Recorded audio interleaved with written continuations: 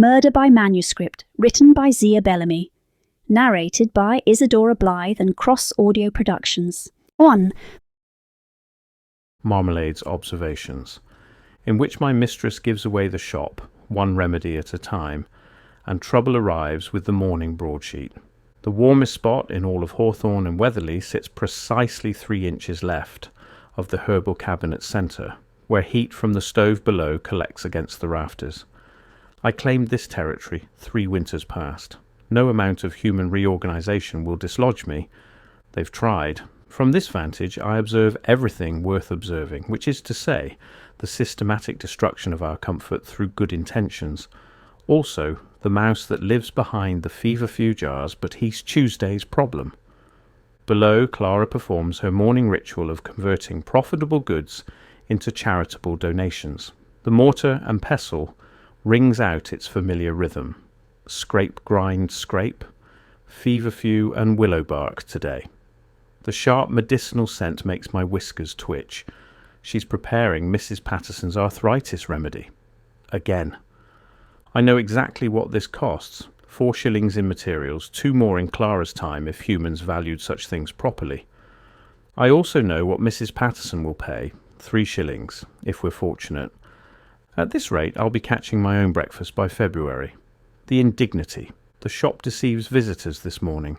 All warmth and welcome, herbs hanging in tidy bundles, lamplight turning glass jars into tiny jewelled kingdoms.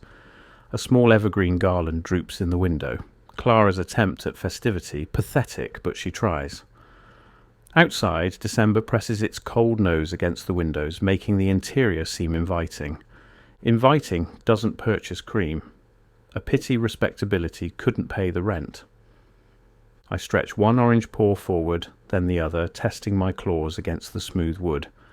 The account ledger lurks on the counter below, closed but not forgotten. I examined those numbers yesterday, while Clara slept. The mathematics are simple. We're 3 months from closing the shop, 2 if she keeps giving away remedies to every sob story that darkens our door, 1 if she takes in another stray. She's been eyeing that tabby from Cholton Street. I've seen her leaving fish heads by the back step, as if we need competition for resources, as if I haven't been providing adequate cat services for 3 years running. The shop bell chimes. My ears swivel forward. Mrs. Patterson shuffles in, bringing December with her, wet wool and rheumatism, that particular human mixture of need and poverty. She moves like her bones have forgotten how to bend properly. Good morning, Mrs. Patterson. Clara sets down her pestle, and I hear it, that weakness in her voice humans call compassion. Your tincture is nearly ready. You're an angel, dear. Mrs. Patterson collapses onto the stool like badly stacked firewood. The cold has gotten into my knees, something fierce. Here it comes, the negotiation that isn't. How much do I owe you? The old woman fumbles with her reticule. I can hear the pathetic clink of coins from here. Not enough coins. Never enough coins. Wait for it. 3 shillings is perfectly adequate, Mrs. Patterson. She said it as if adequacy could balance an account ledger. Of course it is. I consider knocking something expensive off the shelf just to make a point. But the mouse behind the feverfew is watching, and I have priorities. Clara wraps the bottle with the careful attention she'd give the Queen's order. Mrs. Patterson departs into the cold, moving easier already, simply from knowing relief exists. Humans, so easily comforted by promises. Clara opens the ledger, dips her pen. I watch the numbers that spell our doom. Mrs. Patterson, arthritis tincture, 3 shillings. Time for intervention. I descend from my perch with calculated weight, the kind that makes floorboards creak and humans take notice. 2 steps. Leap. I land directly on the open ledger, positioning my substantial orange bulk across the entire week's accounts. Begin grooming my left paw with intense concentration. Marmalade. That tone, half affection, half exasperation, entirely ineffective. I need to finish entering that. I pause mid-lick, paw still raised, and fix her with my most disappointed stare. The one that says, "You're destroying us with your grandmother's soft heart." I know what you're thinking. She doesn't. If she did, she'd know I'm calculating how many mice I'll need to catch to survive winter when we're living in the alley. But what else could I do? She needed it. She could only afford 3 shillings. I resume grooming, now examining my right paw as if it contains the secrets of the universe. My tail, meanwhile, swishes across her neat figures, smudging the ink. A small rebellion, but satisfying. Grandmother would have done the same. Unfortunately, accurate. Genevieve Wetherly possessed the same affliction, chronic generosity complicated by an inability to turn away suffering, though at least Genevieve had the sense to keep fish in the larder. Fresh fish. Daily. I allow myself to be relocated, but not without a reproachful chirp. Clara finishes her entry, closes the ledger, and stands staring at it with that expression humans get when they're realizing water is wet and fire burns. She moves to the window. Across the street, Mrs. Penfield arranges winter garlands with excessive enthusiasm. She waves. Clara waves back. All this waving, as if acknowledgement pays bills. From somewhere down the street, carolers commit crimes against melody. Clara pauses to listen, her hand on the window frame, her expression distant. Then, because she's Clara and work never stops, she returns to her preparations. I'm settling back into my warm spot when it happens. A lavender sprig falls from its hook. No draught caused this. I would have felt it. Cats feel everything worth feeling. The sprig lands with deliberate precision on the closed ledger, and the temperature drops exactly 3 degrees in a perfect circle around the counter. My fur doesn't rise, not anymore. 3 years of living with Genevieve's continued presence has taught me what to expect. She never scared me, even when alive, just occasionally annoyed me with her tidying. The scent comes next, roses beneath lavender, that peculiar combination she always wore, as if flowers could mask the smell of impending interference. She's trying to tell Clara something. She's always trying to tell Clara something. Usually Clara pretends not to notice. Humans are remarkably talented at ignoring the obvious. It's how they manage to be surprised by sunrise. But today Clara turns, stares at the lavender, picks it up with fingers that barely tremble. Yes, Grandmother, I hear you. Progress. Only took 3 years of books falling off shelves and candles guttering in still air. At this rate, Clara might acknowledge the full situation by decade's end. She tucks the lavender into her apron pocket and opens the ledger again. The shop bell chimes. Just a moment. Another customer. Another opportunity for Clara to undercharge. I close my eyes and focus on the important things. The patch of sunlight creeping across the floor, the mouse behind the feverfew making unfortunate life choices, the curious fact that Genevieve's presence feels more insistent than usual, more urgent. The morning passes in typical fashion. Customers arrive, describe ailments, leave with remedies worth twice what they paid. Clara smiles. I judge them all from my perch. Then Clara announces she needs to fetch more lavender from the storage shed. She wraps her shawl around her shoulders, the blue one with the hole I may have contributed to, and ventures into December's embrace. I watch from the window as she emerges onto the street, her breath visible in small, inefficient clouds. A newsboy rounds the corner, howling his wares with the subtlety of a cat in heat. Papers, morning papers, publisher found dead, papers. Clara stops, raises her hand, exchanges penny for broadsheet. I cannot read human scratches from here, but I can read Clara, the way her shoulders tighten, the way she stands too still, absorbing words that matter. Something has shifted. She folds the paper, continues to the shed, returns with lavender. But she moves differently now, like prey that scented a predator but can't identify its location. She sets the lavender bundles on the work table and unfolds the newspaper again. Even from my perch, the black marks shout their importance. Respected publisher found dead at desk. Mr. Philip Hartwick of Hartwick and Sons succumbs to apparent heart failure. No signs of foul play. Death ruled natural causes. Clara reads with the intensity she usually reserves for her grandmother's recipe books, found slumped over papers. December 21st. survived by his wife, Caroline. Natural causes. Hartwick and Sons, known for publishing sensational tales of crime and ruin, now found itself the subject of one. Natural. As if humans would recognise unnatural if it bit them, which in my experience it frequently does. Clara makes a small sound, sympathy for a widow she doesn't know, for a death that seems sudden but ordinary. London kills people daily. It's remarkably efficient that way. She returns to bundling lavender. The shop settles back into its rhythms. Then another sprig falls. This one lands directly on the newspaper, precisely across Philip Hartwick's name. Now Clara pays attention, stares at the lavender on newsprint like it's speaking to her, which of course it is. Genevieve was never subtle, even when alive. "What are you trying to tell me?" Clara whispers to the empty air. The empty air doesn't answer with words. It never does. But the temperature drops another 2 degrees and the lamplight flickers once, twice. Clara tucks the second lavender sprig into her pocket with the first, then picks up the newspaper again. Reads more carefully, her finger tracking across the words like she's looking for what isn't written. I descend from my perch, pad across the counter to sit beside the newspaper. If Clara's going to investigate, and she will, she has that look, then someone needs to provide sense. That someone is never Clara. She sets the newspaper aside eventually, returns to work. But I remain on guard, watching December's early dark creep across our threshold. The shop that Genevieve built, the shop Clara cherishes, the shop that provides my cream, when it can afford cream. Winter presses against our windows. The carolers have moved on. Snow begins to fall, soft and deceptive.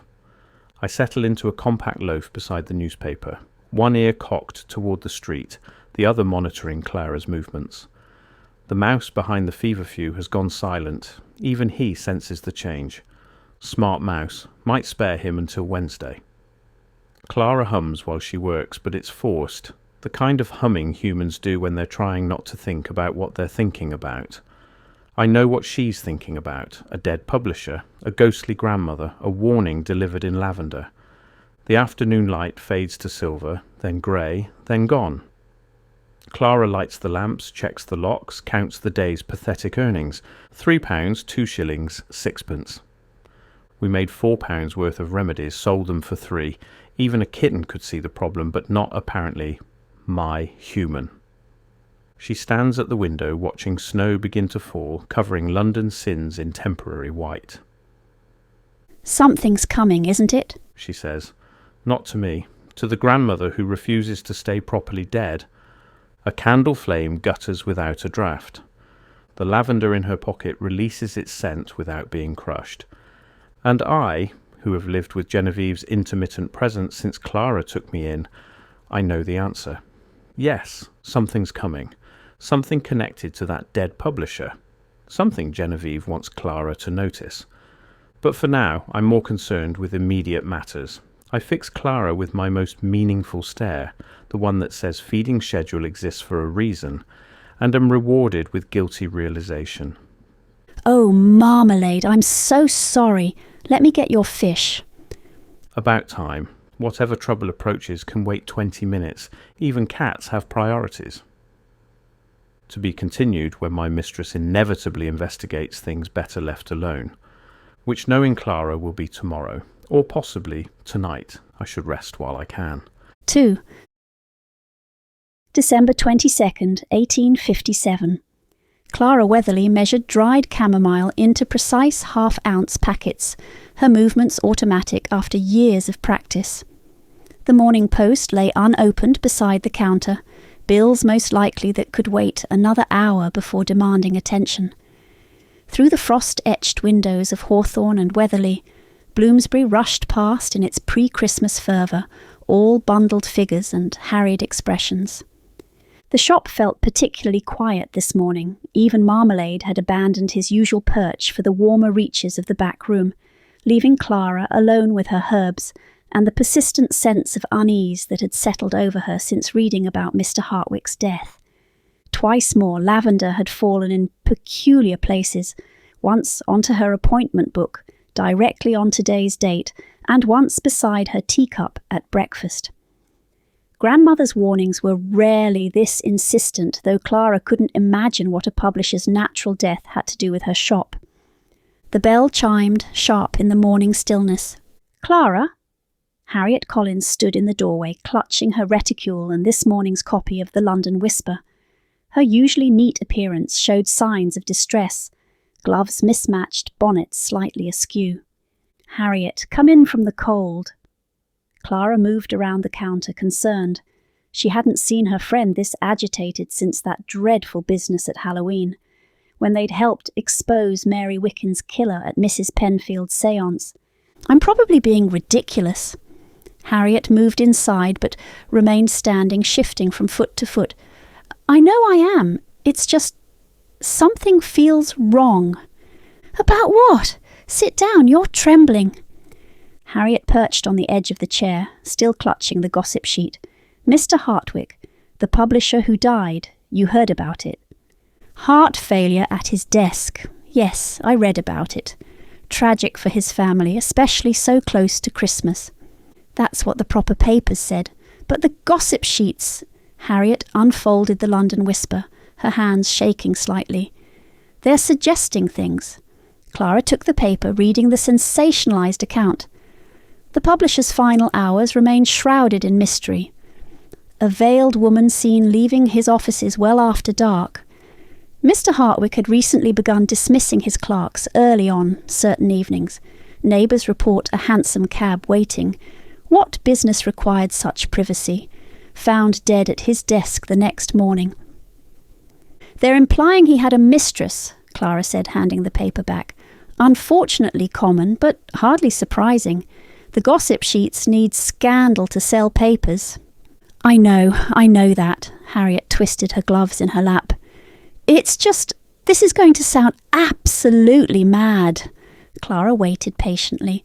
"It reminds me of something I wrote." The words came out in a rush, followed by a nervous laugh. "Ridiculous, isn't it? But I can't stop thinking about it." "What do you mean?" Harriet opened her reticule and pulled out a folded letter. "I've been trying to sell my stories. Penny dreadfuls. You know I write them for our own amusement, but I thought perhaps..." She trailed off. "I submitted one called The Publisher's Sin to several houses. This was Mr. Hartwick's response." Clara read the letter, her eyebrows rising at the harsh language. Ridiculous feminine fantasy that a woman could execute such a precise murder. Preposterous notion that a mere hatpin could fell a grown man. Suggest you return to writing about matters within your comprehension. "How unnecessarily cruel," Clara said, handing it back. "The language is particularly vicious." "That's what puzzles me. I submit under H. Collins, deliberately ambiguous. Yet he writes as if he knew I was a woman. Feminine fantasy, he called it." Harriet frowned. How could he have guessed? My handwriting, perhaps? Clara waited, sensing there was more. "The rejection arrived 5 days ago, before he died." Harriet's voice dropped. 3 other publishers simply said it wasn't right for them. But Mr. Hartwick seemed personally offended by my story. "What was the story about exactly?" Harriet looked down at her twisted gloves. "A publisher who dies at his desk." "I see." Clara kept her tone neutral. "And this troubles you because Mr. Hartwick also died at his desk." "It's more than that." Harriet met her eyes. "In my story, everyone thinks it's natural causes, heart failure. But actually," she paused, clearly embarrassed, "his mistress killed him." "Ah," Clara began to understand. "And now the gossip sheets are suggesting Mr. Hartwick had secret meetings with a woman." "Exactly. Dismissed clerks, private evening meetings, a veiled woman. It's all there in my story." Harriet stood and began pacing. "But that's mad, isn't it? Life doesn't imitate art like that. Mr. Hartwick had heart failure.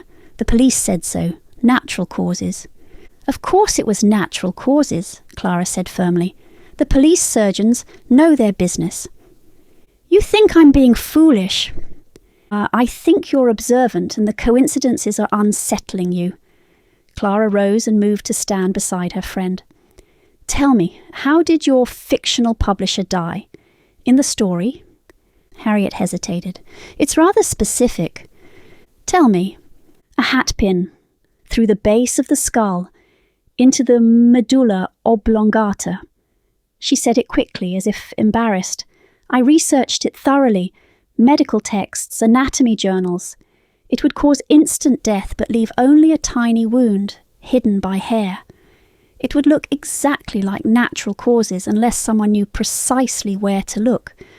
Clara kept her expression carefully sympathetic. That's very creative and disturbing. But, Harriet, just because you imagined such a thing doesn't mean... I know it doesn't mean anything. Harriet sank back into the chair. But what if they missed something? What if no one thought to look properly because everyone assumed it was natural? The police have procedures. The police surgeon would have examined... Would he, really? For a middle-aged publisher who died at his desk? Or would he take one look, say, heart failure, and move on? Clara considered. Harriet wasn't entirely wrong about that. Overworked police surgeons didn't always conduct thorough examinations when the cause seemed obvious. What would help you feel better about this? Clara asked gently. I don't know. Confirmation that it really was natural causes, that I'm just being ridiculous. Harriet laughed shakily. Someone to tell me definitively that my imagination is running wild and Mr. Hartwick died of perfectly ordinary heart failure. Clara made a decision. Would it help if I asked Inspector Redgrave to verify that? He could confirm there were no unusual circumstances noted, that the death certificate says natural causes. Would that ease your mind? Would he do that? I think so. You know Graham. Inspector Redgrave, he's thorough. After Halloween, he knows we don't chase shadows. Clara returned to the counter. I could stop by Scotland Yard this afternoon. Explain that you're concerned about some coincidences. He might review the report, if only to confirm everything was normal. Would you mind going this afternoon? I will, though I should be clear, I think you're worrying over nothing. Publishers, Mr. Hartwick's age, die suddenly all the time. The gossip about a woman visiting could mean anything or nothing, and your story is just that, a story. You're right, of course you're right. Harriet gathered up her things. I haven't been sleeping well since I saw that gossip sheet. Every time I close my eyes, I imagine impossible things. Then I'll go this afternoon. I'll ask Inspector Redgrave to confirm it was natural causes, and you can rest easy. Thank you. Harriet moved toward the door, then paused. Clara, you don't think... Never mind. What? Nothing. Just my imagination again. She managed a weak smile. I'll go home and have some tea and try to be sensible. After Harriet left, Clara stood at the counter thinking. Her friend was clearly overwrought, seeing connections in what was obviously coincidence. The gossip sheets were doing what they always did, spinning scandal from tragedy. From the back room, Marmalade emerged and leaped onto the counter. He sat directly on the spot where Harriet had placed the gossip sheet, fixing Clara with an unblinking stare. I know, Clara said to him. Grandmother's been dropping lavender for days, but that doesn't mean these things are connected. Marmalade stood, walked 3 deliberate steps, and knocked Clara's pen off the counter. It rolled to rest, pointing toward the door, towards Scotland Yard. Subtle as always, Clara muttered, retrieving the pen. She'd go this afternoon, as promised. Graham would confirm natural causes, Harriet would stop worrying, and life would return to normal. Still, as she returned to her chamomile packets, one small doubt lingered. Would a police surgeon, faced with an overweight publisher dead at his desk, really conduct a thorough examination? Or would he simply confirm what everyone already assumed, that another middle-aged man had worked himself to death? It didn't matter. There was nothing to find. Probably 3. Clara stood outside Scotland Yard, watching her breath cloud in the air. She'd walked past this building dozens of times but never entered. Graham had always come to her, to examine evidence, to ask questions, to drink her tea while pretending he wasn't enjoying the warmth of her shop. She could have sent a messenger boy, should have, probably. But Harriet's story had piqued her curiosity, and if she were being honest, which she wasn't particularly, she wanted to see Graham's expression when she explained it.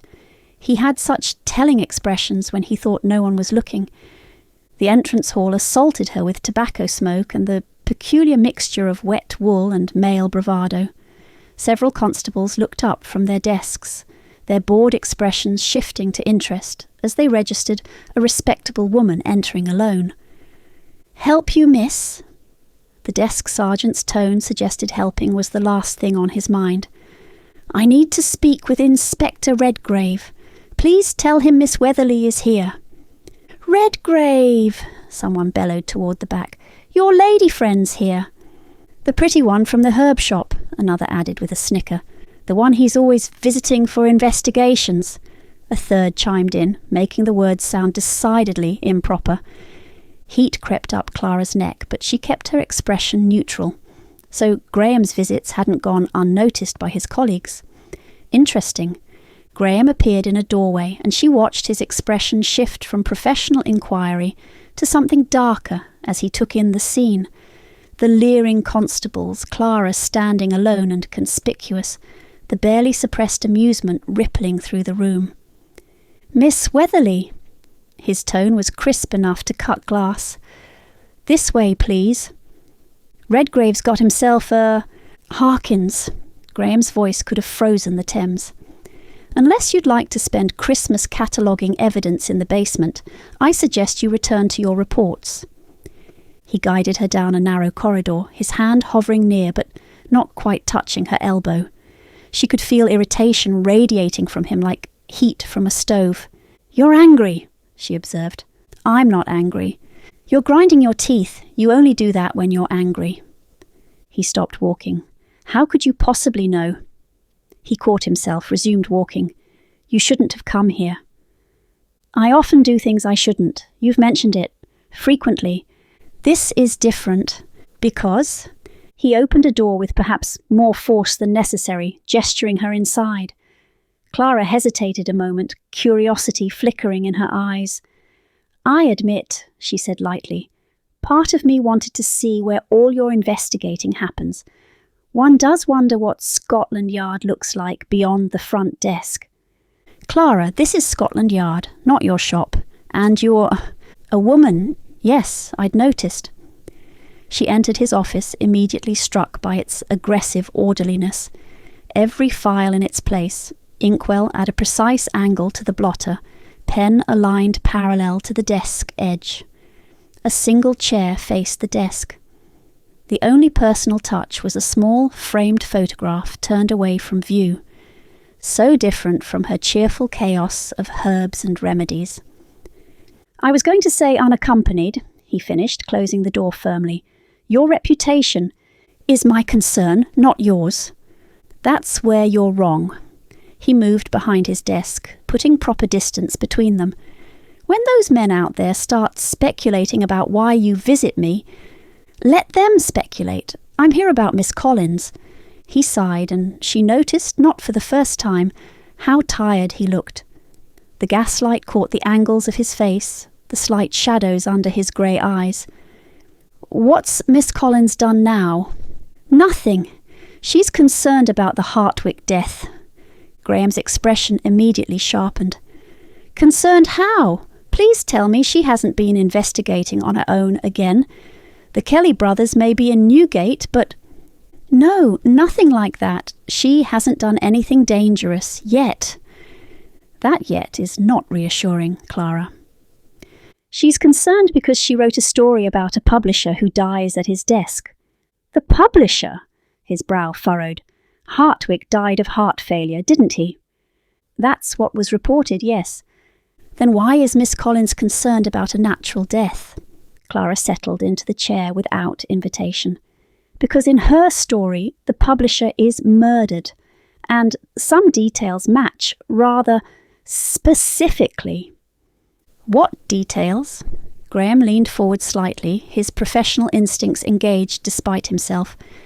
The gossip sheets mention a veiled woman visiting him privately the night he died. Dismissed staff. In Miss Collins's story, the publisher is killed by his mistress, who visits him secretly after the clerks are sent home. Half of London's publishers probably have mistresses. It's unfortunate, but hardly unusual. He started to lean back in his chair. Then Clara added, "With a hatpin." Graham went very still. His fingers drummed once on the desk, his tell when something caught his interest, then stopped. A hatpin. Through the base of the skull, into the medulla oblongata. She researched it thoroughly. Medical texts, anatomy journals, instant death, minimal blood, tiny wound hidden by hair. That's disturbingly specific. Graham studied her face.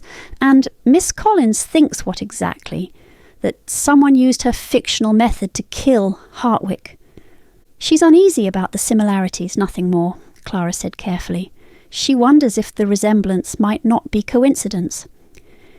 Believes her fiction has come to life. Redgrave's brows rose. That's new. She's not making accusations, Clara said quickly. Only unsettled, especially because this particular publisher rejected her story rather viciously. The details are difficult to ignore. Graham's expression shifted at that, interest flickering behind his professional reserve. Rejected her, did he? That's rather unsettling indeed. He tapped his pen against the blotter, thoughtfully. Even so, I read the report and everything appeared ordinary. I would not ask, but Harriet was quite distraught this morning and, well, just to put her mind at ease. Graham stood and moved to the window, hands clasped behind his back. Clara found herself studying the line of his shoulders, the way he held himself with his particular bearing of barely contained energy. Even if I wanted to examine the body, which I don't, there's no case, no investigation. I'd have no authority. But you could look, informally, just to confirm natural causes. Clara. He turned from the window and something in his expression made her pulse quicken slightly. You know I can't refuse when you ask me these things. You know that, and you use it. I dash. You could have sent a messenger. Should have. But you came yourself because you knew I'd say yes if you asked in person. Heat flooded her cheeks. That's rather presumptuous. Is it wrong? She lifted her chin. Will you look? Of course I'll look. He returned to his desk, yanking open a drawer with unnecessary force. I'll go this afternoon, confirm it was heart failure, and then you and Miss Collins can stop seeing murder in every death. Thank you. Don't thank me, and next time send a note. We both know I won't. No, he said quietly, meeting her eyes. You won't. A knock at the door broke the moment. Redgrave, Chief wants you. 2 minutes, Graham called, then lowered his voice. You should go. I'll send word this evening. Excellent. I'll be working late anyway. You always are. He moved toward the door, then paused.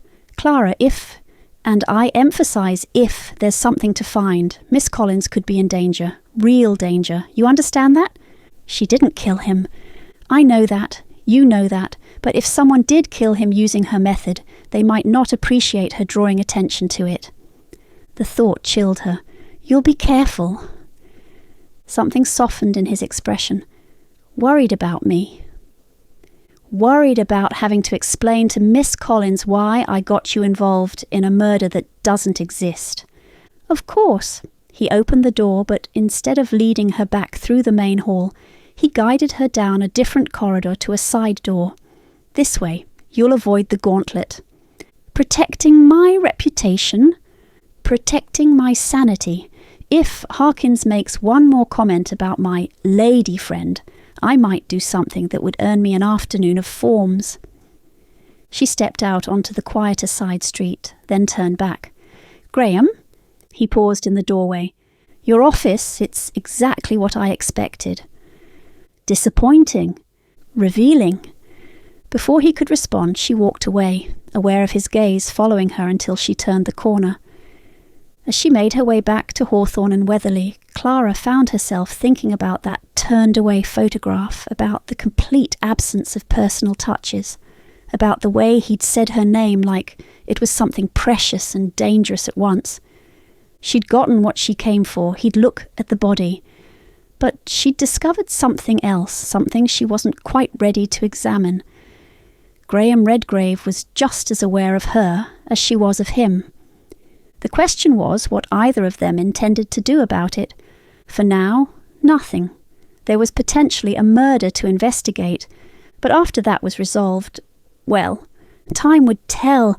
The shop bell chimed just as Clara was preparing to close for the evening. Graham Redgrave stood in the doorway, his expression grim in the gaslight. "You were right," he said without preamble. "It's murder." Clara's hands stilled on the lavender she'd been bundling. For a moment she simply looked at him, the tension in his shoulders, the weariness around his eyes. Then she moved to the door, turned the lock, and flipped the sign to "Closed." "Come upstairs," she said quietly. "We should talk properly." She led him through the shop to the narrow stairs at the back. He paused at the coat rack by the door, a simple affair of dark wood that had held her grandmother's shawls for decades. Clara watched as he removed his greatcoat with deliberate care, hanging it beside her own worn cloak. His hat found its place on the upper hook. It was the first time he'd done this, the first time he'd made himself quite so at home. Something shifted in her chest, but she turned quickly toward the stairs before he could notice. The familiar creak of the third step announced their ascent. At the top, Clara's small sitting room welcomed them with warmth from the banked fire, a space unchanged since her grandmother's time. Herbs hung from the rafters in neat bundles, filling the air with the scent of lavender and rosemary. A small table sat by the window, 2 chairs positioned as if expecting company. The worn sofa where she'd spent countless childhood evenings occupied one wall, and Genevieve's old apothecary cabinet stood sentinel beside the kitchen alcove. Marmalade materialised from somewhere, winding figure 8s around Graham's legs with insistent affection. "He wants kippers," Clara said, moving to light the lamp on the table. "He always does this when you visit." "I should have brought some." Graham looked down at the cat with something approaching fondness. Next time. As if this were becoming routine. Clara busied herself with the kettle, grateful for the familiar motions. Water from the pitcher, kettle on the stove, tea tin from the shelf. "Mrs. Penfield sent over apple pie this afternoon. Have you eaten?" "Not since noon." "Then you'll have some." She cut 2 generous slices, setting them on her grandmother's good plates, the ones with the tiny painted violets. When she turned back, Graham had settled into one of the chairs at the table, and Marmalade had claimed the other with the air of a cat who owned the place, which, Clara supposed, he rather did. "Let me just—" She scooped up Marmalade, who protested with an indignant chirp, and deposited him on the floor.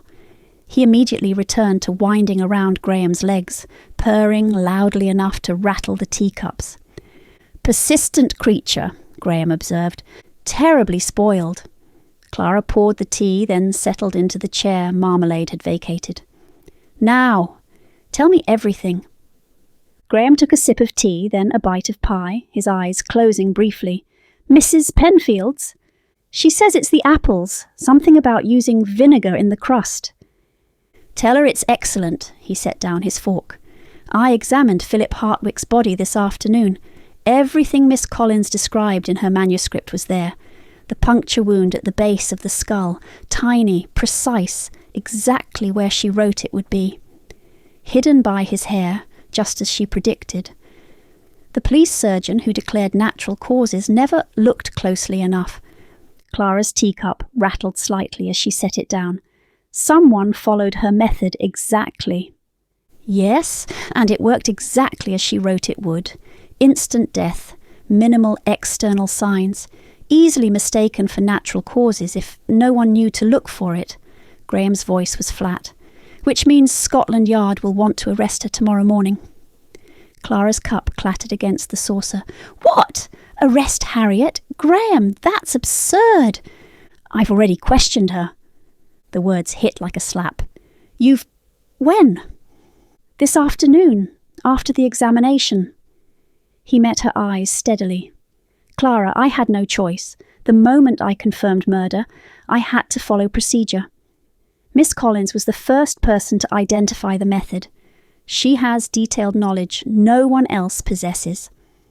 Because she wrote it as fiction. Clara's voice rose despite herself.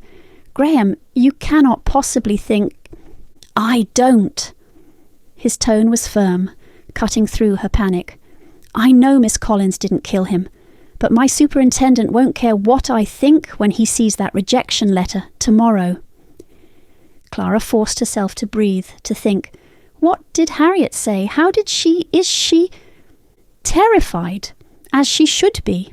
Graham's jaw tightened. But she's holding together. I've instructed her not to leave London. If she runs, it only makes her look guilty. So she's just supposed to wait for Scotland Yard to arrest her. She's supposed to trust me to find the real killer before that happens. He leaned forward slightly. I have until tomorrow afternoon at best. Possibly less if my superintendent decides to move quickly, which is why I came here tonight. Clara's mind was still reeling. What about the body? The examination? Surely there's more evidence than just the wound. There is. Graham pulled his notebook open, flipping to a marked page. And that's what troubles me most.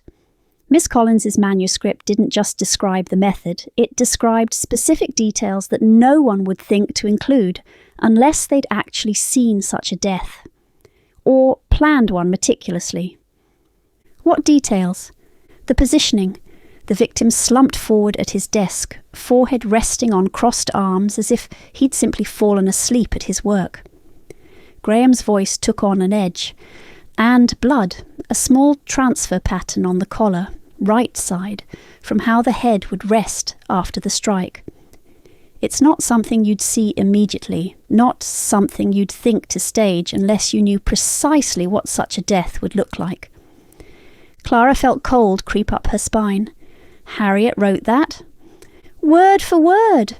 The magistrate would find him thus, peaceful as a man taking rest, save for the small darkness marring his collar where his head had come to rest. Graham quoted from memory, his eyes never leaving Clara's face. I couldn't verify it tonight, but I'll check first thing tomorrow morning. And if it's there, exactly as she wrote, then we're dealing with someone who didn't just use her method, they performed it, like following stage directions. Like they wanted to prove her manuscript worked exactly as written. He closed the notebook with deliberate precision. Whoever did this is either remarkably arrogant or sending a message, perhaps both. The room felt smaller suddenly. Clara wrapped her hands around her teacup, seeking its warmth. The widow, Mrs. Hartwick. What was her reaction when you told her the funeral must be delayed? Controlled? Too controlled, perhaps. Graham's expression darkened. She expressed the appropriate distress, said the proper things, but when I explained we'd need to keep the body for further examination, that funeral arrangements must wait until we've ruled definitively on cause of death.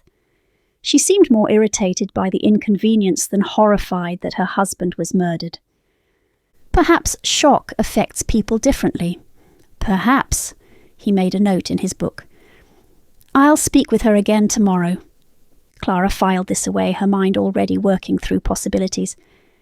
And Harriet, what exactly did you tell her? The truth. That she's a suspect because of the manuscript and the rejection letter. That she must not leave London or attempt to interfere in any way. His voice softened slightly. And that she should trust me to handle this. I told her the same thing I'm telling you now. Something in his tone made Clara look up sharply. What do you mean? I mean that I came here to inform you of the situation, not to ask for your help. He held her gaze steadily. Clara, I know you. I know how you think. The moment you learn Miss Collins is in danger, you'll want to investigate. You'll want to ask questions, gather information, involve the other ladies in your network. She's my friend, Graham, one of the ladies. Of course I want to help. And the best way you can help is by staying out of this investigation. His voice was firm, but not unkind.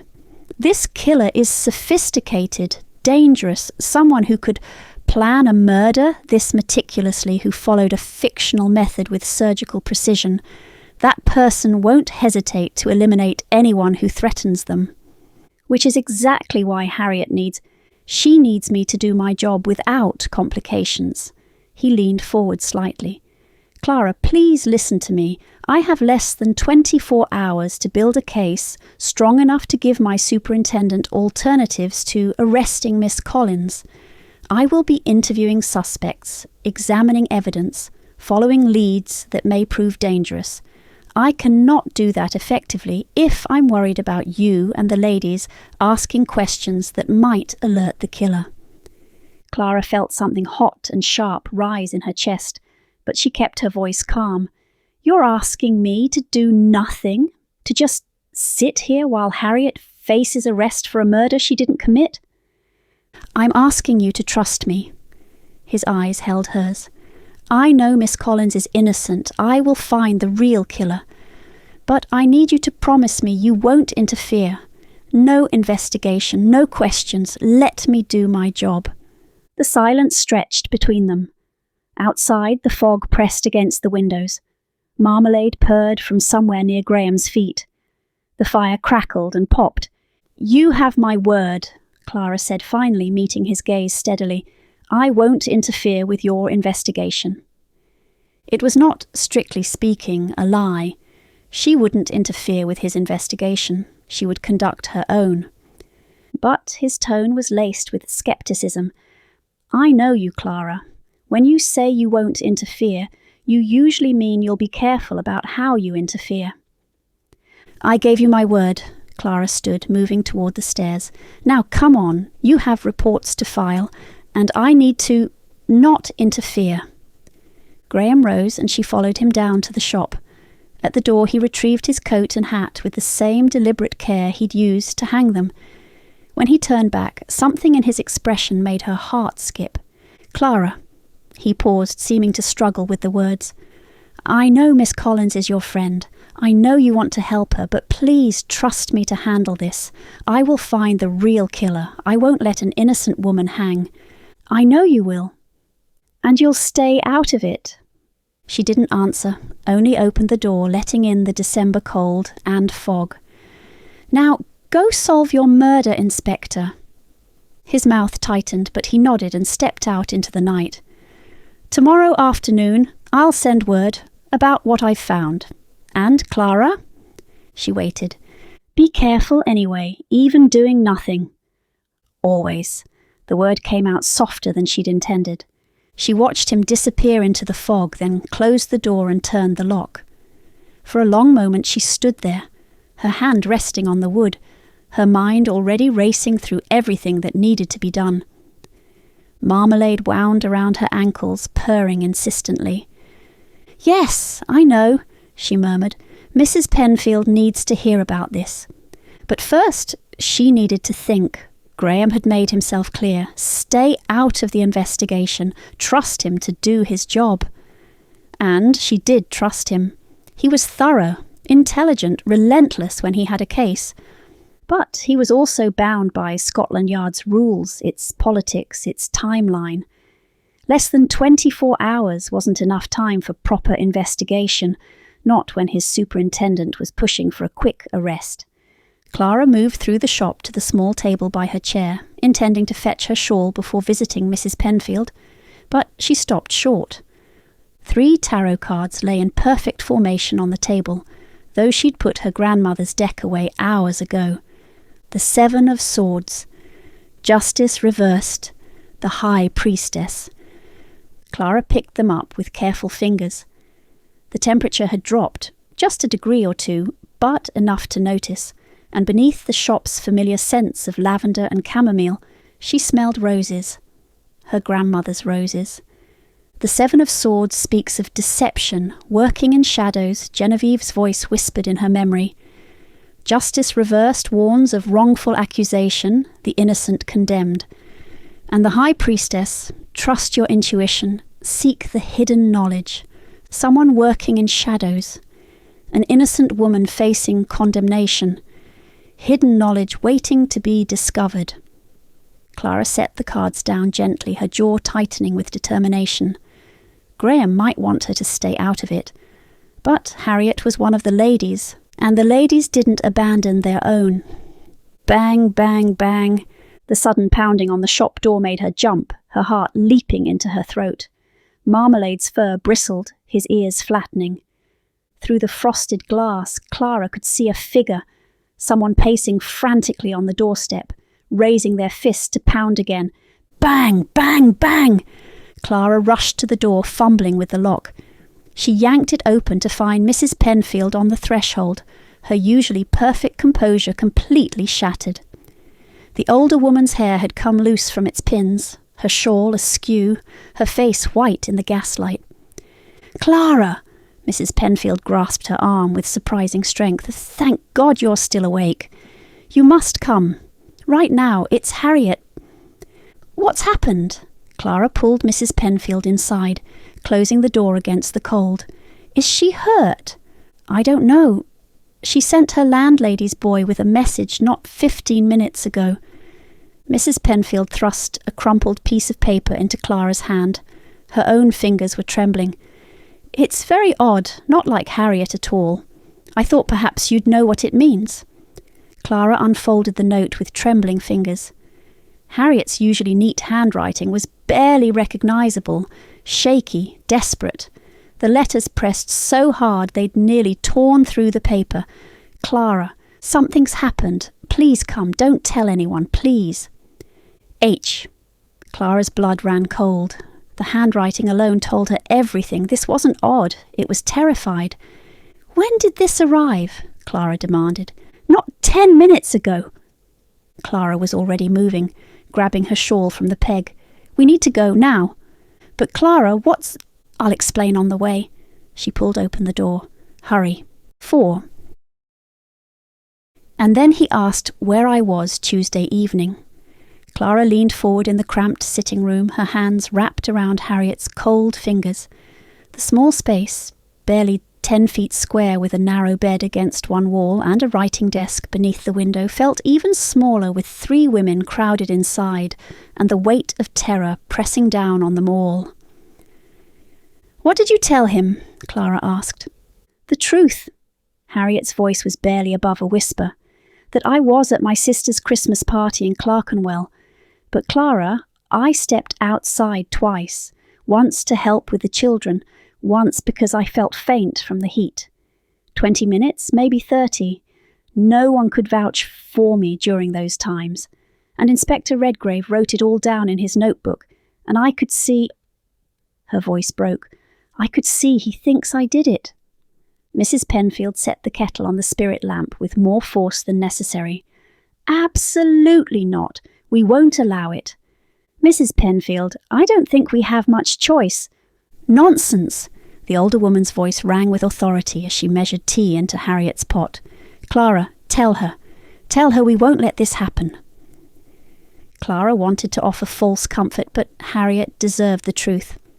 "Inspector Redgrave knows you didn't do it. He told me so himself." She squeezed Harriet's hands. "But his superiors want someone arrested before Christmas, and you're the obvious suspect. He has less than 24 hours to find the real killer before they force his hand." "He believes I'm innocent," Harriet's voice cracked with desperate hope. "Yes, but that won't matter if his superintendent decides the evidence is strong enough." Clara kept her voice steady. "Tell me exactly what he asked you, from the beginning." Harriet took a shuddering breath. "He came to my door around 7 this evening, very polite, very formal. Said he needed to ask me some questions about my manuscript, the one I came to you about." She gestured toward her writing desk where the rejection letter lay like an accusation. "I showed him the rejection letter. I had no reason to hide it. He read every word, asked me questions about when it arrived, how I felt when I received it. Clara felt a pang of guilt. Harriet had come to her worried, and Clara had promised to have Inspector Redgrave look into it. She'd kept that promise, and now Harriet was a murder suspect because of it. "What else did he ask?" Clara prompted gently. "When I wrote the manuscript, when I submitted it, if I knew Mr. Hartwick personally, which I didn't, I never met him. Then he asked if I knew where Hartwick and Sons' offices were located." Harriet's voice dropped. "I do know. I walked past them once, after receiving the rejection. I wanted to see the building, to understand where my work had been so thoroughly dismissed.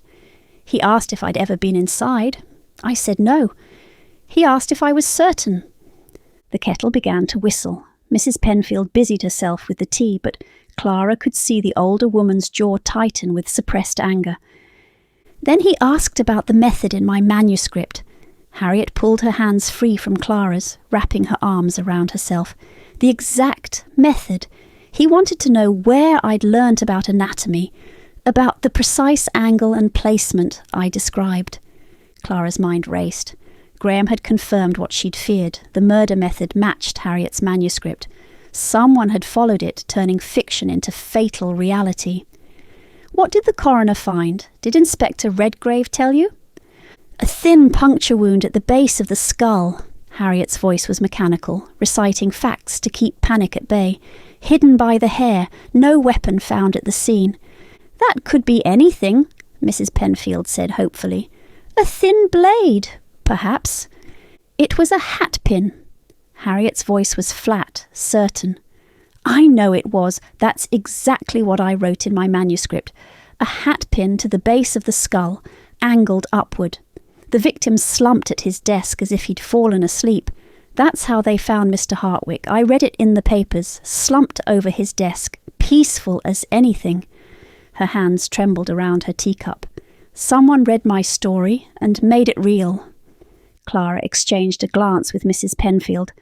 The coroner had found a thin puncture wound, that was fact. But Harriet was the one insisting it was a hatpin, because she knew what she had written. It could still be coincidence. A thin blade. Something else entirely. But looking at Harriet's terrified certainty, Clara wasn't sure coincidence was the answer anymore. Harriet stared into her teacup. "Someone read my story and used it to kill him. And now I'm going to hang for a murder I didn't commit." "You are not going to hang," Mrs. Penfield's voice was fierce, "because you didn't kill anyone, and we're going to prove it." "How?" Harriet's laugh was bitter. "How can I prove I didn't do something?"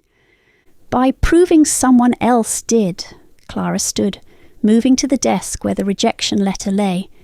She picked it up, scanning the pages in the lamplight. Philip Hartwick's handwriting was bold and aggressive, slashing across 3 pages of criticism. The tone was contemptuous, mocking. He'd called her work derivative, her understanding of anatomy laughably naive, her entire attempt at crime fiction a woman's fumbling imitation of masculine pursuits.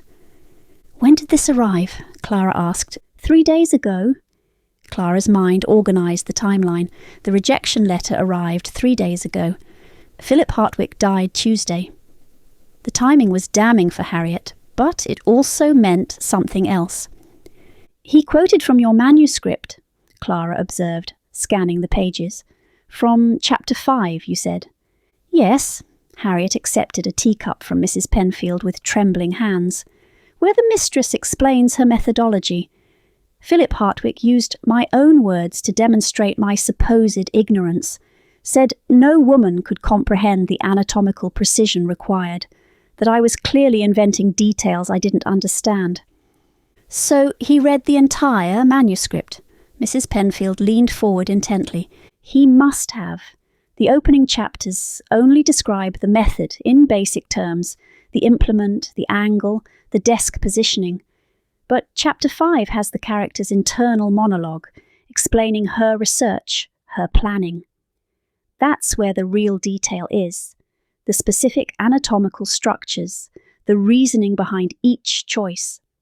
Clara set down the letter, her mind working rapidly.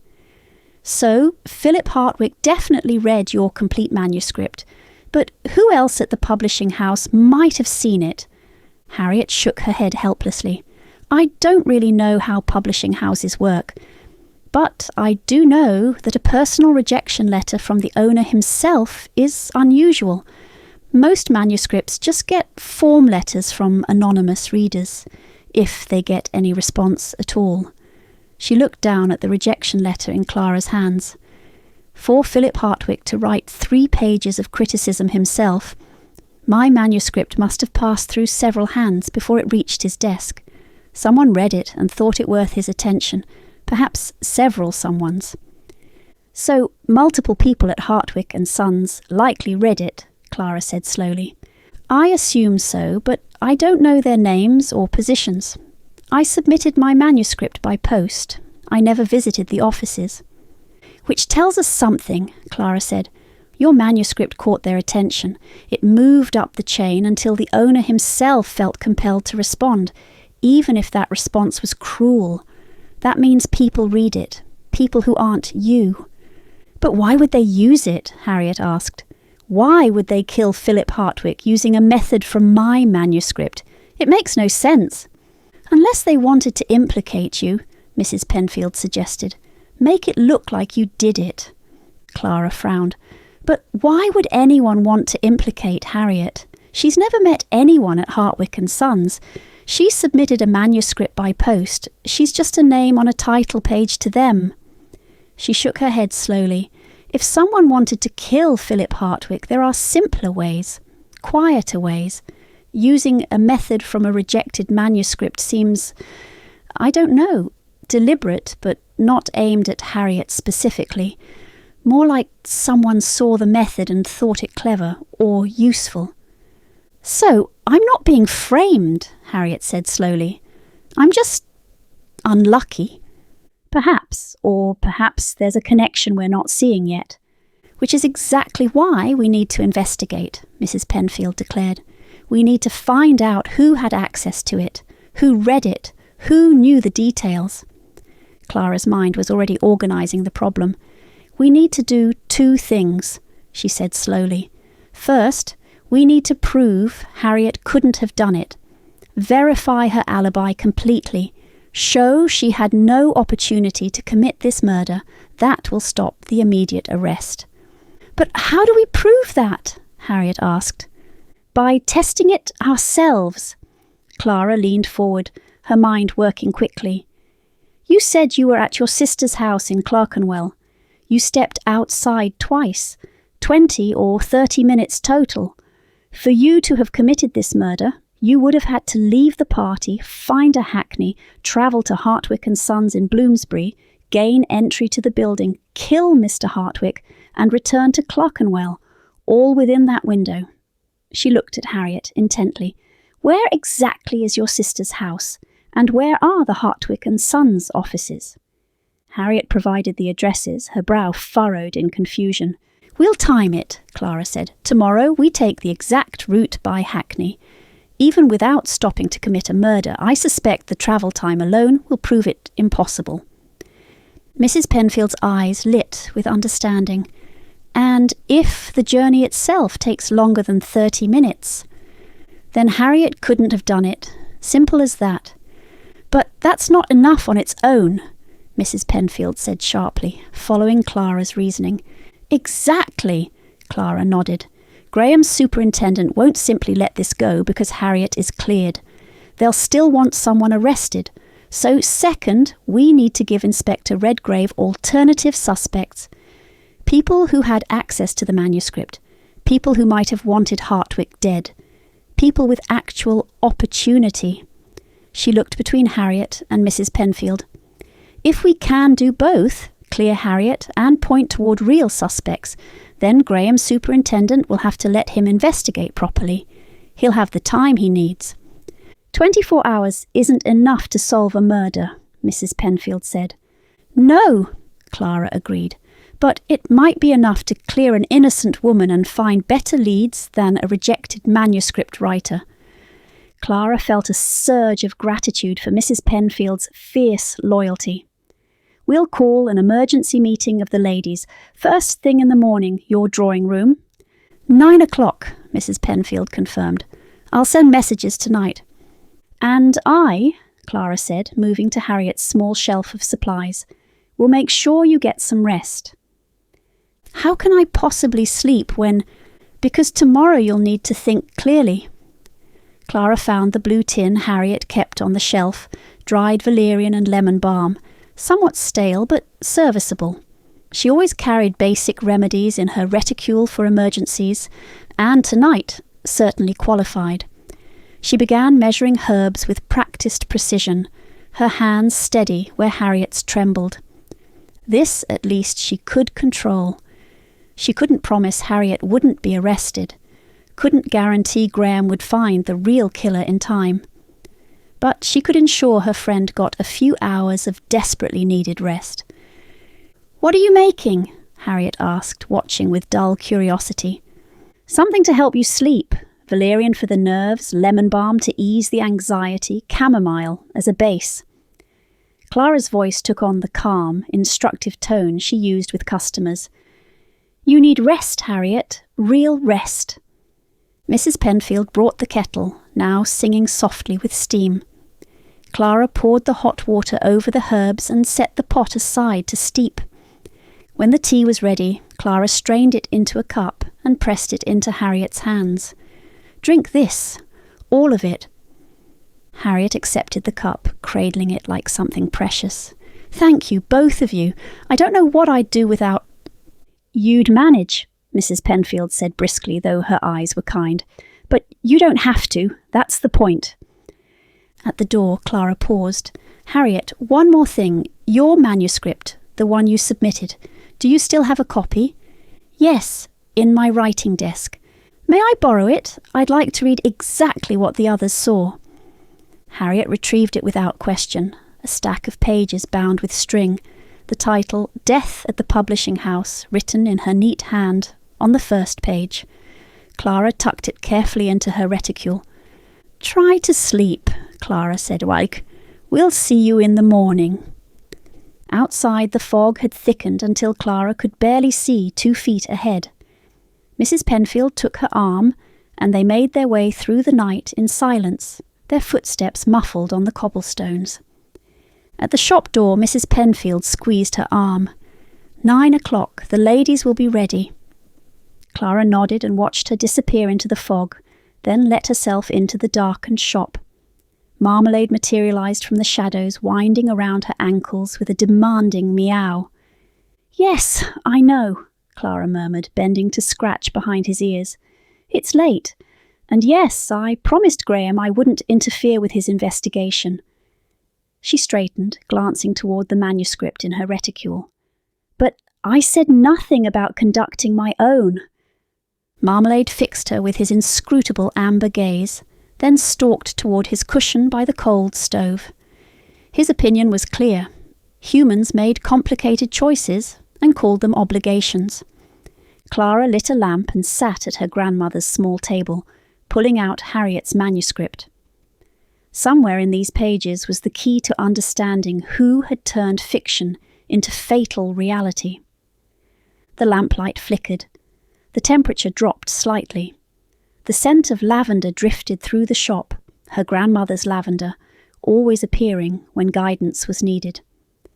3 tarot cards lay on the table, though Clara hadn't placed them there. The 7 of Swords, Justice reversed, the High Priestess, Work in shadows, Injustice to be corrected, Trust your intuition. "I know, Grandmother," Clara whispered. "I'm trying." She settled in to read, Marmalade purring softly in the background, Genevieve's presence a warm weight in the December darkness. Tomorrow the ladies would begin. 5. Marmalade's observations, in which my human abandons me to incompetence. Mrs. Penfield was doing everything wrong.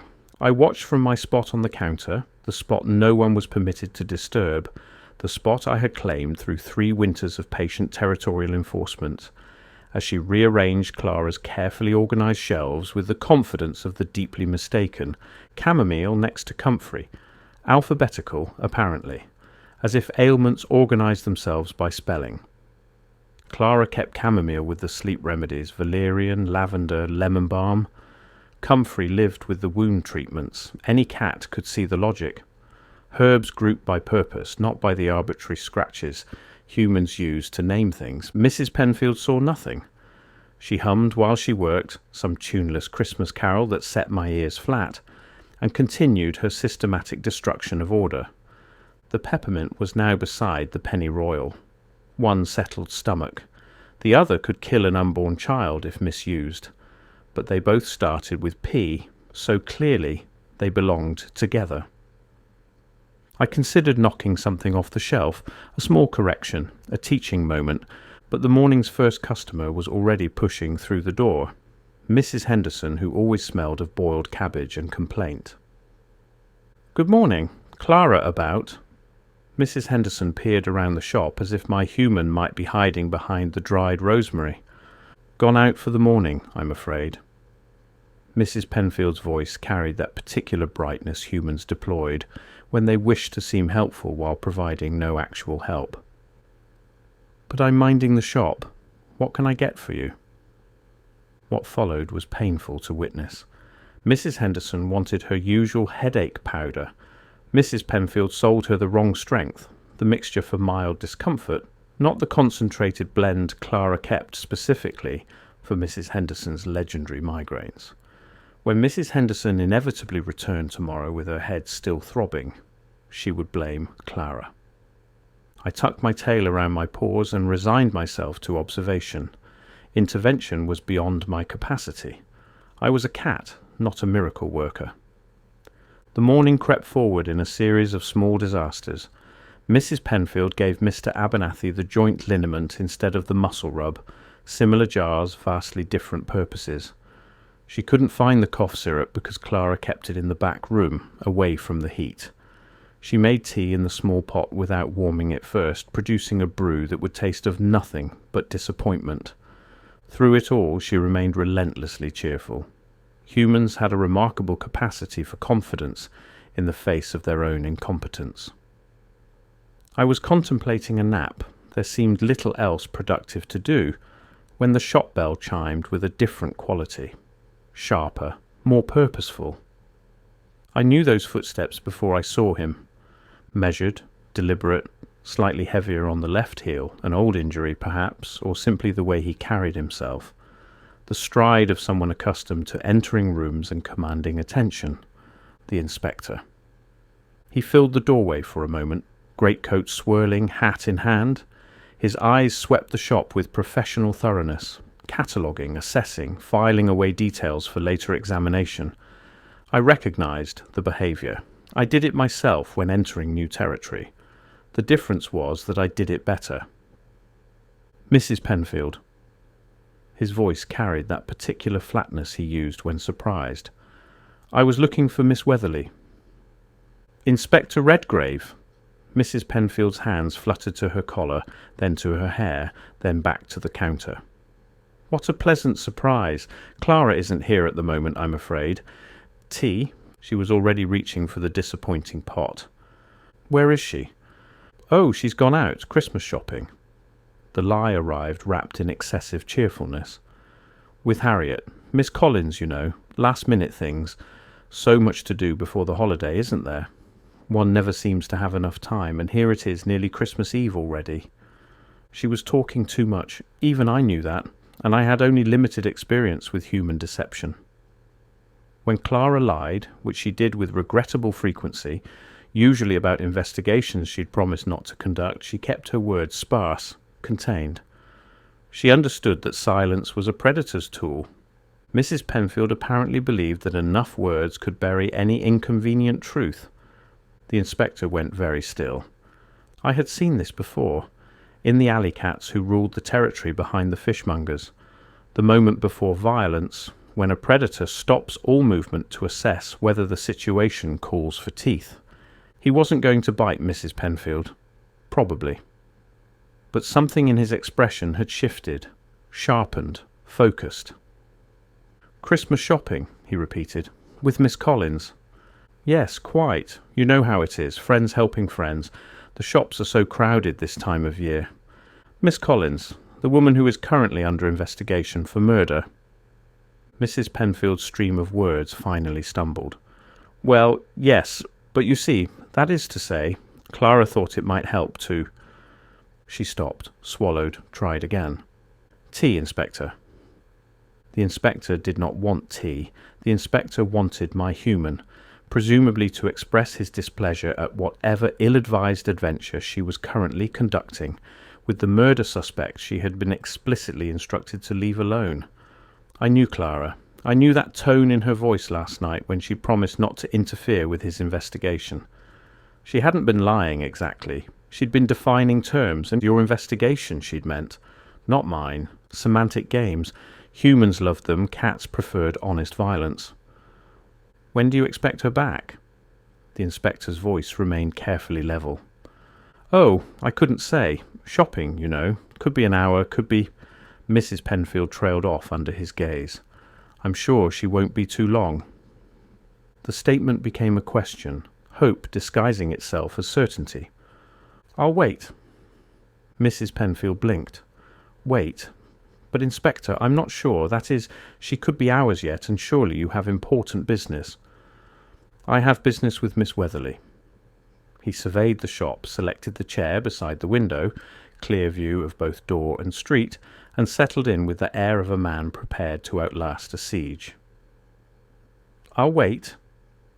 Mrs. Penfield, uncertain how to manage an inspector roosting in borrowed territory, retreated to what humans did best in uncomfortable situations. "At least let me make fresh tea, and there are biscuits." "That won't be necessary."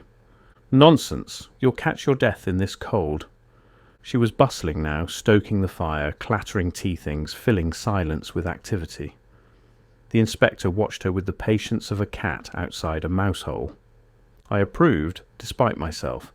Most humans fidgeted when they waited. This one simply existed. Alert, motionless, conserving energy for when it would matter. "Here we are." Mrs. Penfield set the tea tray beside him. "And you must tell me, how goes the investigation? Such dreadful business. Clara has been quite worried about poor Harriet." "Mrs. Penfield," his voice held no accusation, merely observation, "the tea is appreciated. The interrogation is not." She had the grace to look flustered. The shop fell into silence. Mrs. Penfield tidied things that didn't need tidying. The inspector sat motionless, watching the street. His gaze kept returning to the shop itself. Clara's space. The herbs she'd hung with care, the jars labelled in her precise hand, the worn counter where her grandmother had mixed remedies for 40 years. He was learning her through her territory. I recognised the behaviour. I'd done the same when I first arrived, a half-starved kitten sizing up the woman who'd found me behind the dustbins. He was, I realised, thoroughly caught. Whether he knew it yet was another matter. Mrs. Penfield cleared her throat. "Inspector, it will be Christmas Eve tomorrow. I'm hosting a small gathering. The ladies, Clara's friends. You're welcome to join us." "Mrs. Penfield, I appreciate the thought, but—" "You cannot possibly spend Christmas Eve alone at Scotland Yard." Her voice firmed with sudden conviction. 7 o'clock. My house. Clara will be there. We're having goose. I have responsibilities, which will wait until Boxing Day. She fixed him with a look that had doubtless quelled many objections over the years. It's settled. He caught my eye across the shop. I flicked my tail once in what might have been sympathy. He was going to attend. We both knew it. 7 o'clock, he said quietly. I'll be there. Wonderful. She beamed as if he'd agreed of his own free will. More tea? The morning stretched toward noon. Customers came and went, enduring Mrs. Penfield's cheerful misdirection. The inspector remained by the window, accepting tea he didn't drink. I dozed. A cat's vigilance never truly rested, but there was little to monitor beyond the slow disaster of Mrs. Penfield's shopkeeping. The church bells marked 1 o'clock. Then I heard it, the particular rattle of a hackney slowing, hooves clattering to a stop rather than passing. The inspector heard it too. His posture shifted. Mrs. Penfield's hands stilled. I sat up, ears pricked forward. My human had no idea what awaited her. To be continued when my human walks into the consequences of her choices. 6. It took nearly 7 minutes to locate a hackney. Clara noted this as they finally pulled away from Harriet's sister's home in Clerkenwell. 7 minutes of standing in the December cold, breath fogging, watching empty streets, while Harriet grew increasingly pale beside her. 7 minutes. Already a third of Harriet's supposed window of opportunity, gone before they'd travelled a single yard. The party was on a Tuesday evening, Clara said as the hackney rattled over cobblestones. Would it have been easier or harder to find a cab? Harder? Harriet huddled into her cloak, watching the familiar streets of Clerkenwell slide past. It was snowing that night, and later, past 7 when I stepped out the second time. Drivers don't like working late in foul weather. Clara filed this away. 7 minutes in decent conditions. 10, perhaps 15, on a snowy night. The hackney turned south, leaving behind the watchmakers' shops and modest respectability of Clerkenwell. The streets narrowed, then widened again as they approached Smithfield. Even 2 days before Christmas, the meat market throbbed with commerce.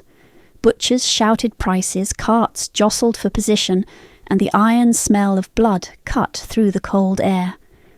Clara pressed her handkerchief to her nose. Harriet simply stared out the window, her mind clearly elsewhere. "Tell me about submitting the manuscript," Clara said. "You sent it by post?"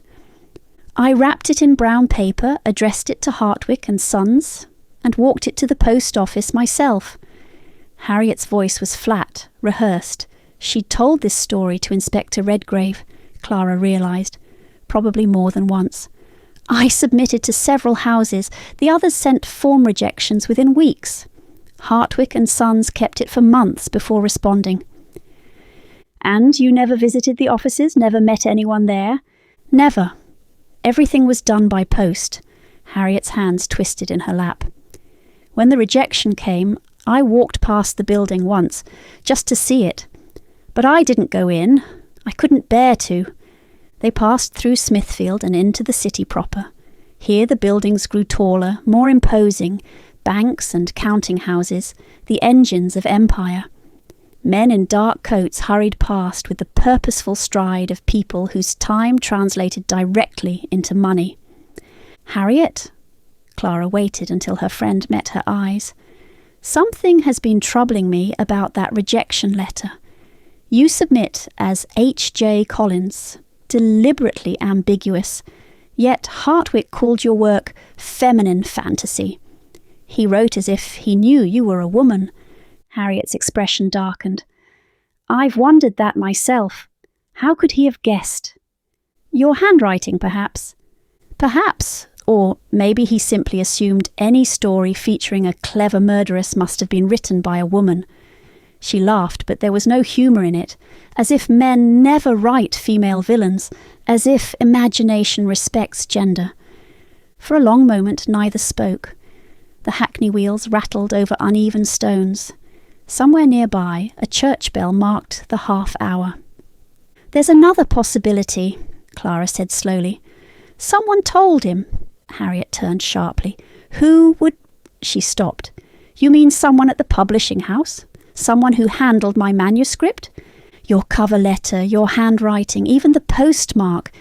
Any of those might have given you away. Or perhaps someone simply decided to enlighten Mr. Hartwick about the true identity of H.J. Collins." Clara met her eyes. "The question is, who and why?" Harriet had no answer. She turned to the window, watching London slide past. St. Paul's Cathedral rose before them, its dome silhouetted against the grey sky. The hackney slowed as traffic thickened, carriages and carts and omnibuses, all converging on the ancient heart of London's publishing trade. "Paternoster Row," the driver called back. "Where exactly, miss?" Clara leaned forward. "Just here is fine. We'll walk the rest." She turned to the driver. "We may be sometime. Will you wait?" "Cost you extra, miss." "That's fine. An extravagance, but necessary. They'd need him for the return journey to complete the timing." She helped Harriet down onto the narrow street. Paternoster Row was everything Clara had imagined and nothing like it.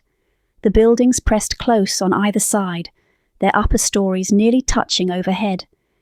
Signs proclaimed publisher after publisher. Longmans with its 14 windows, Simpkin and Marshall, Whittaker and Company. Through grimy glass she glimpsed towers of books, manuscripts stacked on every surface, clerks bent over desks like monks at prayer. And everywhere men in ink-stained coats hurrying between buildings, men arguing on corners about print runs and royalties, men glancing at Clara and Harriet with expressions ranging from curiosity to disapproval. Not a woman in sight. "I walked past here once before," Harriet said quietly. "After the rejection, I wanted to see where my work had been so thoroughly dismissed." She looked around at the bustling clerks, the imposing facades.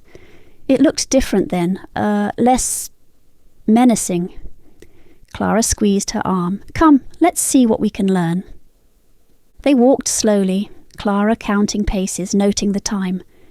Hartwick and Sons occupied a narrow building midway down the row, smaller than Longmans, less imposing than Simpkin and Marshall, but respectable enough. The windows were dark, the door closed.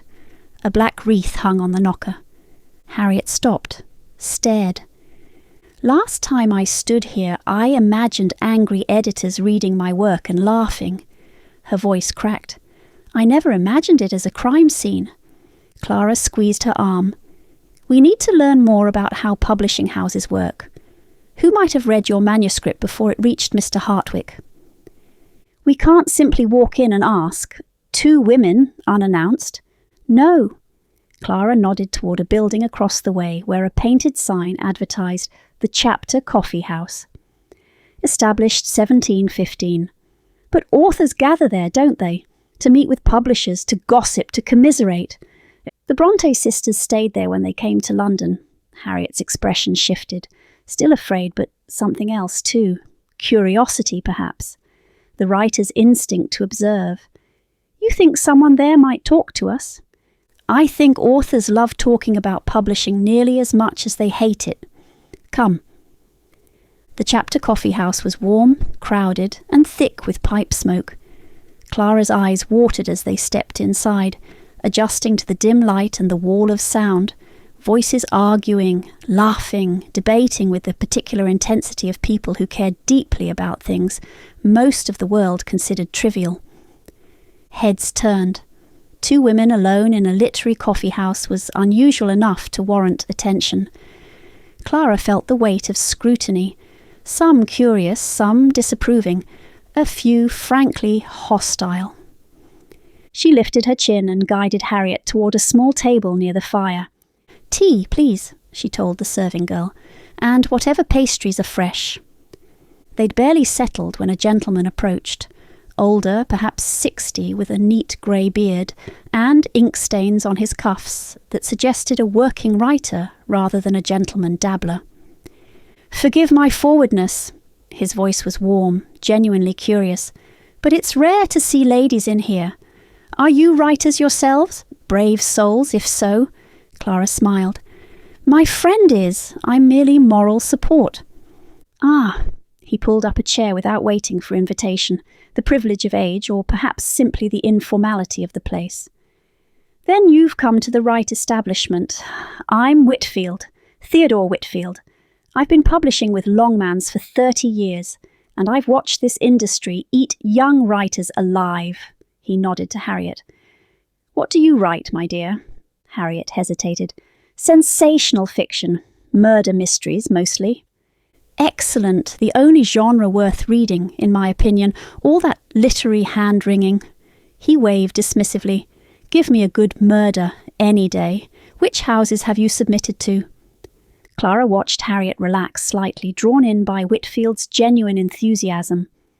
Within minutes, they were deep in conversation about the publishing process, the slush piles of unsolicited manuscripts, the overworked junior readers, the ladder of approval that led from lowly clerk to senior editor to, occasionally, the publisher himself.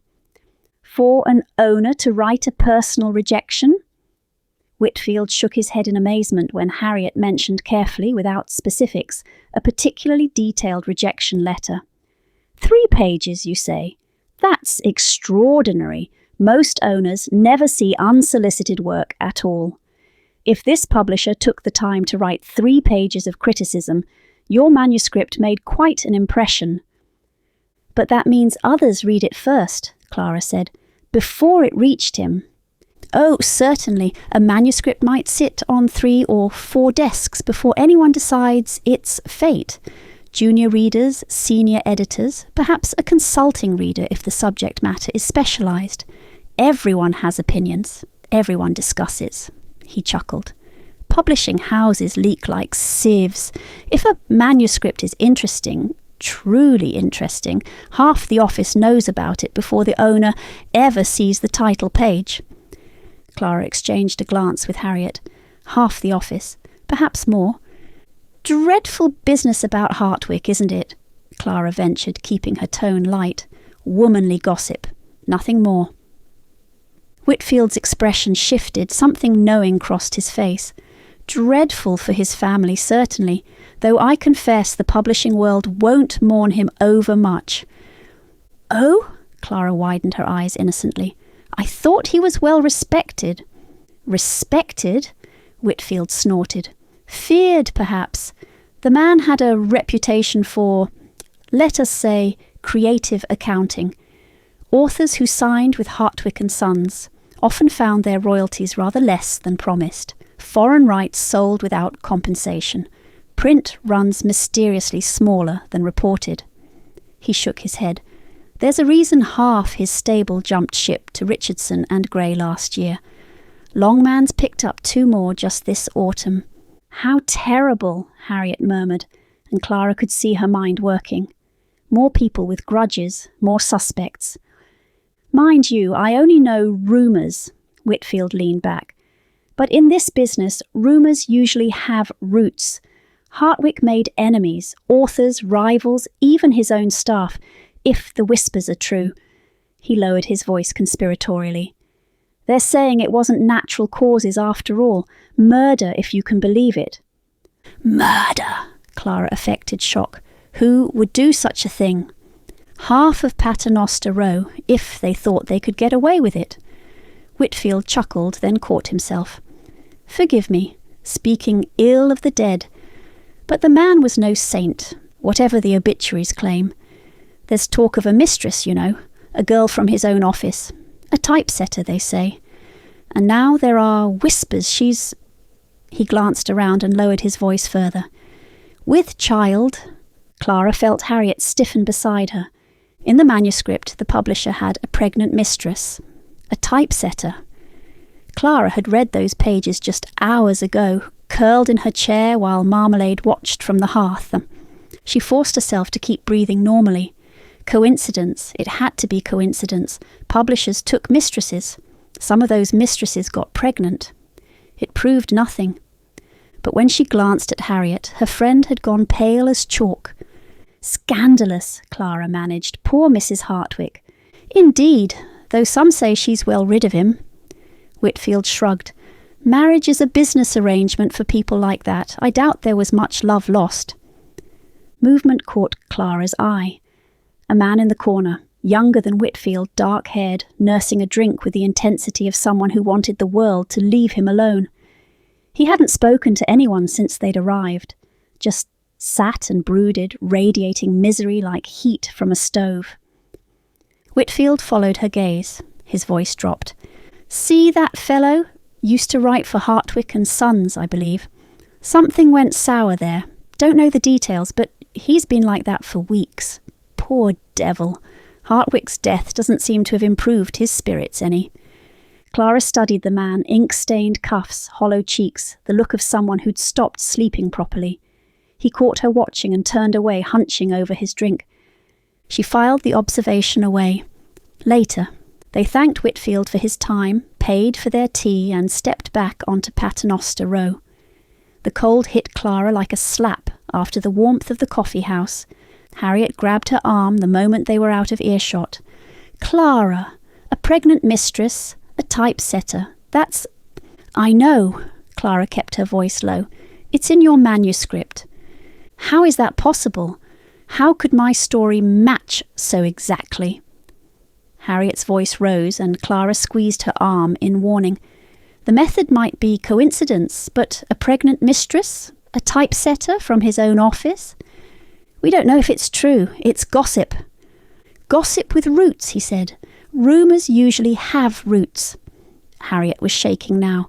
"Someone read my manuscript, Clara. Someone read it and what? Made it real, or did I somehow—" She pressed a hand to her mouth. "Did I somehow know? Did I write about something that was already happening?" "You couldn't have known. You've never met anyone at Hartwick and Sons." "Then how do you explain it?" Clara had no answer. In Harriet's story, the pregnant mistress killed the publisher because he refused to marry her. But Hartwick was already married. If there was a real pregnant mistress, the situation would be entirely different, wouldn't it?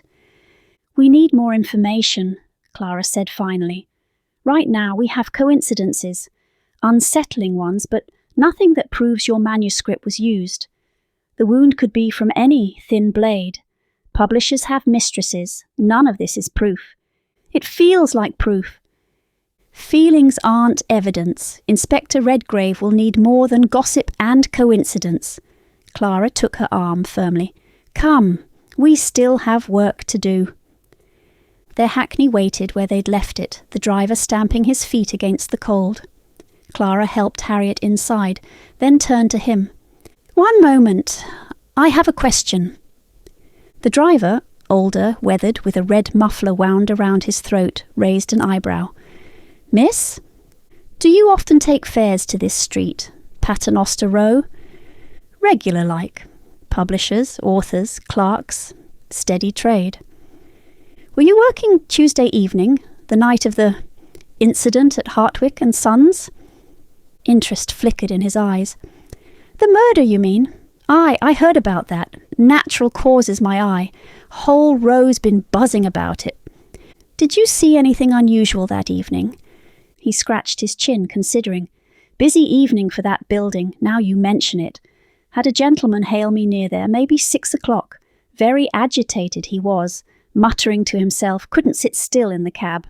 And then later, must have been near 7, the bells were ringing. A woman came out. She was crying, proper upset. Nearly walked into traffic, she was that distracted." Clara's heart quickened. "Crying?" "Aye, couldn't see her face clear. She had her head down and it was getting dark. But she was in a state, no question." 2 visitors. A man agitated at 6. A woman crying at 7. Both leaving Hartwick and Sons on the night of the murder. "Thank you," Clara said. "That's very helpful." She climbed into the hackney, her mind racing with what they'd learned. 2 visitors to Hartwick and Sons that evening. A man agitated at 6. A woman crying at 7. Either one could be connected to the murder, or neither. But it was more than they'd had before. 22 minutes back, Clara said, checking the time. Add in the 7 to find a hackney, 22 there, 22 back. That's over 50 minutes just for the journey. And you were only gone 20 minutes, 30 at most, Harriet's voice steadied. Inspector Redgrave will have to see it now. The mathematics prove I couldn't have done it. He'll see it. Clara squeezed her hand. We have proof. But Harriet's expression remained troubled. The timing clears me, but Clara, the pregnant mistress, the method, all of it matching my manuscript. Someone used my words to kill a man. Even if I'm not arrested, I'm still part of this. My story made it possible. Clara had no comfort to offer for that, but she could offer reason. Harriet, we still don't know that the murder had anything to do with your manuscript. The wound could have been made by any thin blade. and married men with pregnant mistresses are hardly uncommon. Tragic, but not rare. She kept her voice steady. It could all be coincidence. Even as she said it, Clara found she didn't quite believe it anymore. Too many details aligned, too many echoes of Harriet's fiction in the whispers surrounding Hartwick's death. But Harriet needed reassurance, not more fear. They sat in silence for a moment, the hackney rocking gently as the mare shifted her weight. "Now," Clara said, "we have proof of your innocence and 2 visitors who left Hartwick and Sons that evening. A man who was agitated, a woman who was crying. That's more than we had this morning." "Is it enough?" Clara thought of Graham, waiting at Scotland Yard, or, more likely, running down leads of his own. She thought of the man in the coffee-house, brooding over his drink, something gone sour between him and Hartwick and Sons. She thought of the crying woman, invisible in the December dark. "It's a start," she said.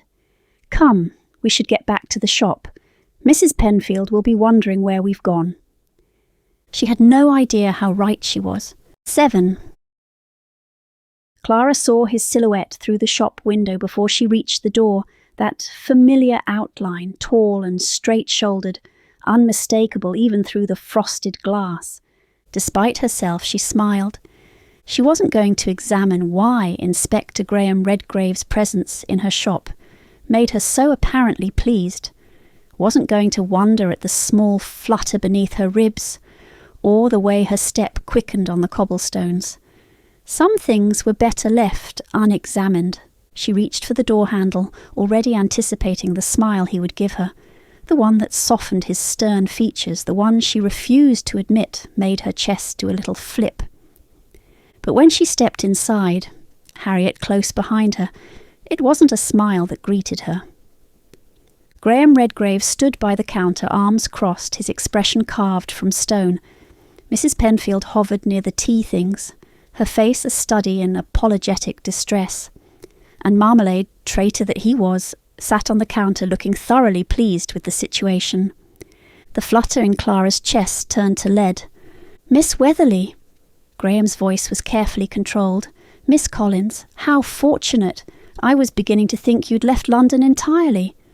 Clara felt Harriet shrink beside her. She straightened her shoulders.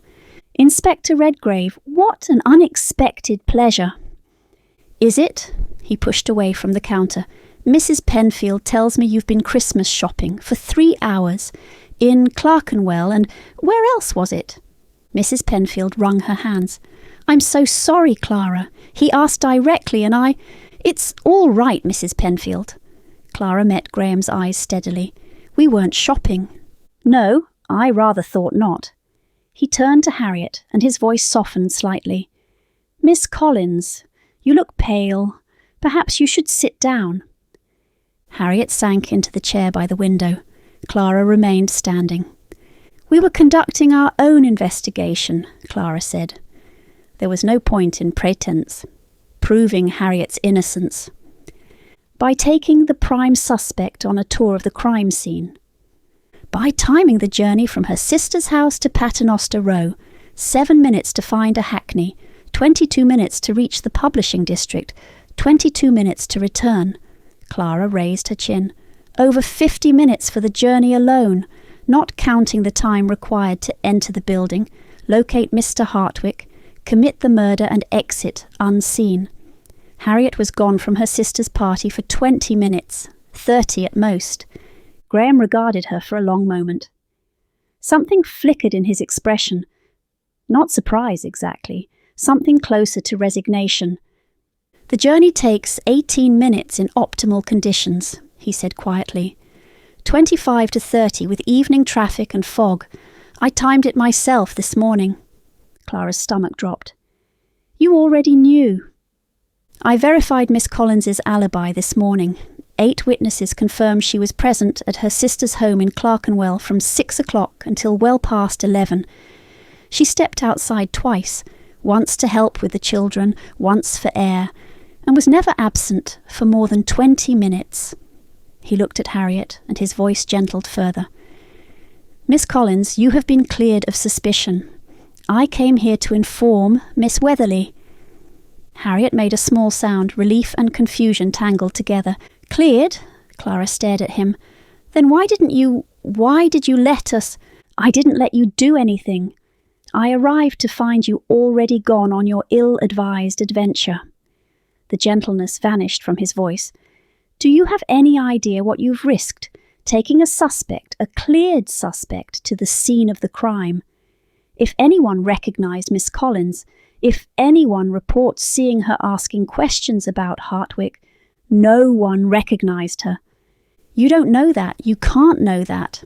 Graham's jaw tightened. "I specifically asked you not to interfere with this investigation." "I didn't interfere with your investigation. I conducted my own." "Don't," the word came out sharp. "Don't play word games with me, Clara. You knew exactly what you were doing, and you knew I wouldn't approve." The use of her first name in front of Mrs. Penfield and Harriet hung in the air between them. Clara felt heat rise to her cheeks. "You're right," she said quietly. "I knew, and I did it anyway because Harriet is my friend, and I couldn't sit idle while she faced arrest for something she didn't do." "She wasn't facing arrest. I told you I believed she was innocent. You told me your superintendent wanted someone arrested before Christmas. You told me you had less than 24 hours. Clara held his gaze. "What was I supposed to do? Trust that everything would work out? Hope that justice would prevail?" "Yes," Graham's voice dropped. "You were supposed to trust me." The words landed like stones in still water. Clara felt their weight, their ripples. Mrs. Penfield cleared her throat. "Perhaps I should make tea." No one answered her. She retreated to the back room anyway, her footsteps fading into merciful silence. Clara drew a breath. "We learned things that might help." "Such as?" "There were 2 visitors to Hartwick and Sons the evening of the murder. A man who left around 6 o'clock, very agitated, and a woman who left near 7. She was crying." Graham's expression shifted. Not surprise, he was too controlled for that, but interest. "How do you know this?" "A hackney driver who works the Paternoster Row route. He remembered because it was unusual. 2 fares from the same building in one evening, both visibly upset." "Did he say where he took them?" Clara opened her mouth, closed it. "The destinations," Graham pressed. "Where did he drop them? That would tell us who they were." Clara felt the heat in her cheeks deepen. "I didn't ask." "What did this driver look like? His hackney number? Which stand does he work from?" "He was older, grey hair, a weathered face." The details felt pathetically thin as she said them. "I didn't think to—" "There are 4,000 hackney drivers in London, Clara. Half of them are older men with grey hair and weathered faces. Red muffler." Both Clara and Graham turned. Harriet had spoken, her voice quiet but steady. "The driver," Harriet continued, "he wore a red wool muffler, somewhat worn. He had a chipped front tooth, the left one. His horse was a bay mare with a white blaze on her nose, shaped like a diamond." She paused. "And the hackney number was 2847. Graham stared at her. Clara stared at her. "I'm a writer," Harriet said simply. I notice things." For a moment, no one spoke. Then Graham pulled out his notebook and wrote quickly. "Red muffler, chipped left tooth, bay mare, white blaze, diamond-shaped. Hackney 2847. He looked up at Harriet with something approaching respect. "That's useful, Miss Collins. Very useful." "Will you be able to find him?" Clara asked. "With those details?" "Yes." Graham tucked the notebook away. "I'll speak to him today. Find out where he took those passengers." "Then we did help." Clara couldn't quite keep the satisfaction from her voice. "You didn't know about the 2 visitors?" "No." Graham admitted it reluctantly. "I didn't. The official investigation focused on the building itself. Who had keys? Who was seen entering and leaving by the night watchman? We didn't think to canvass hackney drivers." He paused. "It was a useful line of inquiry. I should have thought of it myself. Coming from Graham, that was practically an apology. "There's more," Clara said. "We spoke with an author at the chapter coffee house, a Mr. Whitfield. He told us about Hartwick's reputation, cheating authors, creative accounting, selling foreign rights without compensation. Half his writers left for other publishers in the past year. I'm aware of his business practices. We've interviewed his staff. Did you know there are rumours about a mistress, a typesetter from his own office?" Clara watched his face carefully. "They're saying she's pregnant." Graham's expression flickered just for an instant before settling back into professional neutrality. "I've heard the rumours. In Harriet's manuscript, the publisher has a pregnant mistress, a typesetter. I'm aware of the parallels. The method, the pregnant mistress, the typesetter." Clara stepped closer. "How many coincidences before it stops being coincidence?" "Coincidences are not evidence," Graham's voice was firm. "The wound could have been made by any thin blade, a stiletto, a letter opener, an ice pick. Until we find the actual weapon, we can't prove the manuscript connection. And men of Hartwick's position frequently have mistresses. The fact that this one happens to be pregnant and work in his office is suggestive, but nothing more." "But you're investigating her, the mistress." "I'm investigating everyone with means, motive, and opportunity." He held Clara's gaze. "Including the possibility that someone used Miss Collins's manuscript as a blueprint for murder. But I won't make accusations I can't support with evidence." Clara nodded slowly. It was the answer she'd expected, careful, methodical, maddening in its restraint. But it was also the answer of a good detective, a thorough one. "What happens now?" Harriet asked. Her voice was stronger than it had been, some of the terror finally fading. "If I'm cleared, what happens to the investigation?" "It continues." Graham turned to her. "You didn't commit the murder. Someone else did, and I intend to find them. And we can help." Mrs. Penfield had reappeared in the doorway, a tea tray in her hands. "No." Graham's voice was firm, but not unkind. "I appreciate what you've done. The information about the two visitors is genuinely useful. But Miss Collins is cleared. Your involvement ends here." Clara opened her mouth to protest, but what could she say? Harriet was safe. The timing proof hadn't been needed, but they'd found useful information nonetheless. There was no reason for them to continue. "Promise me," Graham said quietly, turning to Clara. "Promise me you'll leave this alone now." The words hung between them. Clara thought of all the promises she'd made him before, and how liberally she'd interpreted them. But this was different. Harriet was cleared. The danger had passed. "I promise," she said, and this time she meant it. Graham held her gaze for a moment longer, as if weighing the truth of her words. Then he nodded. "Thank you for your help, truly." He retrieved his hat from the counter. "Mrs. Penfield, I believe you mentioned something about Christmas Eve dinner." 7 o'clock, Mrs. Penfield beamed, setting down the tea tray. "My house. You're expected, Inspector. I won't hear otherwise." "Then I shall be there." He turned to Harriet. "Miss Collins, I'm glad to have brought better news than you expected." He glanced at Clara once more, something unspoken passing between them, then stepped out into the cold. The shop bell chimed behind him. The tension drained from Clara's shoulders as the door closed behind him. "Well," Mrs. Penfield said brightly, "that went rather better than expected." Harriet laughed, a slightly hysterical sound, but a laugh nonetheless. "I'm cleared. I'm actually cleared." "You're cleared." Clara squeezed her hand. "It's over." "Is it?" Harriet's smile faltered.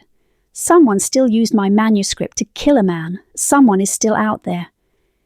"And Inspector Redgrave will find them." Clara said it firmly, as much to convince herself as Harriet. "It's not our concern anymore." Mrs. Penfield pressed a cup of tea into Harriet's hands. "Exactly right. You've had a dreadful few days, and tomorrow is Christmas Eve. We have celebrating to do." Clara moved to the window, watching Graham's figure disappear into the foot traffic on Belrose Lane. He walked with purpose, shoulders straight, already focused on his next task. Finding the hackney driver, following the new leads. He'd been angry, genuinely angry, not just at her methods, but at the risk she'd taken, at the trust she hadn't given him. You were supposed to trust me. She had trusted him. She did trust him, but she'd also trusted herself, and her friends, and her own ability to help. Was that so wrong? Marmalade jumped down from the counter and wound between her ankles, purring. "I know," she murmured, reaching down to scratch behind his ears. "I know." The investigation would continue, but without her. Graham would find the hackney driver, learn where those passengers had gone. He would follow the leads, question the suspects, unravel whatever dark threads connected Harriet's manuscript to Philip Hartwick's death. And Clara would keep her promise. She would celebrate Christmas with her friends, tend her shop, and leave murder to Scotland Yard. 8. "You cannot possibly spend Christmas Eve at Scotland Yard," Mrs. Penfield declared, blocking the doorway with the determination of a woman who had raised 4 sons and buried a husband. "I absolutely forbid it." Graham stood on the threshold, hat in hand, looking as though he very much wished to be anywhere else. "Mrs. Penfield, I appreciate the invitation, but I didn't realise—" He glanced past her into the drawing room where Clara sat among the ladies. "That is, I don't wish to intrude on a private gathering." "Intrude? What nonsense! It's only that I expected—" He cleared his throat. "I assumed there would be other gentlemen present. I wouldn't want to impose on—" "On what? A house full of women?" Mrs. Penfield drew herself up to her full, unimpressive height.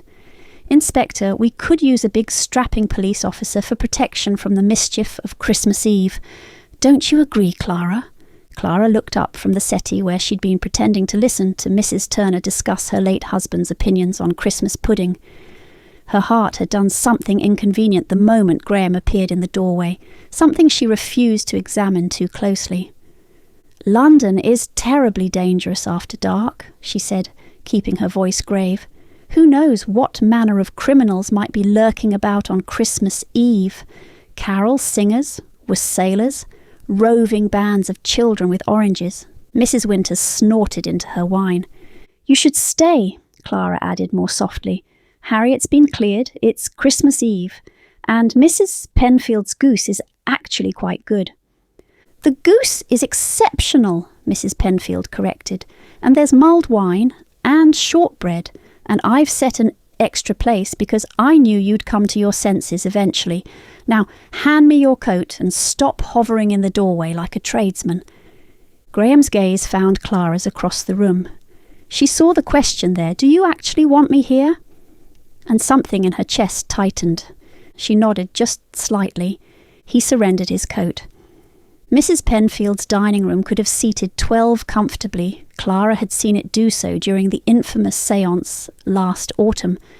But tonight the hostess had arranged all 6 place settings at one end of the long table.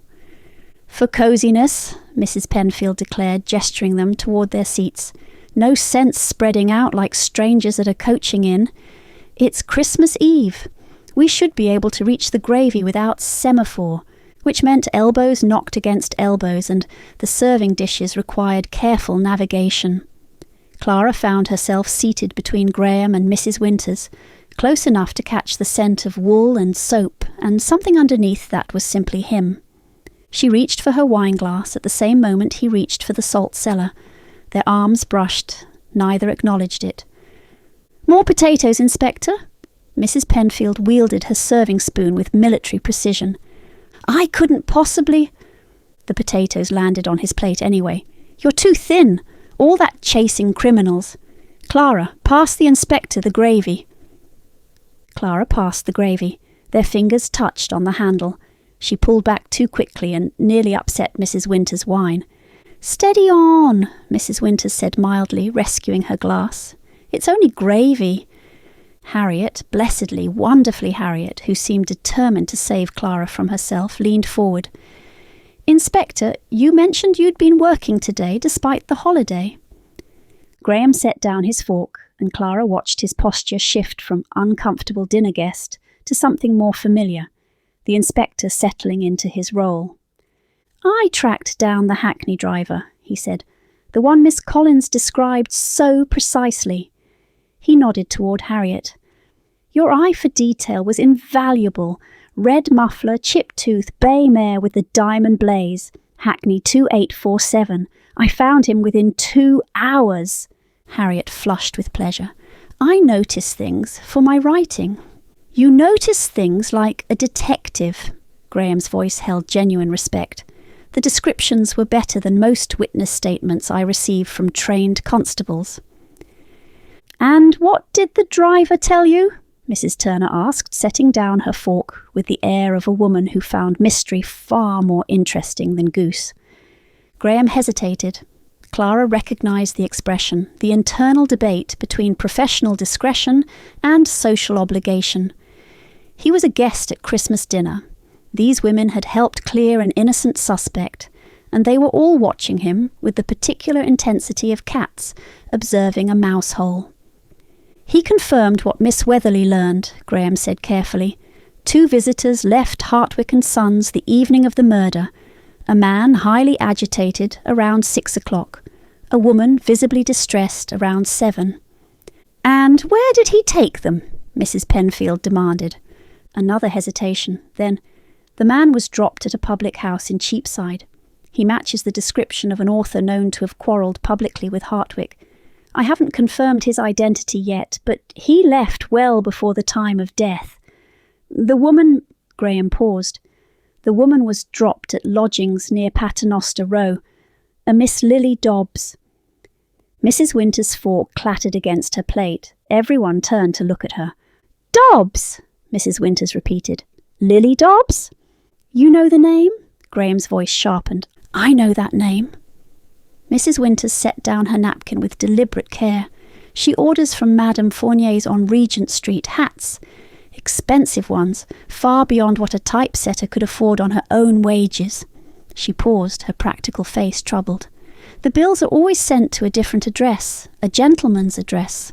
I always assumed—" She didn't finish the sentence. She didn't need to. Clara felt the pieces clicking together. The pregnant typesetter from Whitfield's Gossip. Lily Dobbs. Expensive hats paid for by someone else. Someone with money, someone with reason to keep a mistress well dressed. "The affair is real then," Harriet said quietly. "The mistress. It's not just gossip."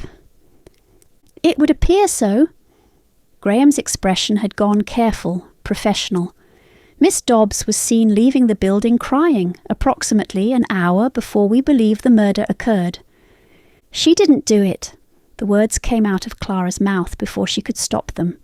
Everyone looked at her now. "You seem very certain," Graham said.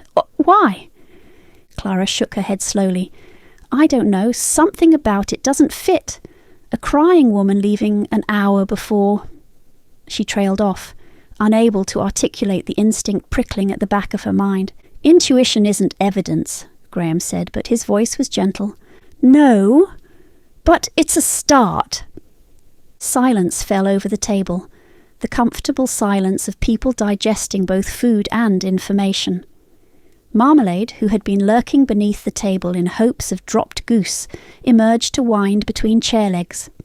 He paused at Graham's feet, and Clara watched the inspector's hand drop automatically to scratch behind orange ears. Marmalade permitted it. High praise, indeed.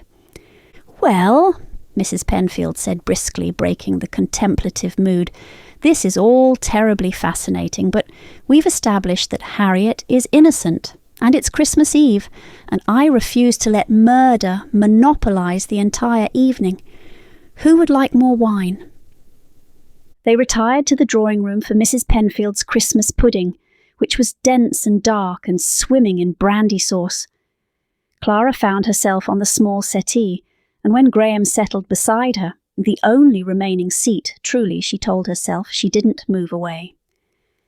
The fire crackled. Mrs. Winters and Mrs. Turner debated the merits of various Christmas traditions. Harriet sat in the corner chair, colour finally returning to her cheeks, laughing at something Mrs. Penfield said about a disastrous goose from Christmas 1849. It felt, Clara realised, like family. Not the family she'd been born into. Her mother dead before Clara could remember her. Her father gone under circumstances she still didn't fully understand. Her grandmother passed these 3 years now, but something she'd built without quite meaning to. These women who gathered in her shop, who trusted her with their ailments and their secrets. This man beside her, who had somehow become essential without her permission. "You're quiet," Graham said, low enough that only she could hear. "I'm thinking." "About the case?" "About..." She hesitated. "About how strange it is. A year ago, I would have spent Christmas Eve alone in my shop. Now I'm here, with all of them, with you." He didn't respond immediately. When she glanced over, his expression was unreadable in the firelight. "Is that a complaint?" "No." The word came out softer than she intended. "Not at all." Mrs. Penfield's voice cut through the moment. "Inspector! You haven't touched your pudding. Is it not to your liking?" Graham straightened, the spell broken. "It's excellent, Mrs. Penfield. My apologies. I was distracted." "By the case, no doubt," Mrs. Penfield sniffed. "Always the case with you Scotland Yard men. Well, never mind that now. Harriet, dear, tell us more about your manuscript. I confess I'm terribly curious about this murder method everyone keeps discussing. A hatpin seems an unlikely weapon." Clara felt Graham tense beside her. "A hatpin, though," he said slowly. "As a murder weapon, it seems unlikely." "Why?" Clara turned to face him fully. "Because it's a woman's implement? Because it's not typically considered a weapon at all."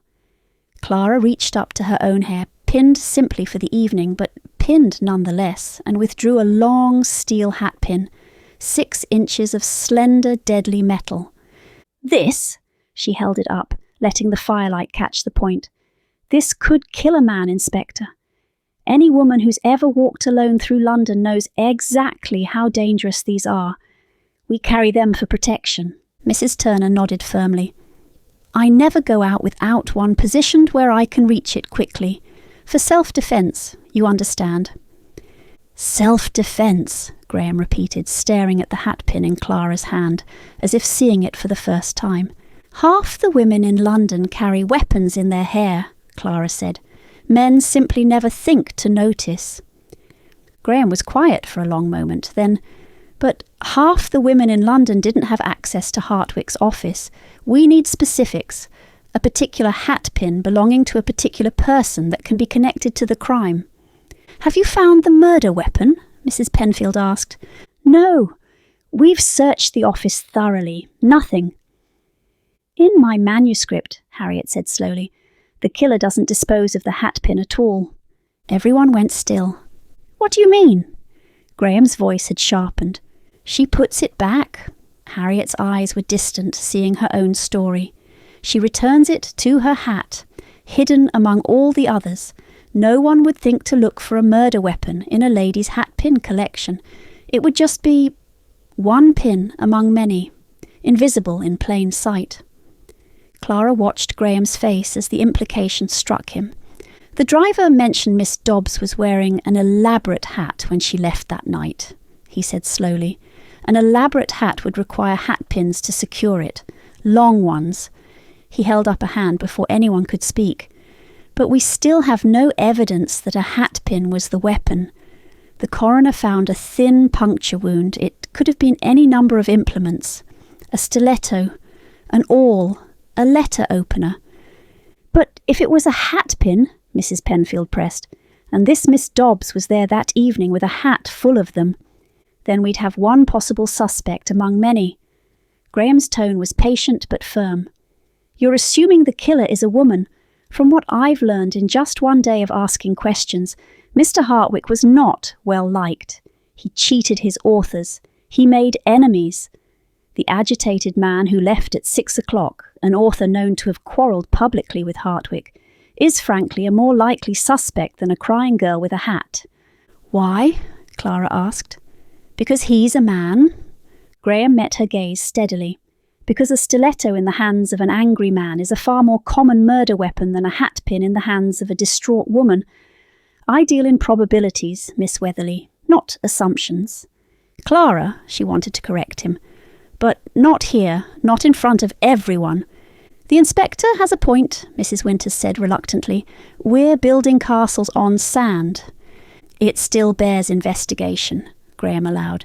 Miss Dobbs, the author, Mrs. Hartwick, anyone else with access and motive. But I won't narrow my focus based on coincidence and speculation. Mrs. Hartwick? Mrs. Penfield leaned forward, eyes bright. The wife is a suspect, Inspector.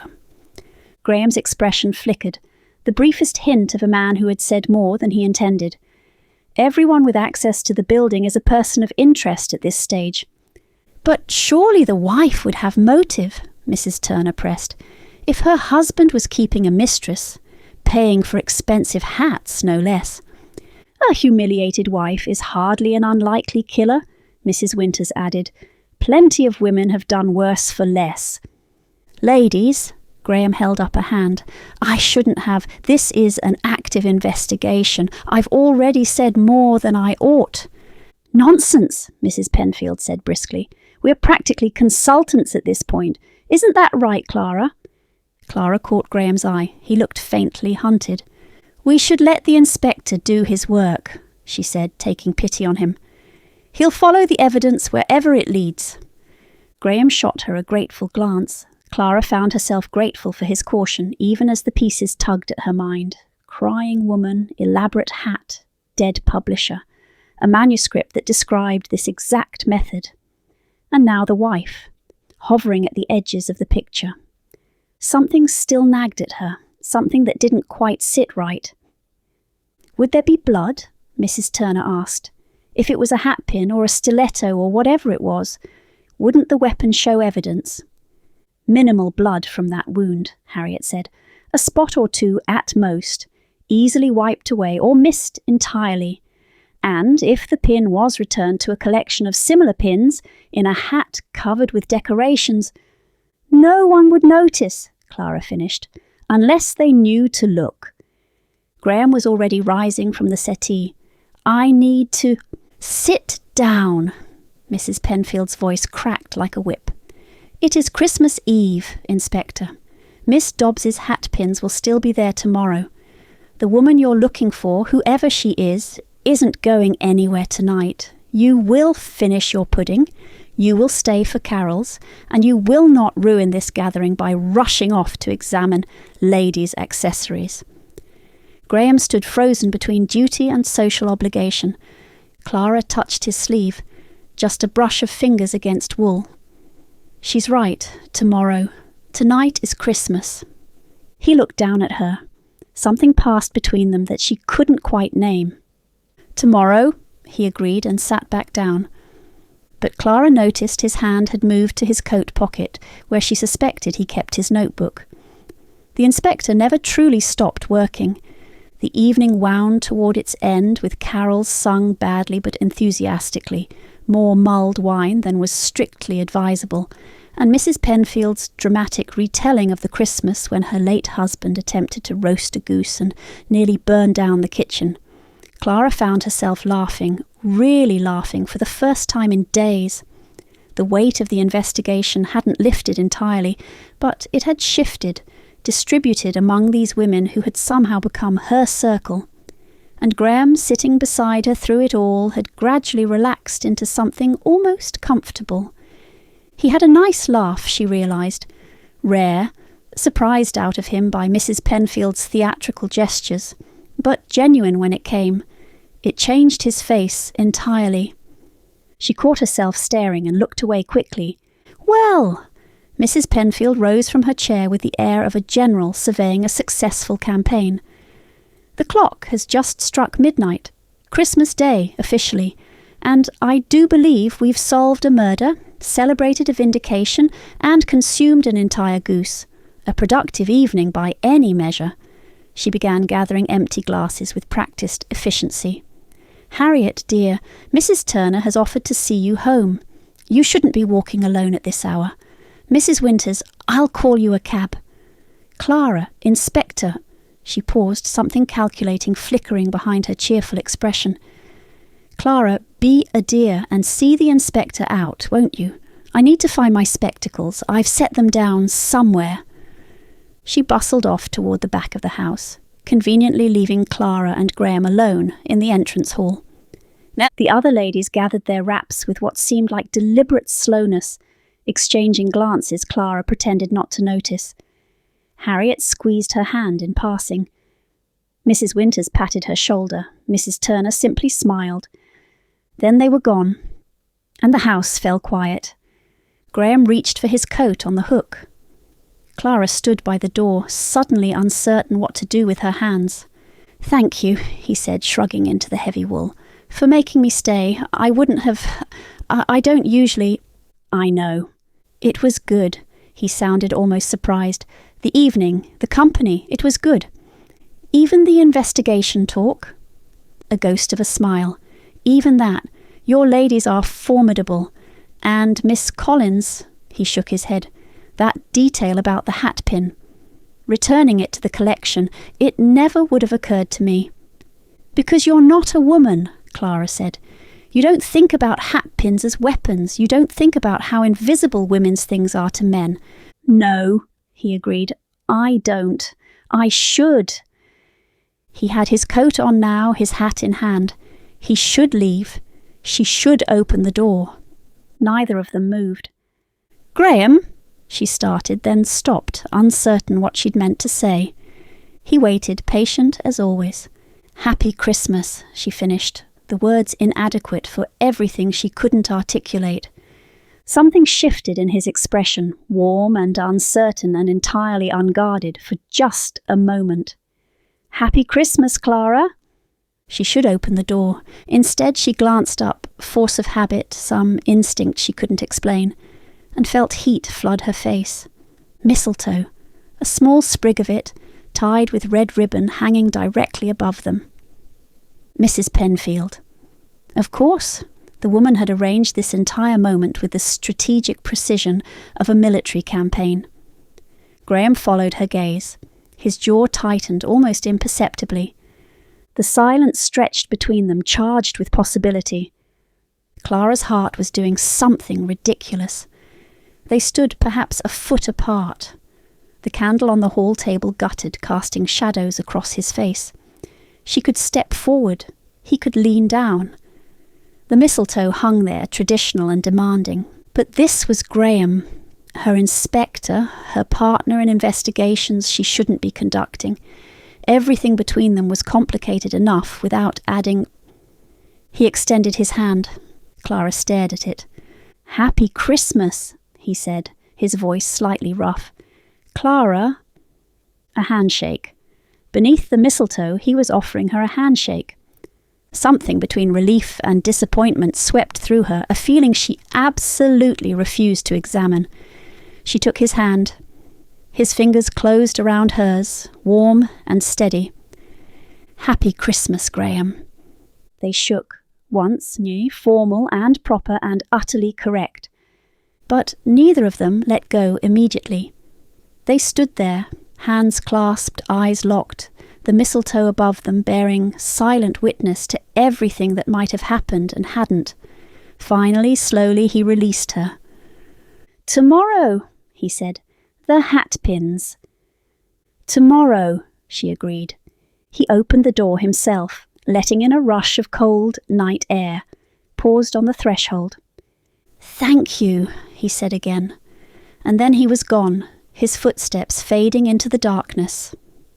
Clara closed the door and leaned against it, pressing one hand to her chest where her heart still hammered.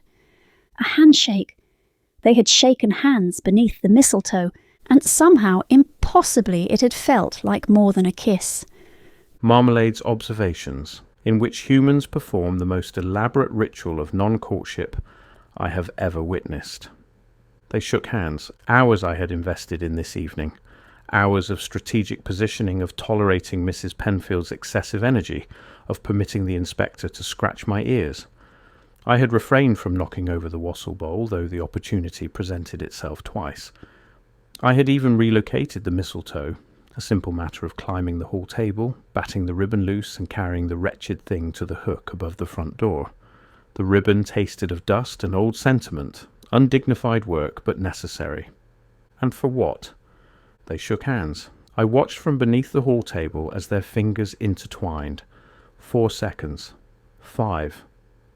Their eyes doing that thing humans do when they believe themselves unobserved, staring as if the rest of the world had temporarily ceased to exist.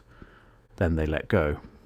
The inspector walked into the night. My human leaned against the door, hand pressed to her chest, breathing in that particular way that suggested elevated heart rate and emotional confusion. A handshake. Any sensible creature would have simply claimed territory and been done with it.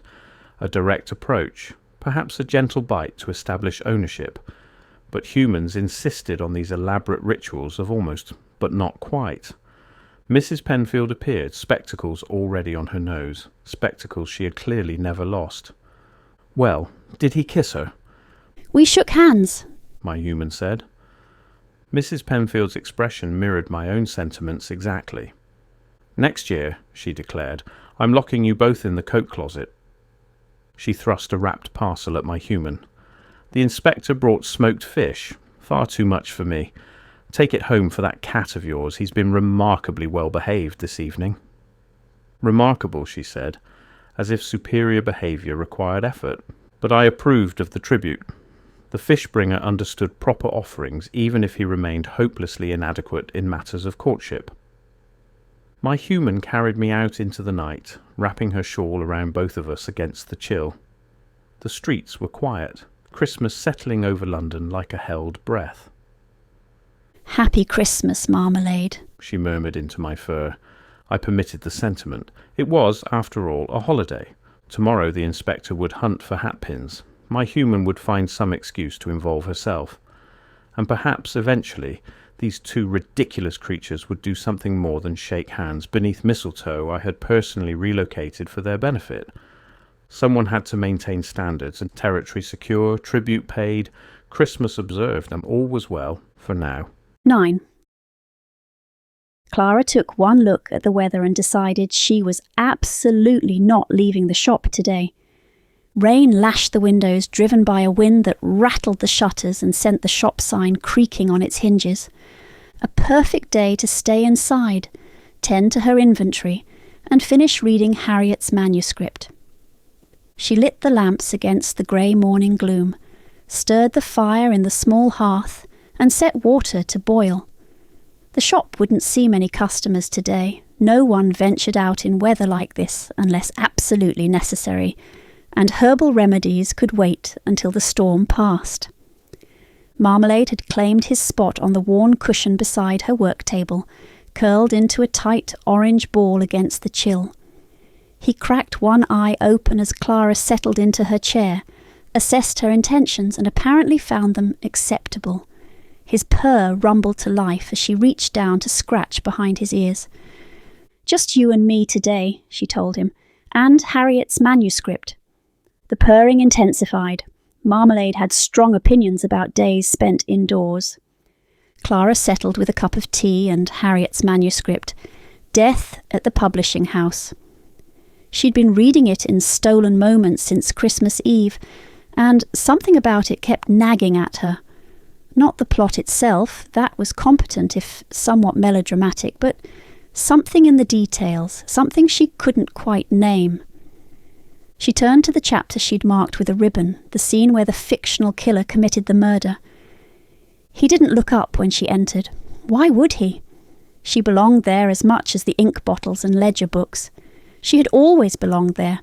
She moved quietly, but not furtively. There was no need for stealth. She was exactly where she was supposed to be, doing exactly what needed to be done. Clara read the passage again, then a third time. The killer wasn't an intruder, wasn't someone the victim feared or suspected. She belonged in that office. He was so comfortable with her presence that He didn't even look up from his work. No sign of struggle, Graham had said about the real murder. Hartwick had been killed sitting at his desk, papers in front of him. At ease. Unsuspecting. Who would Philip Hartwick be that comfortable with? An employee, a family member, someone he saw every day and never thought to fear? Clara set down her tea, frowning at the manuscript. The question circled in her mind without settling anywhere useful. Marmalade stretched beside her, extending one paw to rest proprietarily on the edge of the manuscript pages.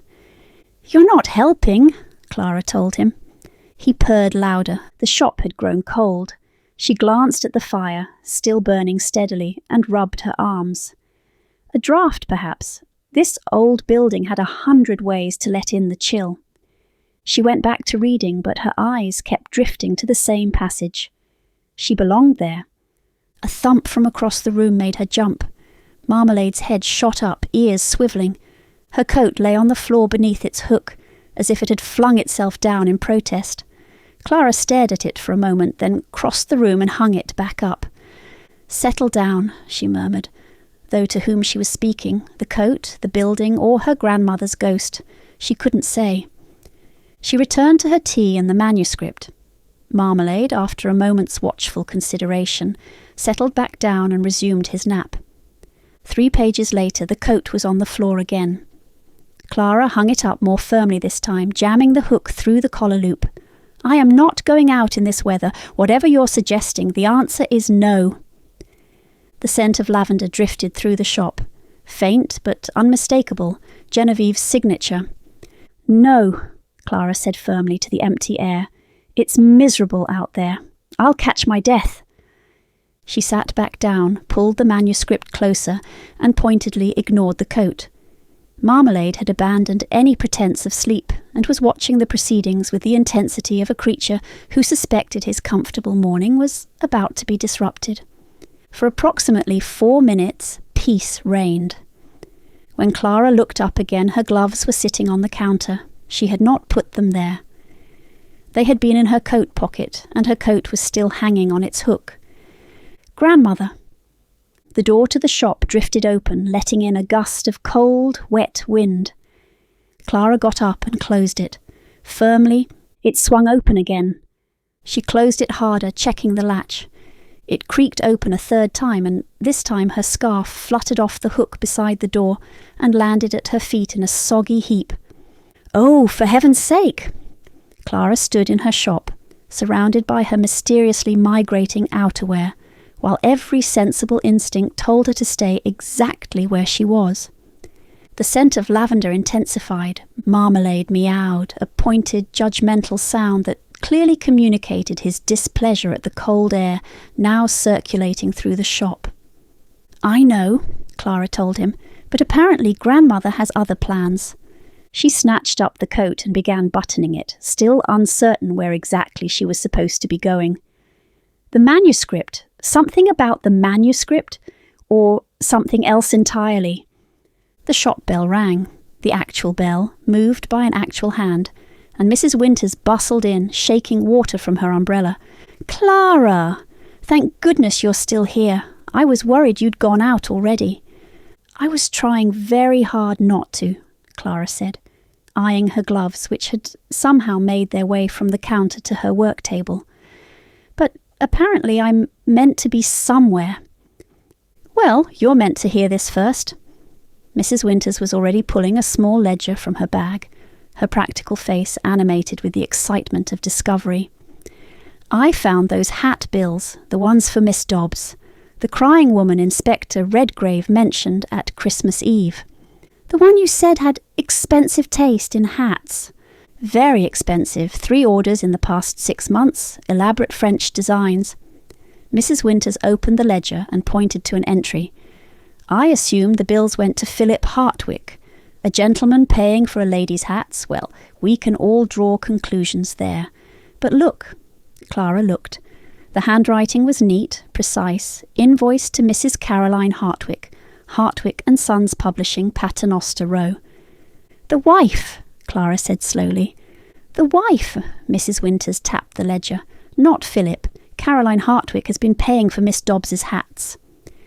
Clara's mind raced. At the coffee house, Whitfield had mentioned rumours of a pregnant mistress, a typesetter from the office. Now they had Miss Dobbs, a typesetter connected to expensive gifts, fleeing the building in tears the night of the murder. "Miss Dobbs is the mistress," Clara said. "She must be. A typesetter receiving French hats worth more than her monthly wages. That's what I thought. But then why is the wife paying the bills?" Mrs. Winter's eyes were bright with the puzzle of it. If Philip Hartwick was keeping Miss Dobbs, surely he would pay for her hats himself. Why involve his wife? Perhaps Mrs. Hartwick handles all the accounts. The bills go to her because she manages the money. Perhaps. But wouldn't a man hide such expenses from his wife? Unless... Mrs. Winters let the implication hang. Unless she already knew. Clara stared at the ledger entry. Caroline Hartwick knew about the affair, knew about the hats, and instead of confronting her husband, she simply paid the bills. The question was, what did that mean? A wife who tolerated her husband's indiscretions, or something darker? Inspector Redgrave should see this, Clara said. He needs to know before he speaks with Mrs. Hartwick. Then you'd better hurry. Mrs. Winters was already moving behind the counter. I'll mind the shop. In this weather? Apparently so. Clara glanced at the door, which had remained obligingly closed since Mrs. Winters's arrival. Grandmother seems to think it's urgent. Mrs. Winters followed her gaze, then nodded. She's been restless lately, hasn't she? I noticed the lavender bundles rearranging themselves last week when I stopped in. She said it with the pragmatic acceptance of a woman who had long since stopped questioning the stranger aspects of Clara's life. She always did have opinions about everything. I'm not surprised death hasn't changed that. Clara stared at her. In 4 years of running this shop, she had never spoken openly about Genevieve's presence. She'd assumed the ladies simply hadn't noticed or had politely ignored the occasional inexplicable occurrence. You knew. My dear, we've all noticed. Mrs. Winters patted her arm. We don't talk about it because you seemed uncomfortable. But yes, we know. Clara didn't know what to say.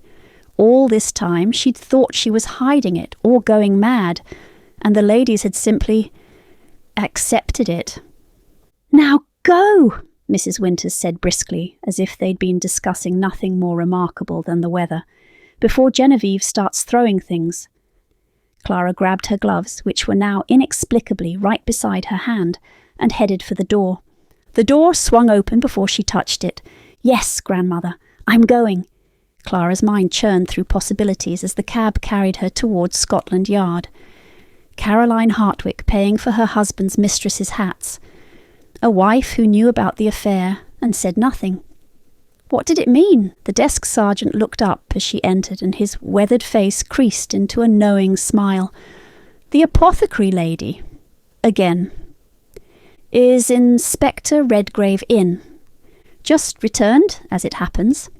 The sergeant nodded toward the corridor. Shall I tell him his consultant has arrived? Clara wasn't sure if the man was mocking her or not. Before she could respond, Graham emerged from the hallway, papers in hand, clearly absorbed in whatever he was reading. He looked up. Stopped. Miss Wetherly. His voice was carefully neutral, but she caught the flicker of something. Surprise, perhaps a hint of resignation, behind his professional mask. I thought we agreed you would send a note if... The wife paid for the mistress's hats. Graham went very still. Mrs. Winters found the milliner's records this morning. Miss Dobbs, the crying woman your hackney driver mentioned, she's been receiving expensive French hats for months, but the bills weren't sent to Philip Hartwick. They were sent to Caroline. The wife has been paying for her husband's mistress's hats. A muscle twitched in Graham's jaw. You're certain? I saw the ledger myself. He processed this for a moment, then glanced at the sergeant, who was making no effort to hide his eavesdropping. I need to interview the widow, Graham said, more to himself than to Clara. Today, if possible. I'm coming with you. Absolutely not. A grieving widow will speak more freely with another woman present. Clara kept her voice reasonable, as if this were the most logical thing in the world. She'll see you as an interrogator. She'll see me as sympathetic company. Someone who understands the difficulties of managing a household, dealing with domestic complications. Domestic complications. Graham's tone was flat. If Mrs. Hartwick knew about the affair, knew enough to pay for the woman's hats, she may be more willing to discuss it with a woman in the room. These aren't matters a lady confesses easily to a police inspector. She could see him weighing it, the impropriety of bringing her along against the potential usefulness of her presence. The sergeant was watching with undisguised interest now, a slight smirk playing at the corner of his mouth. "If you come," Graham said slowly, "you stay quiet and let me conduct the interview." "Of course. I mean it, Clara. I heard you." He looked at her for a long moment, and something passed between them.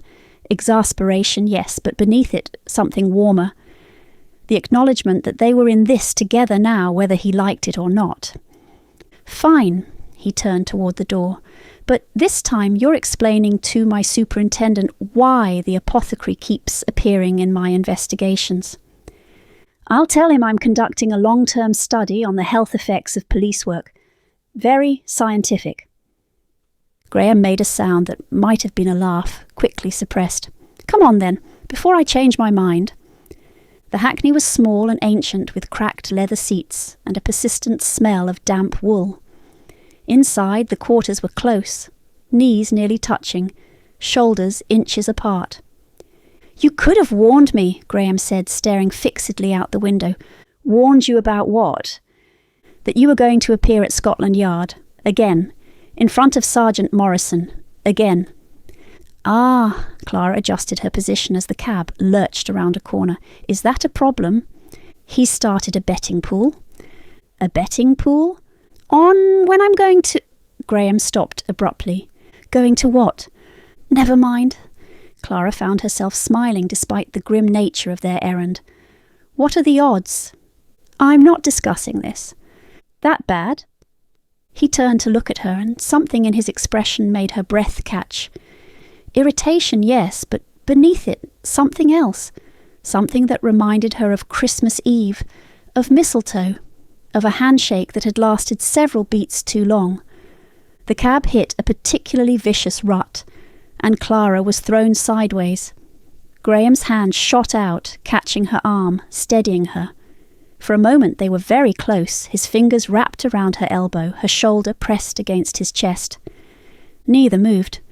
"Thank you," Clara said, and was annoyed to find her voice slightly breathless.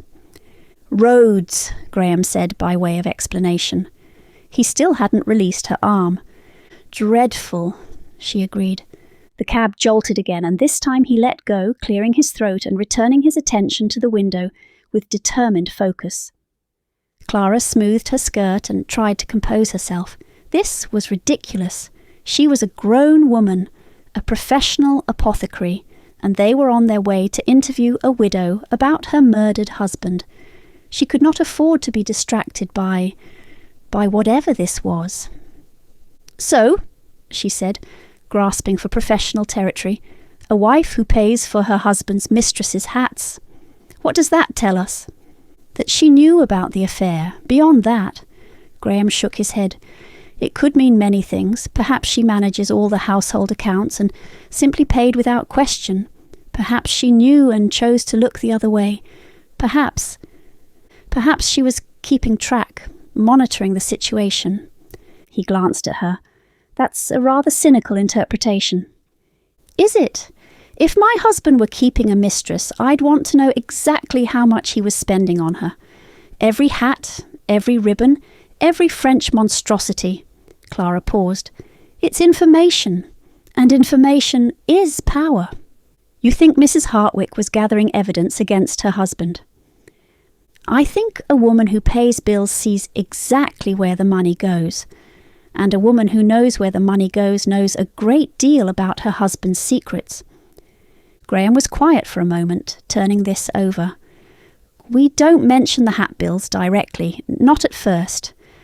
I want to see what she volunteers about Miss Dobbs before we reveal what we know.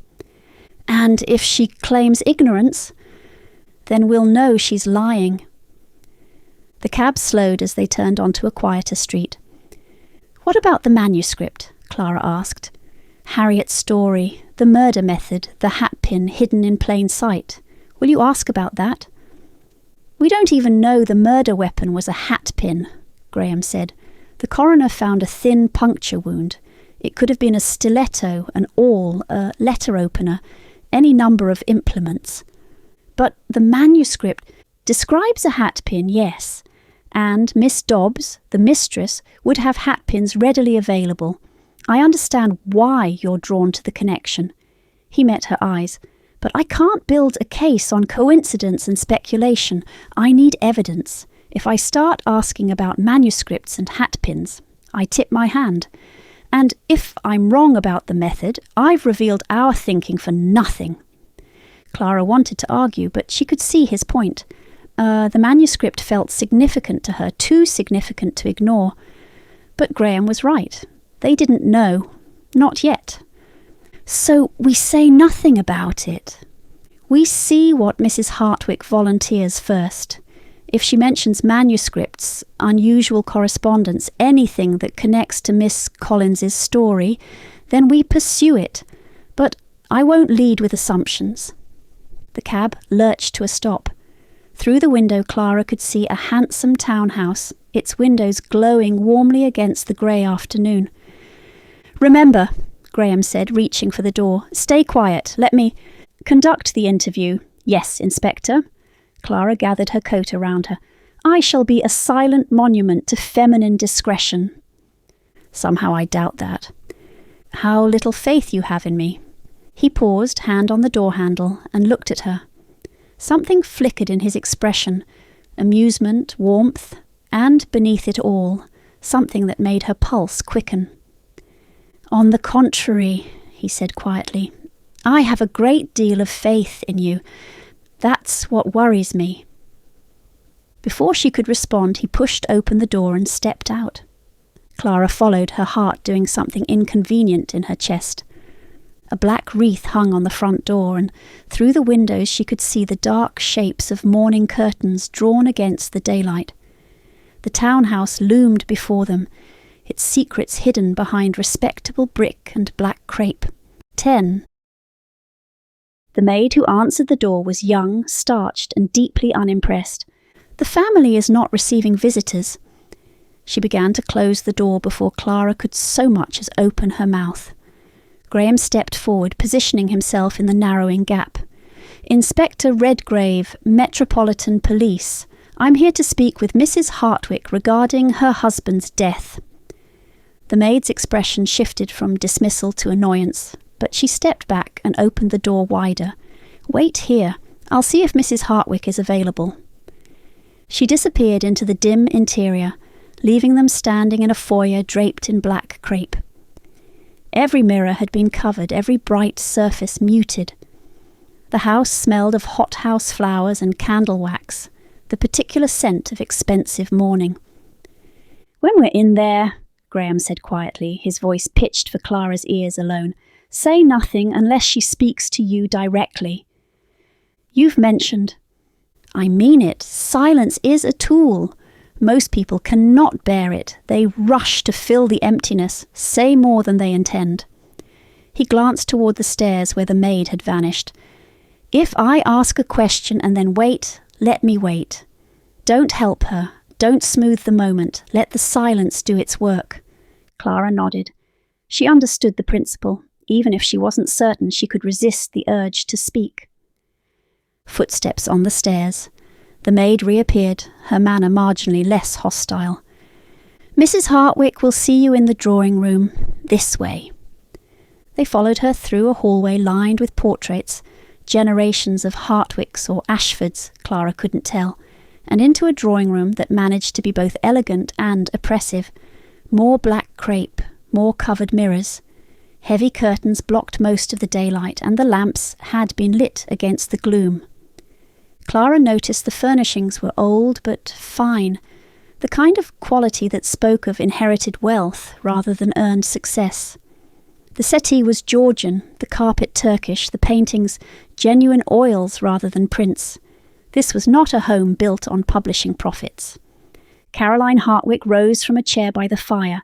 She was perhaps 50, dressed in deep mourning that somehow managed to flatter rather than diminish her.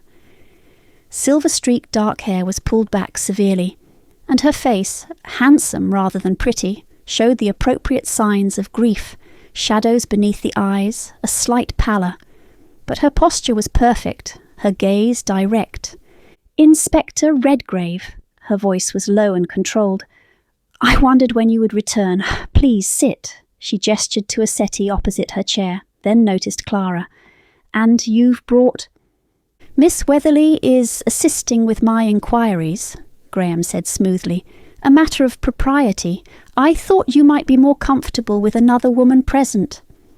Caroline's gaze swept over Clara, assessing, cataloguing, and Clara had the uncomfortable sense of being weighed and measured in a single glance.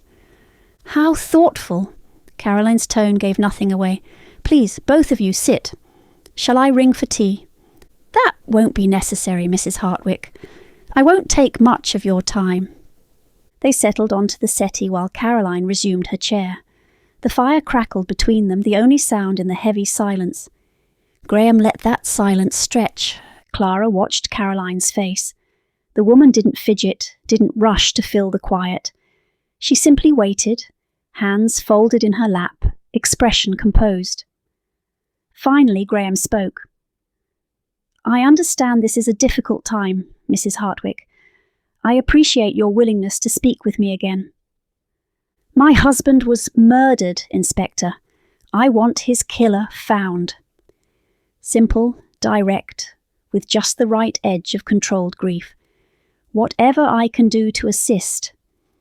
"I'd like to ask you about some of the people connected to your husband's business, his employees, his authors, anyone who might have had difficulties with him." Caroline inclined her head. Philip was a businessman. Businesses create friction. Not everyone was pleased with every decision he made. "Anyone in particular?" A pause, not evasion, Clara thought, but consideration. "There have been some tensions lately. We've fallen behind on payments to our printer. A temporary situation, but Mr. Crouch has been quite vocal about his displeasure." "Mr. Crouch, our printer, he's threatened to take his business elsewhere." Caroline's mouth tightened slightly. "Printers always threaten. It rarely amounts to anything." "Anyone else? Authors, perhaps?" "Authors are temperamental by nature, Inspector. They always believe they deserve more money, more attention, more recognition. Philip dealt with their complaints as best he could." "Any specific complaints recently?" Caroline was quiet for a moment. "Edgar Covington has been particularly difficult. Something about American rights. He believed Philip owed him additional royalties." She waved a hand dismissively. "I couldn't speak to the specifics. Philip handled the author contracts himself." Graham nodded slowly. Clara noticed he didn't write anything down, just listened, absorbed, waited. "I see," he said. "And what about staff at the publishing house? Any difficulties there?" "Our staff has been with us for years. They're loyal." Caroline's voice was firm. "I can't imagine any of them wishing Philip harm." "What about Miss Dobbs?" Something flickered across Caroline's face. There and gone so quickly Clara almost missed it, but she was watching for it, and she saw a tightening around the eyes, a slight stiffening of the shoulders. "Miss Dobbs," Caroline repeated, her voice carefully neutral. "Our typesetter. What about her?" "I understand she was at the publishing house the evening your husband died. My constables traced a hackney driver who picked her up outside the building around 7 o'clock. She was quite distressed, apparently." The silence stretched. Clara watched Caroline's hands, still folded, still composed, but the knuckles had gone slightly white. "I see." Caroline's voice remained steady. "I wasn't aware of that." Graham said nothing. He simply waited. The fire popped. A coal shifted. Somewhere in the house, a clock chimed the quarter hour. Caroline broke first, not dramatically, but with a small, controlled sigh. "I suppose there's no point in delicacy. You'll discover it soon enough if you haven't already. Miss Dobbs was my husband's mistress." She said it flatly, without emotion, as if remarking on the weather. "You knew," Graham said. "I've known for over a year. Philip wasn't particularly discreet, and I'm not particularly naive." Caroline's gaze was steady. "These arrangements are not uncommon, Inspector. Wives learn to look the other way." "That must have been difficult." "Must it?" A thin smile crossed Caroline's lips. "Philip and I hadn't had a true marriage in many years. We were business partners, Inspector. Companions of a sort, but not—" She paused, selecting her words. "Not intimate. Whatever comfort he found with Miss Dobbs, it was no threat to me." Clara thought of the hat bills, expensive French designs, paid for by the wife. "Not a threat," Caroline said. But she'd been paying attention, keeping track. "When did you last see Miss Dobbs?" Graham asked. "I couldn't say precisely. She works at the publishing house, typesetting. I see her in passing when I'm there, but we don't speak. There would be nothing to say." "You never confronted her? Never spoke to her about the affair?" "What would be the purpose?" Caroline's voice was cool. "She's a young woman in a difficult position. Confronting her would accomplish nothing except to humiliate us both." Graham let the silence stretch again. Caroline met it with the same composure as before, waiting him out. "Mrs. Hartwick," Graham said finally, "I have to ask, where were you on the evening your husband died?" If the question offended her, she didn't show it. "I was meeting with one of our authors, Edgar Covington, the one I mentioned. I was attempting to smooth things over." She waved a hand. "Authors can be temperamental when they feel slighted. I find a sympathetic ear and a glass of wine often prevents unpleasantness." "And where did this meeting take place?" "The King's Arms on Threadneedle Street. We met around 6:30 and spoke until nearly 9 o'clock. We took a private parlour, more discreet for business matters." "And Mr. Covington can confirm this?" "I should think so. The staff as well, I imagine." Graham nodded. "One more question, Mrs. Hartwick. Your husband's business, the manuscripts, the publishing decisions, how involved were you in that side of things?" Caroline's expression didn't change, but something shifted behind her eyes. "I handle the accounts, the finances, the payments, the practical matters. Philip made the editorial decisions, which manuscripts to accept, which to reject. That was his domain." "So you wouldn't know about any manuscripts that might have upset him? Anything unusual that came across his desk?" "I wouldn't know anything about rejected manuscripts," Caroline said smoothly. "As I said, Philip handled correspondence with authors himself. I concern myself with the business side." Graham waited. Caroline added nothing. "I see," Graham said finally. "Thank you, Mrs. Hartwick. You've been very helpful. I want his killer found, Inspector." Caroline rose, signalling the end of the interview. "Philip had his flaws, but he didn't deserve to die at his own desk. Whatever I can do to help bring his murderer to justice, you have only to ask."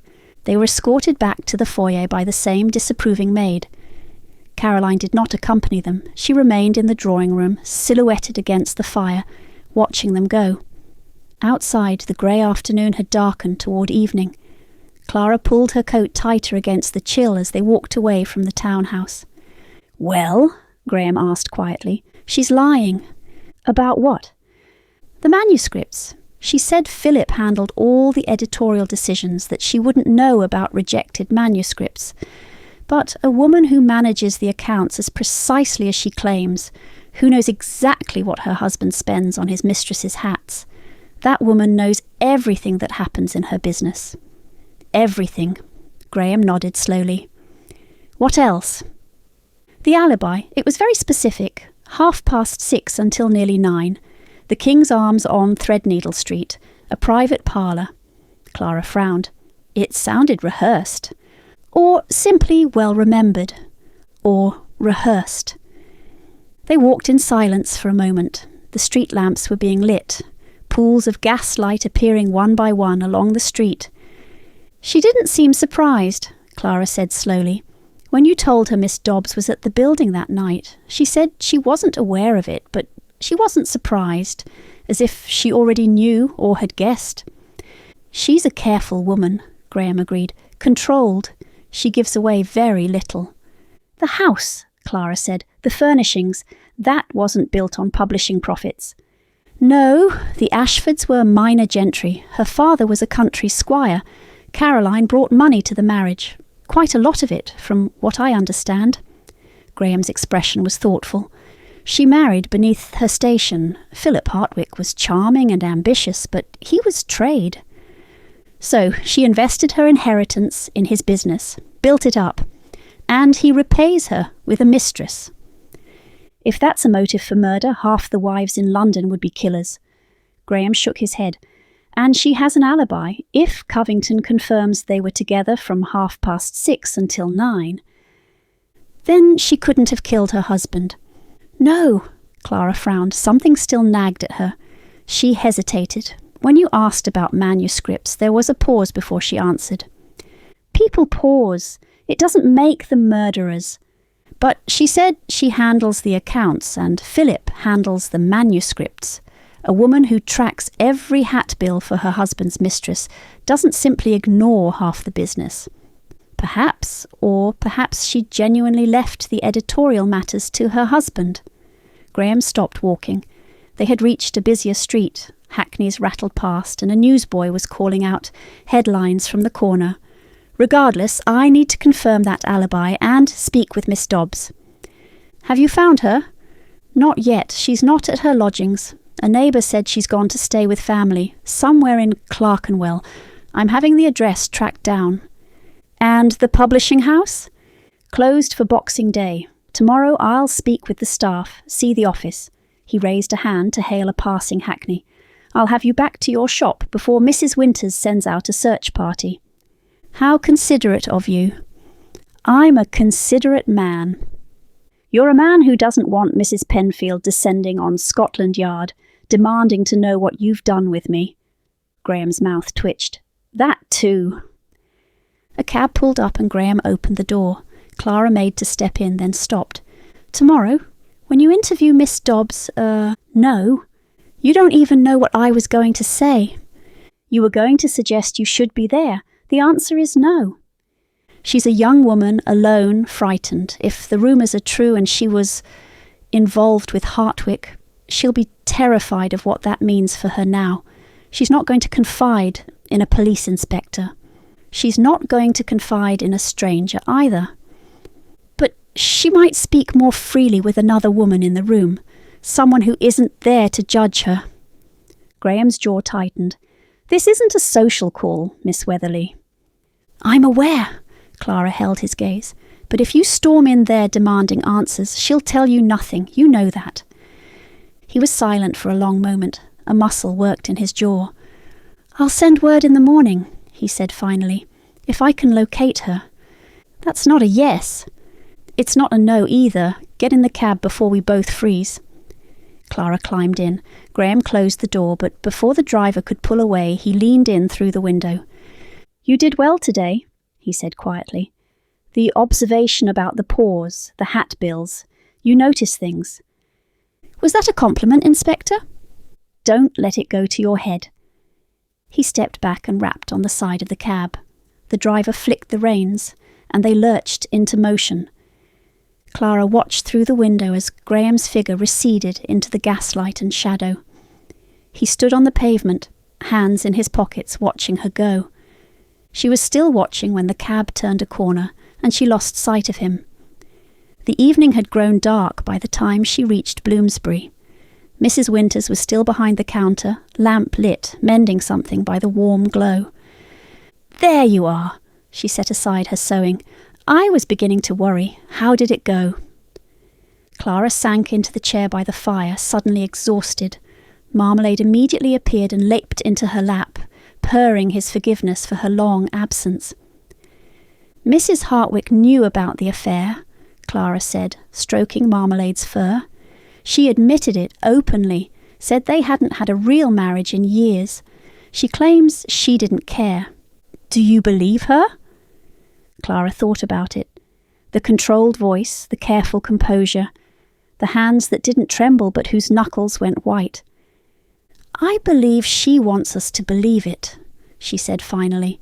Whether it's true, I don't know. The shop bell chimed and Mrs. Penfield swept in, followed by Mrs. Turner with her silver-topped walking stick and Harriet Collins, pale but determined. All three were wrapped against the cold, cheeks pink from the wind. There she is, Mrs. Penfield declared. Adelaide said you'd gone herring off to Scotland Yard in the middle of a storm. Something about hat bills. And murder, Mrs. Turner added dryly. Don't forget the murder. Harriet hung back near the door, twisting her gloves in her hands. Is there news? Has Inspector Redgrave discovered anything about the manuscript? Clara found herself smiling despite her weariness. Tea first, then I'll tell you everything. Mrs. Winters was already putting the kettle on. Mrs. Penfield claimed the second-best chair with the air of a general establishing a command post. Mrs. Turner settled more slowly, arranging her walking stick within reach. Harriet perched on the edge of a stool, still clutching her gloves, hope and fear warring in her expression. And Clara, surrounded by her circle, began to talk. 11. A wife always knows more than she lets on, Mrs. Penfield declared, settling into the second-best chair with the air of a general establishing headquarters. Mark my words. Clara had barely finished recounting the interview with Caroline Hartwick before Mrs. Penfield had formed her opinion, loudly and with considerable certainty. Having an alibi doesn't make her innocent of knowing things, Mrs. Turner added, more measured as she arranged her walking stick within easy reach. But it does make her innocent of murder, Mrs. Winters countered, ever practical. If Mr. Covington confirms they were together from 6:30 until 9, she couldn't have killed her husband. Clara sank deeper into her chair by the fire, exhausted. Marmalade had claimed his spot in her lap the moment she sat down, and his purring rumbled through her like a small, furry engine of contentment. Unless the alibi is false, Mrs. Penfield said darkly, these things can be arranged. Or perhaps, Harriet ventured from her perch on the edge of a stool, she didn't do it at all. Perhaps it was someone else entirely.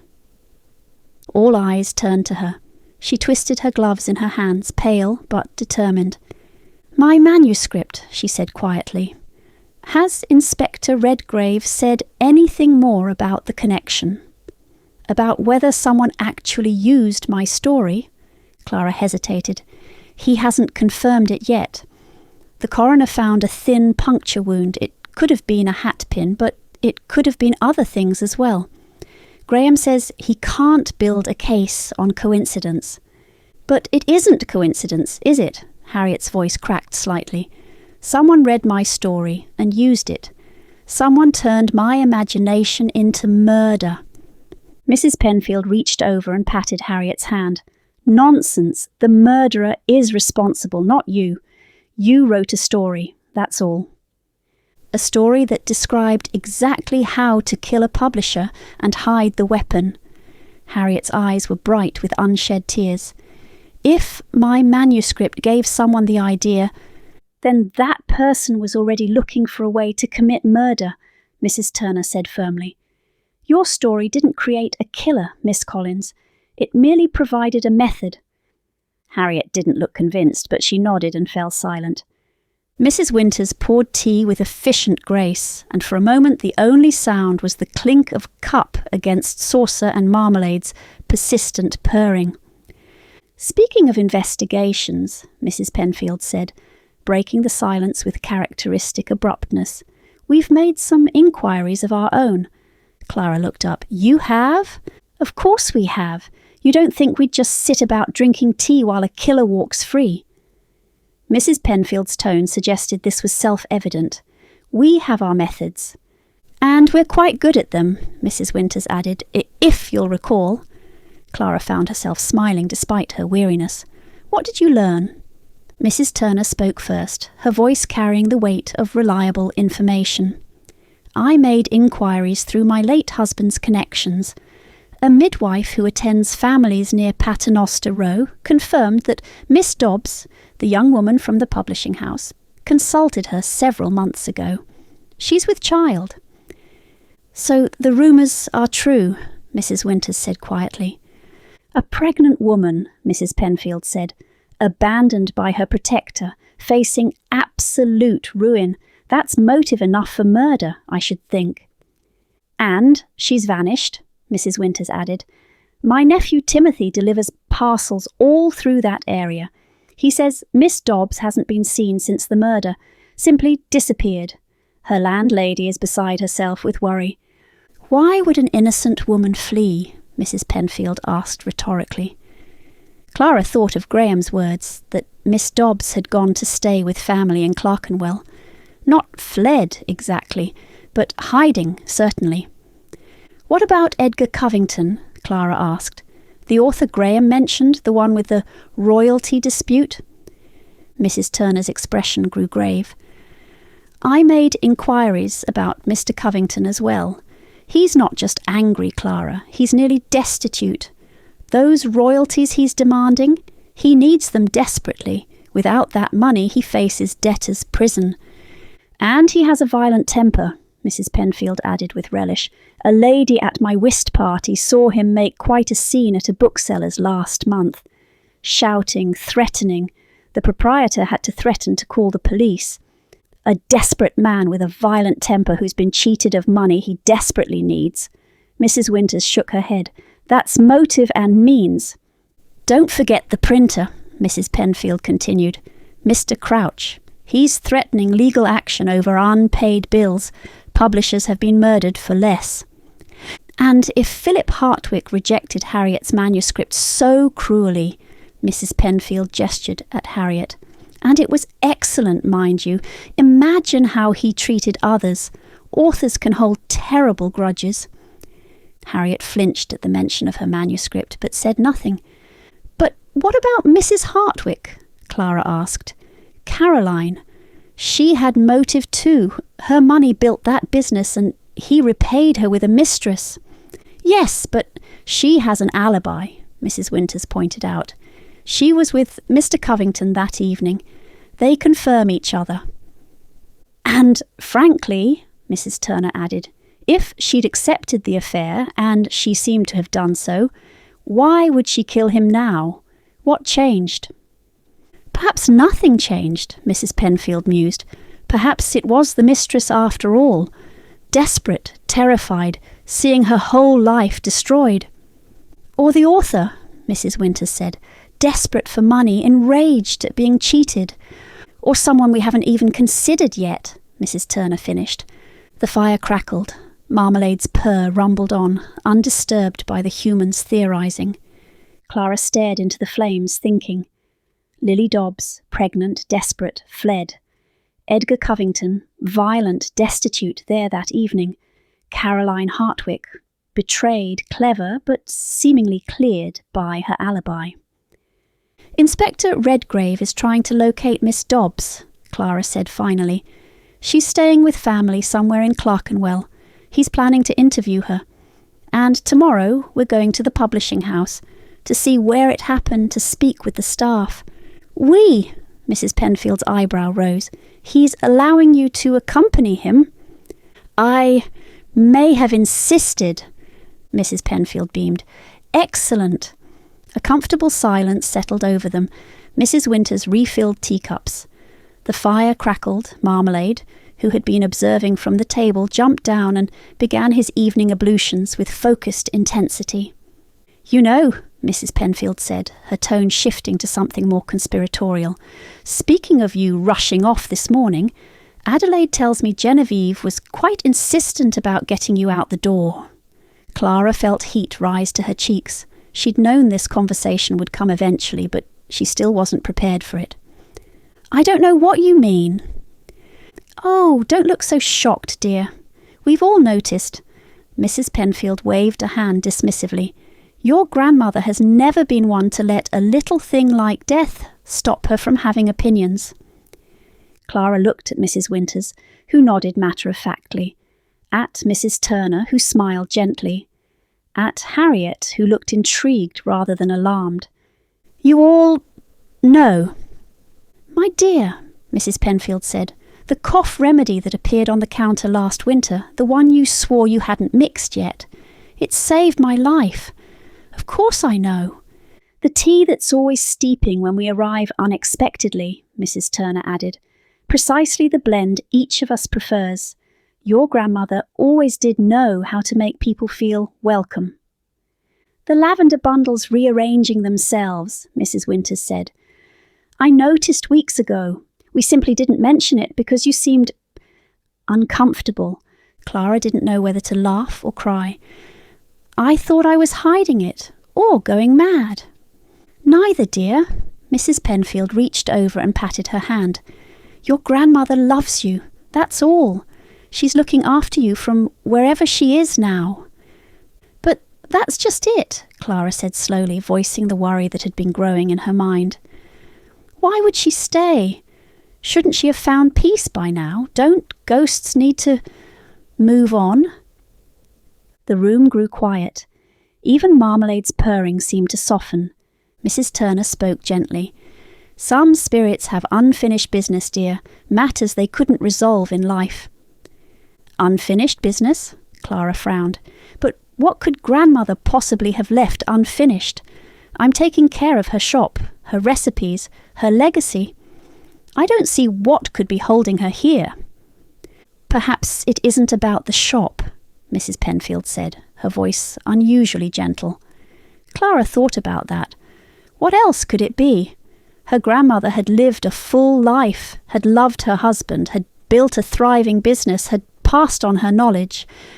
She should want Genevieve to be at peace. She should want her grandmother to move on, to find whatever rest or joy awaited beyond this world. But if Clara were honest with herself, truly honest, she couldn't bear the thought of her grandmother being gone for good. Not when she could still feel her presence so keenly. The warmth that filled the shop at unexpected moments, the scent of lavender when she needed guidance, the sense of being watched over, protected, loved. How would she go on without that? Was it selfish to want her grandmother to stay, even if it meant Genevieve couldn't find peace? Was Clara the one keeping her here, unable to let go, clinging to a presence she should release? The guilt settled in her chest, heavy and cold. Her mind flickered unbidden to her father, to the questions she'd never quite dared to ask, to the way his death had never quite made sense, the details that had never quite added up. She'd been so young when it happened, and grandmother had always changed the subject when Clara tried to ask. But no, that was ridiculous. Her father had died of fever. That was all. "Any unsolved mysteries in the family?" Mrs. Penfield asked brightly. "Unresolved grievances, hidden treasures?" Clara shook her head, pushing the thought away. "Nothing I can think of." It may reveal itself in time," Mrs. Turner said. "These things often do." Marmalade chose that moment to jump down from Clara's lap and wind between her ankles, purring loudly. A distraction, a comfort. "Does your inspector know?" Mrs. Penfield asked, unable to resist. "About Genevieve?" "He's not my inspector." "Oh, hush, does he know?" Clara felt her cheeks warm. "No, he doesn't. He's a man of evidence and logic, Mrs. Penfield. He'd think I was—" She trailed off, unable to say the word. "He'd think you were extraordinary," Mrs. Turner said firmly. "Which you are." "Ghosts aren't admissible evidence in a court of law," Clara said quietly. "How could I possibly explain? Yes, Inspector, I know the victim was at ease because my dead grandmother rearranged my lavender to tell me so." Mrs. Winters smiled. "Perhaps someday, when you're ready." "Perhaps," but Clara's tone suggested unlikely. "A ghost who solves crimes," Harriet said suddenly, her writer's mind clearly working despite her anxiety. What if she could see things the living couldn't? Lead the detective to clues? The ladies laughed gently. Harriet Collins, Mrs. Penfield said with mock severity, are you plotting your next book while we're in the middle of a real murder? Harriet blushed. A writer's mind never rests. I can't help it. Grandmother doesn't work quite like that, Clara said, smiling despite herself. She doesn't lead me to clues so much as push me toward doors I need to walk through, coats falling off hooks, gloves appearing where they shouldn't be. But in a story, Harriet said, warming to the idea, she could be more active. She could move objects to spell out messages or appear in mirrors, or perhaps we should focus on the murder at hand before you write your next novel, Mrs. Turner suggested dryly. Of course. Yes. Sorry. But Harriet's eyes were bright now, the fear temporarily replaced by creative excitement. Mrs. Penfield stood with a rustle of skirts. The cards. Your grandmother always did the cards on evenings like this. Perhaps she'll speak through them. Clara fetched the tarot deck from its drawer behind the counter, the worn deck that had belonged to Genevieve, and to her mother before that. 3 generations of women's wisdom in 78 cards. As she set the deck on the table, Marmalade leaped up with perfect timing and sat directly on top of the cards, tail curled around his paws, staring at them with feline superiority. I believe Marmalade has opinions about the reading, Mrs. Penfield observed. Marmalade has opinions about everything, Clara said, reaching to relocate him. He allowed himself to be moved with injured dignity, settling instead on the edge of the table where he could watch the proceedings with the air of a magistrate observing a particularly tedious trial. Clara shuffled the cards, the familiar weight and texture grounding her. How many times had she watched her grandmother do this? How many times had Genevieve's hands moved through these same motions, laying out fate and future in pictures and symbols? Each of us draws one, Mrs. Penfield instructed, as if Clara didn't know. Whatever card calls to you. Mrs. Penfield went first, her hand hovering over the spread deck before selecting a card near the centre. She turned it over. The 3 of Cups. Oh, how lovely! Mrs. Penfield beamed at the image of 3 women raising chalices in celebration.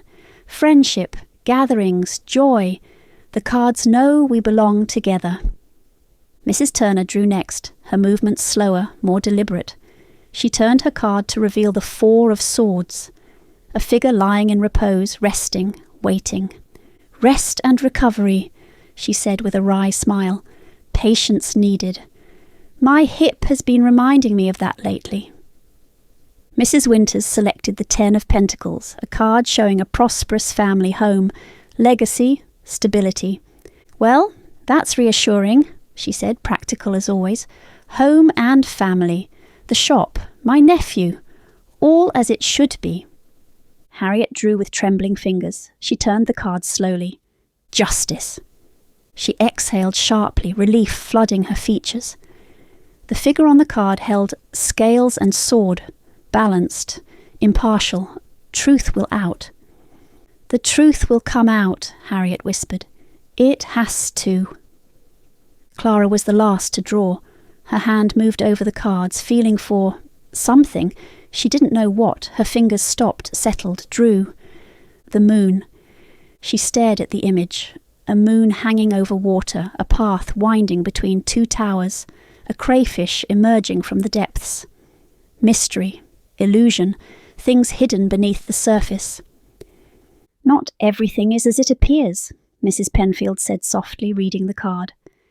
Trust what you feel, not just what you see. Clara studied the card.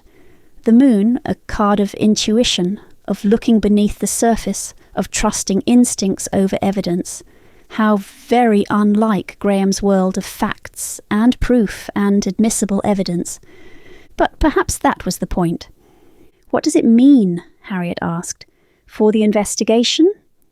It means, Mrs. Turner said thoughtfully, that Clara must trust her own judgment. The truth may not be obvious. Clara studied the card.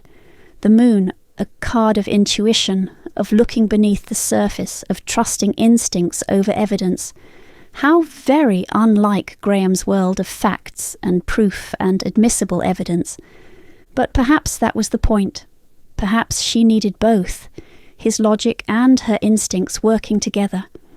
Trust what you feel, not just what you see. The room had grown warmer, or perhaps that was just the fire. Clara thought, just for a moment, that she caught the faint scent of lavender, but it could have been the dried bundles hanging from the rafters. Could have been. Mrs. Penfield gathered the cards reverently. Your grandmother would be proud of you, Clara, solving murders, standing up to that handsome inspector, living fully. Clara smiled but said nothing. The scent of lavender faded, if it had ever been there at all.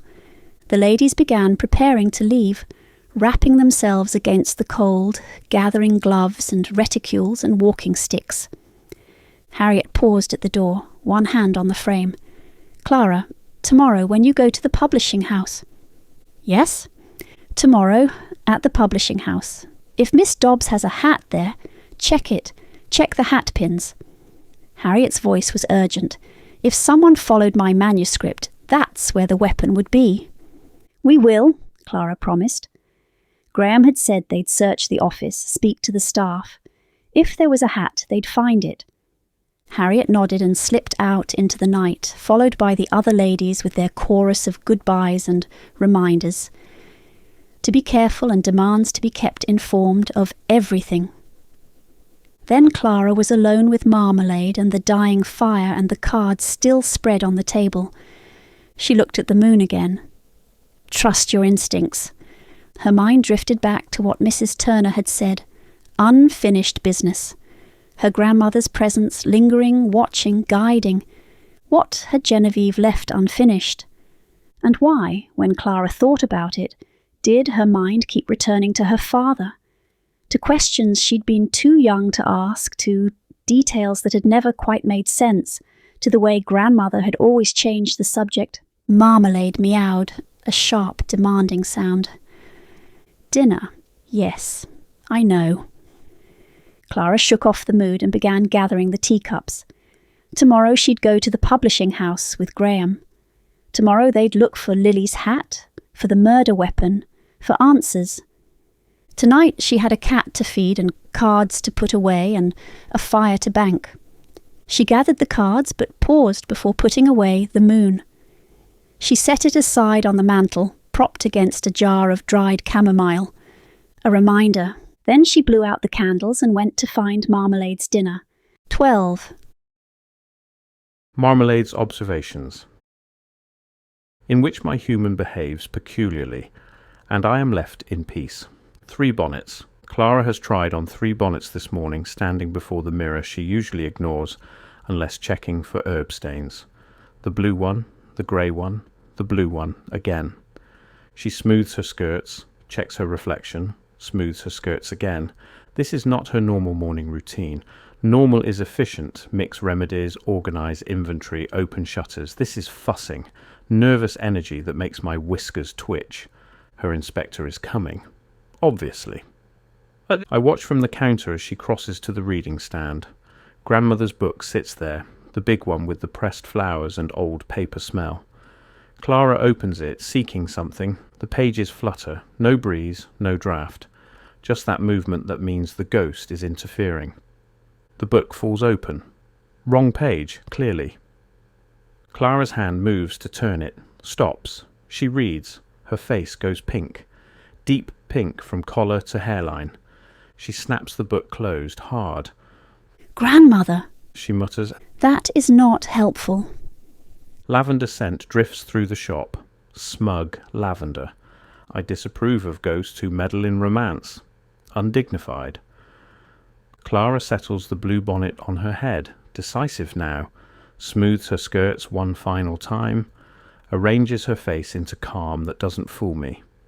The shop bell chimes. Her inspector enters, removing his hat. Miss Wetherly, good morning. Inspector, I'm ready. They look at each other. Too long for greeting, not long enough to be awkward. The air shifts. Temperature drops 0.5 degrees. Neither moves. Then he gestures toward the door. "Shall we?" She collects gloves, reticule, pauses to scratch behind my ears. "Behave yourself, Marmalade." As if I'm the one who requires instruction, they leave together, careful distance between them, neither looking at the other, both aware of every movement. Humans think they're subtle. The shop bell chimes their departure. Finally, peace. No chattering ladies, no Clara clattering about, no her inspector filling the space. I claim my sunbeam. Adequate warmth for surveillance and napping. Guard duty is exhausting. Walking beside Graham felt different this morning. Clara told herself it was anticipation about the investigation. Certainly not the way her pulse jumped when his sleeve brushed hers, navigating around a street vendor's cart. She was being ridiculous. "Is that a new bonnet?" Graham asked. The question was so unexpected that Clara nearly stumbled. "What? No, why would you—" "You look different." Different. Not better, not worse. Different. Which meant he'd been looking closely enough to notice. "It's the same bonnet I always wear," she lied, not meeting his eyes. That sound, that infuriating, knowing sound. Clara fought the urge to check her ribbon for the 4th time that morning. "Mrs. Penfield is minding the shop?" he asked, mercifully changing the subject. "Under strict orders not to reorganize anything. You trust her with that?" "Not remotely, but the alternative was closing for the day, and I can't afford—" Clara stopped. She'd nearly said too much. "It's fine. She'll manage." Graham glanced at her but didn't press. Another small grace she hadn't expected. They turned on to Paternoster Row, a street Clara had passed dozens of times without truly seeing. Today it felt different. More real. This was where Philip Hartwick had built his empire of lies, where Lily Dobbs had worked, where someone had committed murder. Hartwick and Sons stood halfway down the row, black morning crepe stark against the pale stone. "Penny for the latest," a boy's voice rang out. "Murder! Read about the publisher's murder!"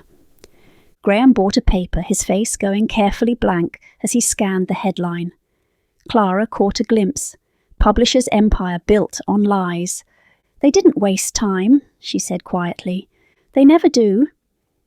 Graham folded the paper with sharp, precise movements. After a man dies, everyone suddenly remembers how much they hated him. But was he really? Yes. Graham's voice was flat.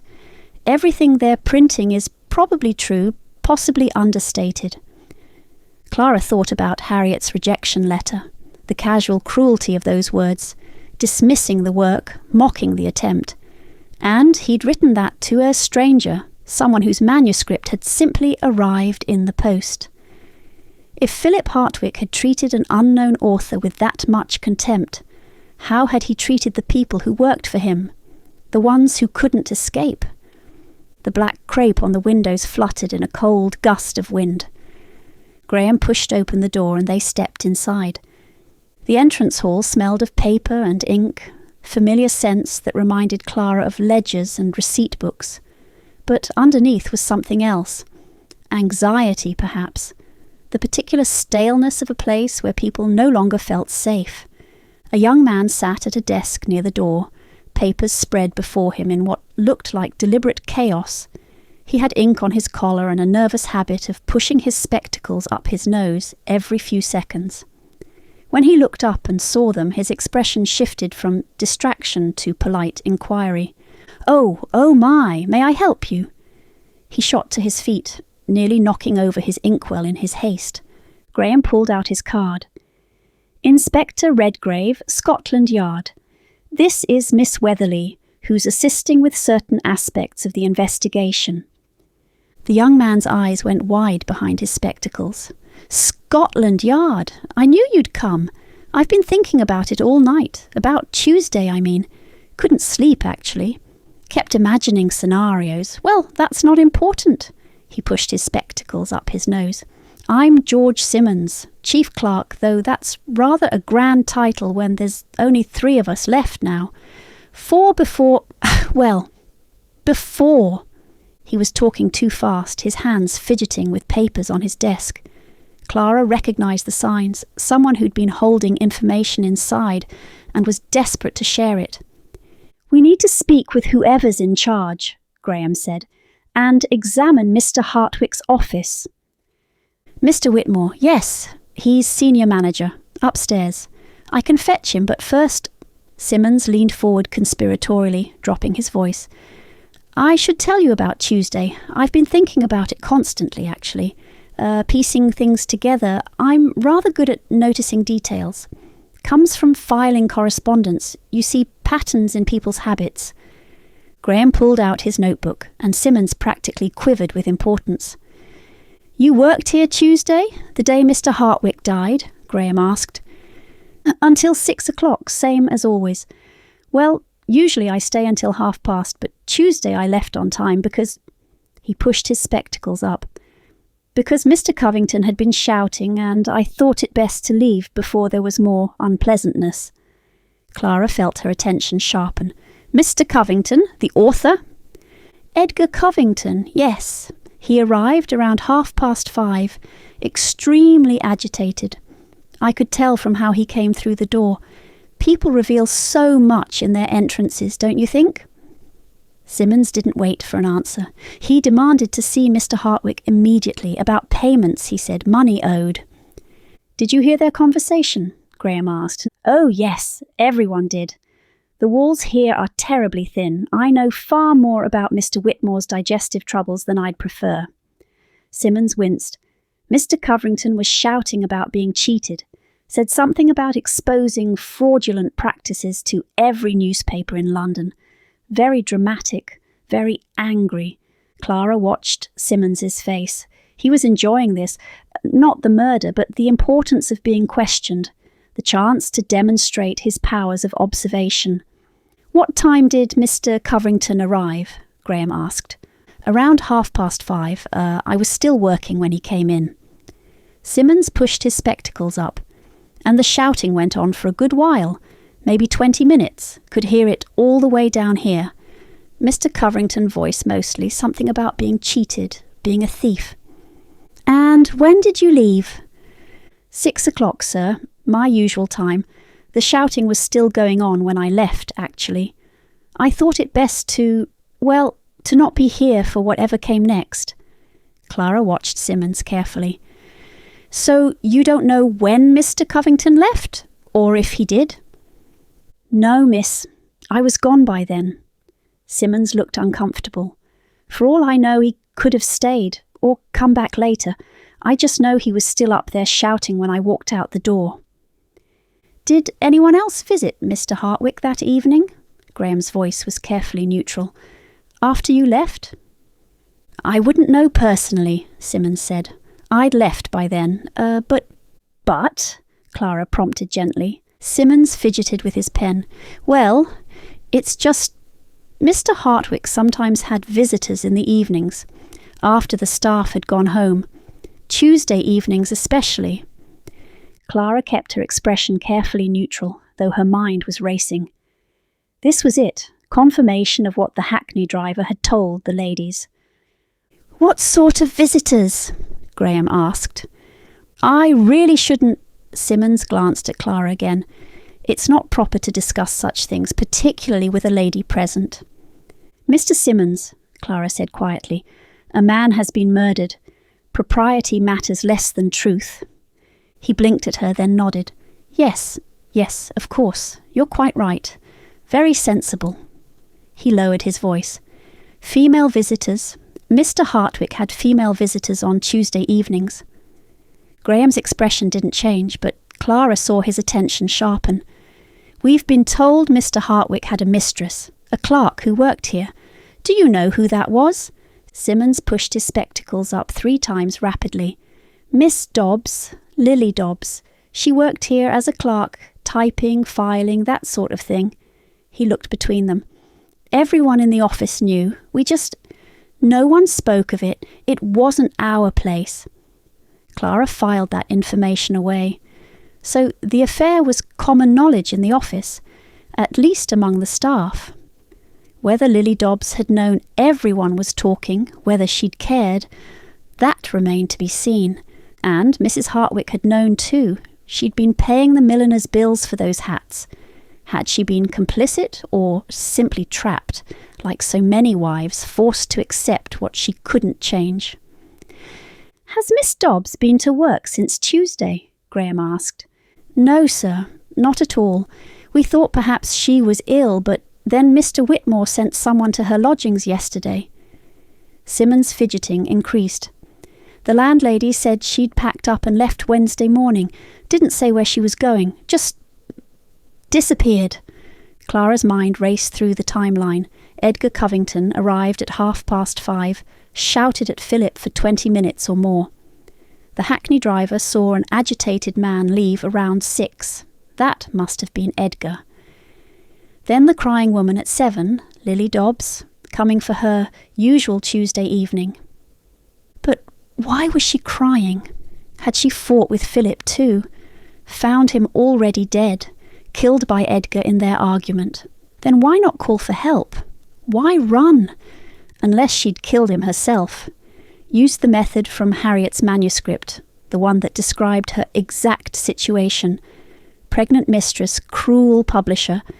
But that was only theory. They had no proof anyone had actually used that manuscript. Yet. "We have a witness," Graham said carefully, "who saw a woman leaving this building Tuesday evening around 7 o'clock. She was crying. Would that have been Miss Dobbs?" Simmons hesitated, then nodded reluctantly. "I suppose it could have been. If it was Tuesday evening around that time. Yes, it would probably be her. That was her usual evening to visit." "And how did everyone know about this arrangement?" Clara asked. "What made it obvious?" "Well, miss," Simmons looked embarrassed. "There were the gifts. Mr. Hartwick would buy her things. Hats, mostly, those enormous French things with peacock feathers and silk flowers. Terribly expensive. She'd wear them to work. We all knew what they meant." Graham's attention sharpened. "She wore these hats often?" "Different ones, but yes, nearly every day." Simmons pushed his spectacles up. They were rather garish, really, but she seemed proud of them. Clara thought of the girl wearing those monstrosities, believing they meant love. But sympathy wouldn't help Lily Dobbs now. Only the truth would. "Mr. Simmons," Graham said, his voice taking on a harder edge, "what did Mrs. Hartwick think of this situation? Her husband's clerk wearing expensive gifts, everyone in the office knowing."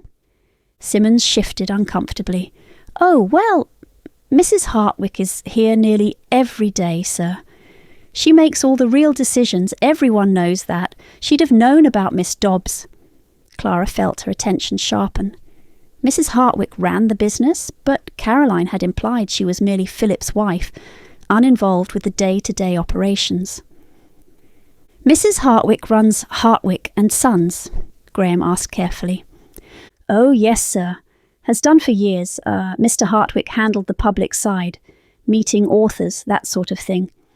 But Mrs. Hartwick is the real editor, reads every manuscript, makes all the decisions about what to publish." Simmons pushed his spectacles up. "We all knew it, but, well, it wouldn't do to say so, would it?" "And did Mrs. Hartwick and Miss Dobbs work together?" Clara asked. "No, miss. Miss Dobbs was a typist. Mrs. Hartwick dealt with the manuscripts and editors. But in an office this small," he trailed off meaningfully. "Everyone knew about the affair," Graham said flatly. "Yes, sir, including Mrs. Hartwick, though she never said anything about it, not that I heard." "Was Mrs. Hartwick here Tuesday evening?" Simmons thought for a moment. "I believe she left early that day. Around 5, perhaps. But I'm not certain." Graham made a note. Clara watched his expression. Caroline Hartwick had lied about her involvement in the business. What else had she lied about? "Tell me about Mr. Hartwick himself," Graham said. "What kind of man was he?" Simmons' expression shifted, the discomfort mixing with something that looked almost like relief. "Do you want the truth, Inspector? Or what we're supposed to say about the dead?" "The truth? He was terrible." The words came out in a rush. "To everyone. The staff, the authors, the printers he owed money to. These past few months he'd been getting worse. Paranoid. Always checking locks, jumping at sounds. He'd mutter about people conspiring against him." Simmons pushed his spectacles up. "Though I suppose if you cheat enough people, eventually you do have conspirators." "Were people conspiring?" Clara asked. "I don't know about conspiring, but plenty were angry." Simmons counted on his fingers. Mr. Covington and his threats, the printers he hadn't paid, authors demanding their royalties, Mrs. Hartwick always trying to smooth things over. He paused. "If you'd ask me who wanted Mr. Hartwick dead, I'd have to say only everyone who knew him." The statement was delivered with such earnest matter-of-factness that Clara almost wanted to laugh. Almost. "That's quite a list of suspects," Graham said dryly. "Yes, well," Simmons looked rather proud of this observation. "I've been thinking about it all night, as I said, making lists, considering motives. It's fascinating, really, from a logical perspective, like a puzzle." "Can you take us up to Mr. Hartwick's office?" Graham asked. "Of course. Let me fetch Mr. Whitmore first. He'll want to be there." Simmons hurried up the stairs. Clara's mind was still working through what they'd learned. Edgar Covington, violent and desperate. Lily Dobbs, the mistress who'd disappeared. Caroline Hartwick, who ran everything and knew everything and had lied about it. Mr. Whitmore appeared a few minutes later with Simmons hovering behind him, a thin grey man who looked as though he'd spent too many years managing other people's crises. He shook Graham's hand, then turned to Clara with a slight bow. "Miss Wetherly, an unusual circumstance." "Unusual times, Mr. Whitmore," Clara said. "Indeed." He didn't argue about her presence, which Clara appreciated. "This way, please." He led them up a narrow staircase. The building creaked around them, old wood settling, the distant clack of typewriters from other offices. Life continuing, despite death. Clara caught the scent of printer's ink and binding glue, the particular smell of a place devoted to words. Whitmore stopped at a door marked with Philip Hartwick's nameplate. "No one's been in since Wednesday morning, when the constables came. They barely glanced around, ruled it heart failure before they'd finished their tea, from what I gather." He shook his head. "Then it was Christmas, of course. The office has been closed." He unlocked the door. Clara stepped inside and her breath caught, not from horror but from how ordinary it was. Just an office, desk, chair, bookshelf, window looking out over Paternoster Row. The coal fire had gone out days ago, and the room held a damp chill that made her shiver. Grey December light filtered through unwashed windows, illuminating dust motes that drifted in the still air. And there, by the door on a simple wooden coat rack, hung what might be the ugliest hat Clara had ever seen. She kept her eyes on the desk, not letting herself look directly at it yet. Not until she'd thought through what she was looking for. "Mr. Whitmore, thank you," Graham said. "I'll need complete privacy for this examination. If you could prepare that list of Tuesday's staff and visitors." "Of course, Inspector." Whitmore withdrew, pulling Simmons with him despite the clerk's obvious reluctance to leave. The door clicked shut. Graham moved immediately to the desk, his movements methodical. "Edgar Covington," he said, pulling open drawers. "He's our strongest suspect. Violent temper, public threats, seen leaving in a rage. If I can find evidence of the money owed—" But Clara was barely listening. Her mind was working through the pieces. The hackney driver said the crying woman left at 7.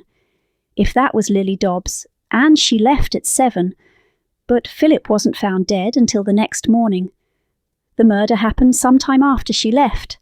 Edgar Covington left at 6, angry. He could have come back after the staff left.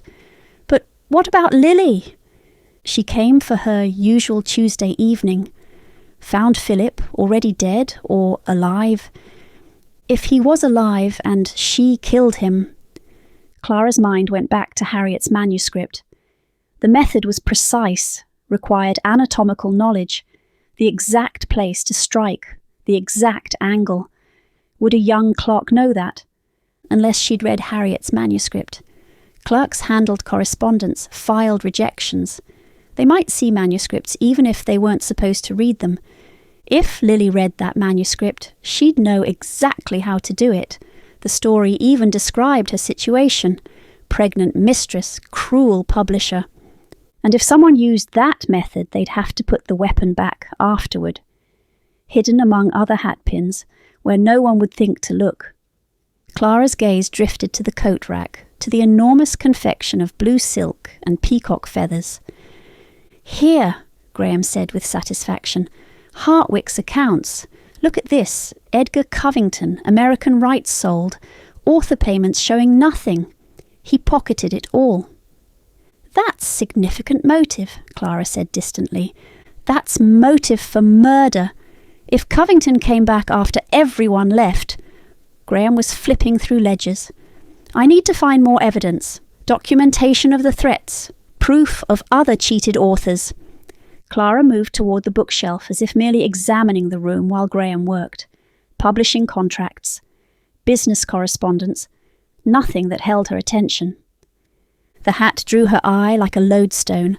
It truly was spectacular in its ugliness.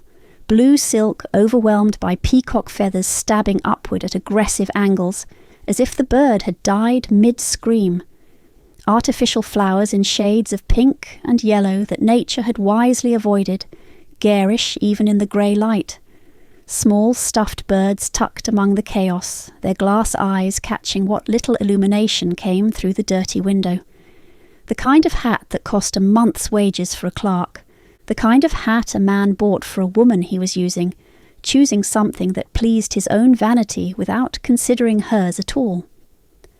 "That's an interesting hat," Clara said casually, keeping her voice light. Graham glanced up from the ledgers. "What? Oh, yes, must be Miss Dobbs's. It must have been expensive." Clara drifted closer, tilting her head as if admiring the craftsmanship.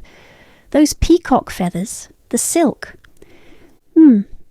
Graham had already returned his attention to the accounts, his finger tracing down columns of figures. Clara reached out, her fingers hovering over one of the peacock feathers. Her heart was pounding now, but she kept her movements casual, curious, as if she were just a woman admiring another woman's belongings. If Harriet's manuscript was really used, if the killer really did put the weapon back in her hat, then it would still be here, wouldn't it? Her fingers found the pins. Long steel pins thrust through the crown, holding the elaborate structure together. The silk felt cool and slightly rough under her fingertips, expensive but garish.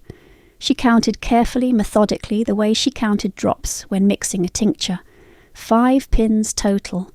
4 had decorative heads, coloured glass catching the weak December light, blue like sapphires, green like bottle glass, amber like honey in sunlight, pink like cheap rouge.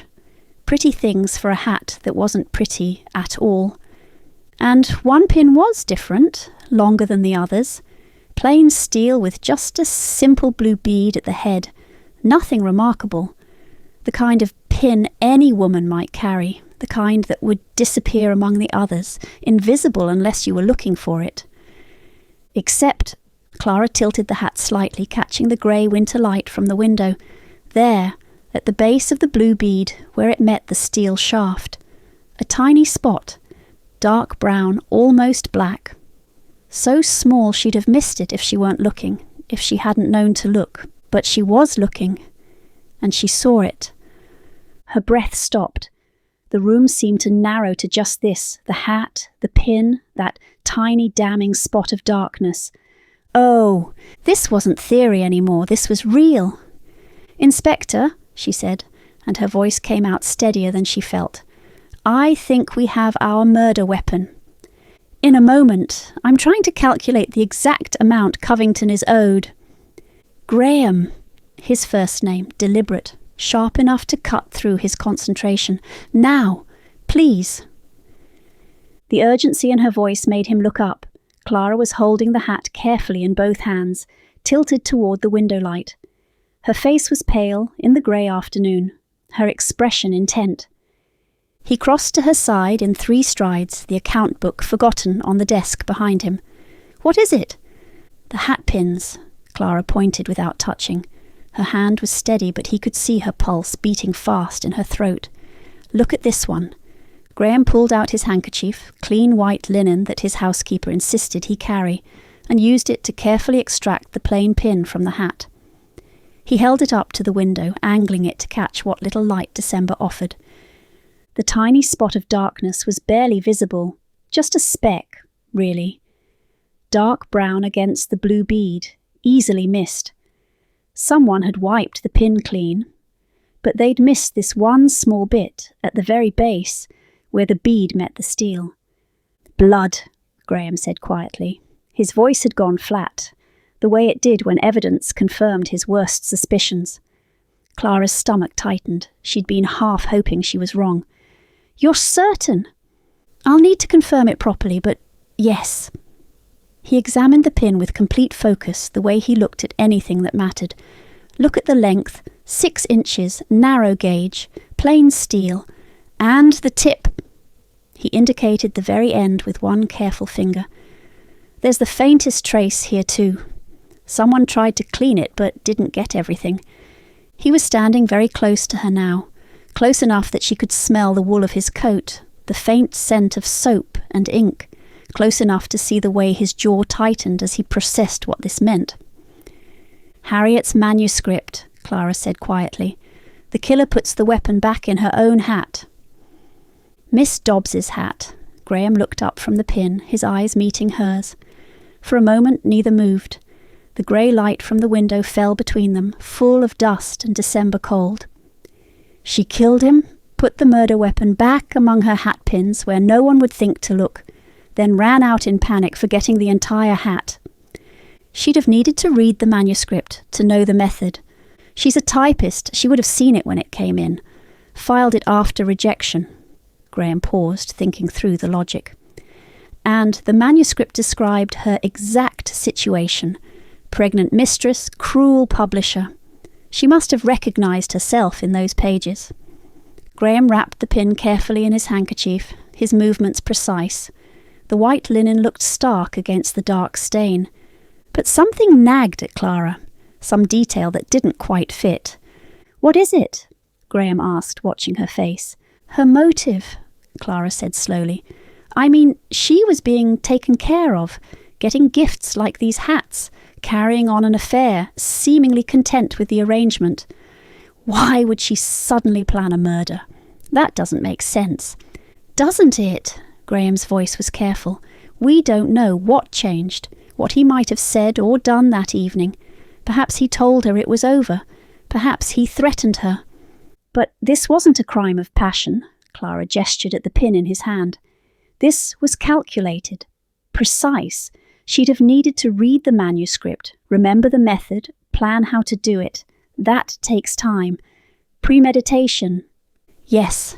Graham ran his hand through his hair, a gesture of frustration she'd rarely seen from him. It does. Edgar Covington has a clear motive, Clara continued. Money, desperation, public threats. He was here that evening arguing with Philip. That makes sense as a murder, but Lily Dobbs, she trailed off. Has the murder weapon in her hat, Graham finished flatly, which makes her our murderess, regardless of how much sense her motive makes. He looked down at the wrapped pin in his hand, the white handkerchief stark against his dark coat. When he looked back up, something had shifted in his expression. We need to find Miss Dobbs, he said. Bring her in for questioning. See what she has to say about all of this. It wasn't quite belief, but it wasn't quite doubt either. Clara nodded slowly. The hat sat on its rack, garish and abandoned, peacock feathers catching the grey December light. If Lily Dobbs had read that manuscript, if she'd planned this murder using Harriet's method, then she knew the hat was everything. The whole point was walking out wearing the weapon. So why was it still here? 13. The house on Merton Street was narrow and tired, squeezed between a chandler's shop and a building that had once been something grander. Paint peeled from the door frame. A child's face appeared briefly at an upper window, then vanished behind a threadbare curtain. Clara felt the contrast acutely. Yesterday's interview in Caroline Hartwick's elegant townhouse, all dark wood and controlled composure, and now this. A working family's home, where respectability was maintained through constant effort, and the cracks showed anyway. Graham knocked, waited. The door opened to reveal a woman in her 40s, grey streaking her hair, an apron dusted with flour. Her face held the particular wariness of someone who'd learned to expect bad news. "Mrs. Dobbs?" Graham removed his hat. "I'm Inspector Redgrave, Scotland Yard. This is Miss Wetherly. We're here to speak with your daughter." The woman's hand tightened on the doorframe. "She's not well. The shock of it all. Mr. Hartwick's death. She's taken it very hard." "I understand, but I'm afraid this can't wait." For a moment Clara thought she would refuse, close the door, bar them entry, protect her daughter as mothers always had. But Mrs. Dobbs was a practical woman. She knew what happened to girls who refused to cooperate with Scotland Yard. "She's in the back parlour." Her voice was flat, defeated. "I'll fetch her." She led them through a narrow hallway that smelled of boiled cabbage and tallow candles. A small boy peered around a doorway. Lily's brother, perhaps, or a nephew, before a woman's sharp voice called him back. The house was full of people trying not to be seen. A family closing ranks around its wounded member. The back parlour was cramped but clean, furnished with pieces that had seen better decades. A coal fire burned low in the grate, and someone had set out tea things on a scarred wooden table, an attempt at normality that fooled no one. "Wait here," Mrs. Dobbs said. "I'll bring her down." They waited. Clara studied the room, the mended curtains, the darned antimacassars, the single-framed print of a pastoral scene that had probably come with the house, a home where every penny mattered, where a daughter's position as a publisher's clerk would have been a source of pride, where a daughter's pregnancy by that same publisher would be a catastrophe. Footsteps on the stairs, slow, reluctant. Lily Dobbs appeared in the doorway and Clara's breath caught. She was younger than Clara had imagined, 20 at most, with a pale, pretty face now swollen from crying. Dark hair pulled back severely, as if neatness might compensate for disgrace. Her dress was modest, high-necked, but nothing could hide the gentle swell of her belly. 5 months along, perhaps 6. But it was her eyes that struck Clara most. Red-rimmed and exhausted, yes, but also something hunted in her expression. The panic of a cornered animal that knows the snare is tightening. "Miss Dobbs," Graham's voice was neutral, "thank you for speaking with us. Please sit down." Lily lowered herself into a chair, her movements cautious in the way of pregnant women. Her hands immediately found each other in her lap, fingers knotting together. Her mother stationed herself by the door, arms crossed, daring anyone to object to her presence. "Miss Dobbs," Graham began, "I need to ask you about Tuesday evening, December 21st, the night Mr. Hartwick died." Lily flinched at the name. Her fingers tightened. "I've already told the constables." "I know, but I need to hear it myself." Clara watched Lily's face as she gathered herself. The girl was frightened, yes, but there was something else beneath it. Something that looked almost like relief at finally being asked. "I went to the office that evening." Lily spoke so softly Clara had to lean forward to hear. "I always went on Tuesdays, after the staff had gone home. Philip, Mr. Hartwick, he preferred it that way." "What time did you arrive?" 6:30, perhaps. A bit later. The streets were crowded. And what happened when you arrived? Lily's hands stilled. She stared at them as if they belonged to someone else. We argued. About what? No one spoke. Mrs. Dobbs shifted by the door, her face a mask of controlled anguish. She knew, Clara realised. She knew about the affair, the pregnancy, all of it. And she was standing there watching her daughter walk toward the gallows. I asked him to marry me, Lily's voice cracked. I know how that sounds. I know he already had a wife. But I hoped. She covered her mouth, fighting for control. I'm carrying his child. I thought perhaps he might acknowledge it at least. Provide for us. Something. And what did Mr. Hartwick say? He laughed. The word came out bitter, raw. He called me a stupid girl, said I should be grateful for what I'd been given. The hats, the little presents. As if I were a pet, he'd been feeding scraps. Clara felt something twist in her chest. The hats, those ridiculous, expensive hats that marked Lily as Philip Hartwick's property, as surely as a brand. And then, Graham prompted, he said if I ever mentioned marriage again, he'd have me committed. Lily's voice had gone flat, mechanical, as if she were reciting someone else's tragedy. To Bedlam. He said he had lunacy papers drawn up, that he could sign them whenever he liked, and I'd never see daylight again. She looked up, meeting Graham's eyes for the first time. He said they'd take my baby, raise it in the workhouse, or worse, and I'd rot in an asylum cell knowing my child was out there somewhere, suffering, and it would be my fault for being too stupid to know my place. The fire popped in the silence. Mrs. Dobbs had turned away, one hand covering her mouth.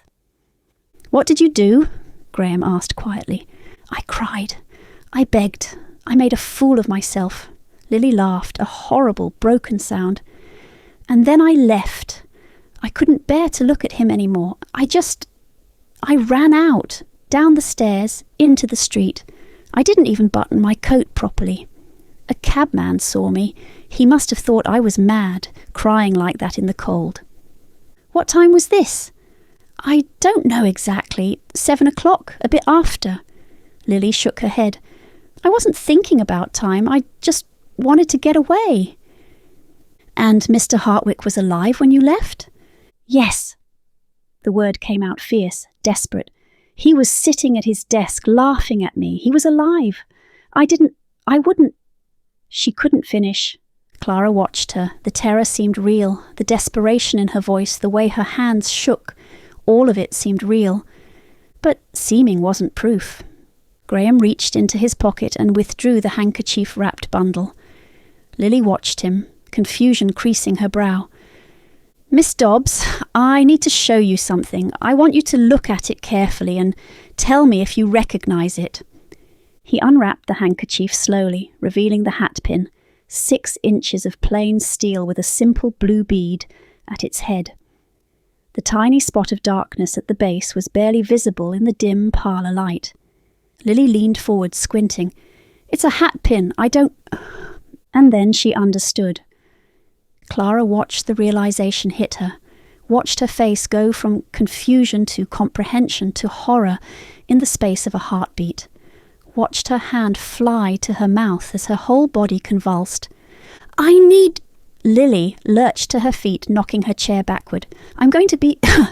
She made it to the coal scuttle in the corner before she was sick.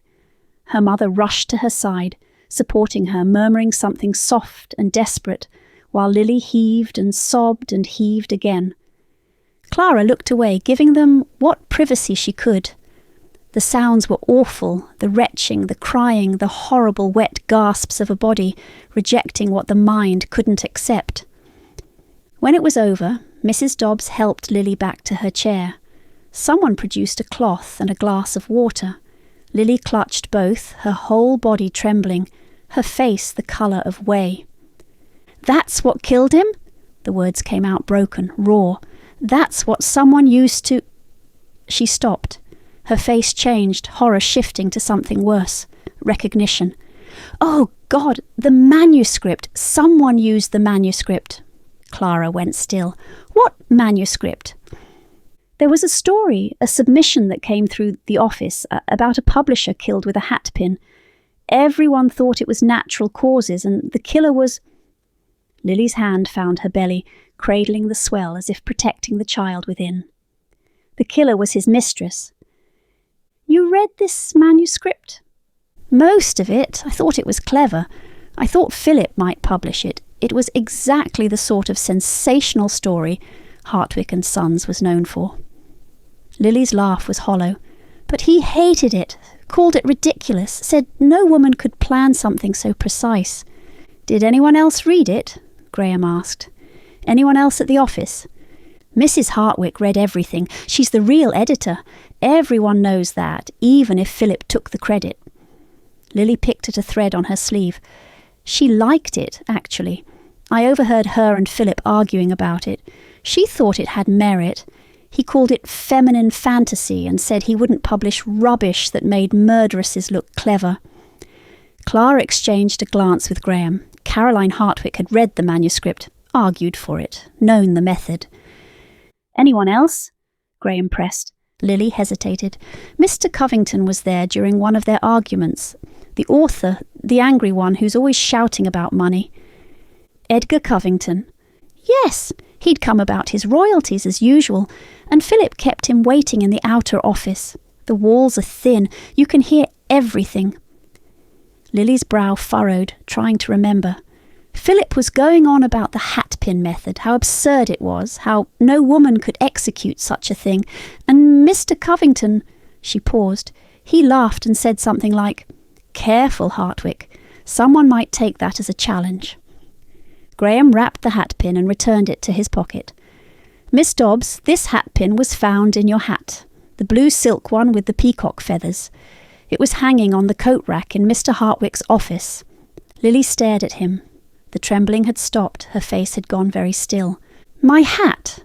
The one Mr. Hartwick gave you." "But I..." She shook her head slowly, confusion replacing horror. "I wasn't wearing that hat on Tuesday. I wore the green one. I always wear the green one on Tuesdays. It matches my good dress." "The blue hat was in Mr. Hartwick's office," Graham repeated, "with this hatpin hidden among the others." "I don't understand." Lily looked between them, her bewilderment so raw it hurt to witness. "I keep the blue one at the office. Yes, sometimes I change hats before going home, so my mother won't ask questions about where such an expensive thing came from. But that hatpin," she pointed at Graham's pocket, her finger shaking, "that's not mine. You're certain?" "I'm certain." Some strength had crept back into her voice. "My hatpins all have decorative heads.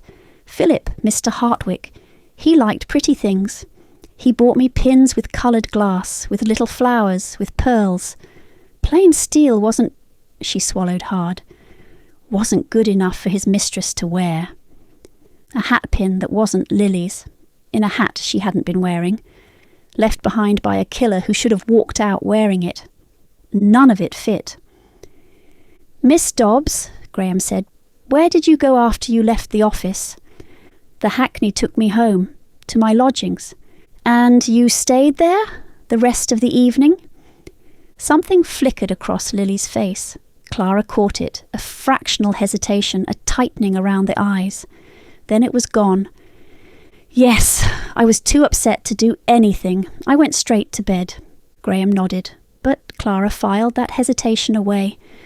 Something about that answer wasn't quite right. "Miss Dobbs, I need to ask you not to leave London.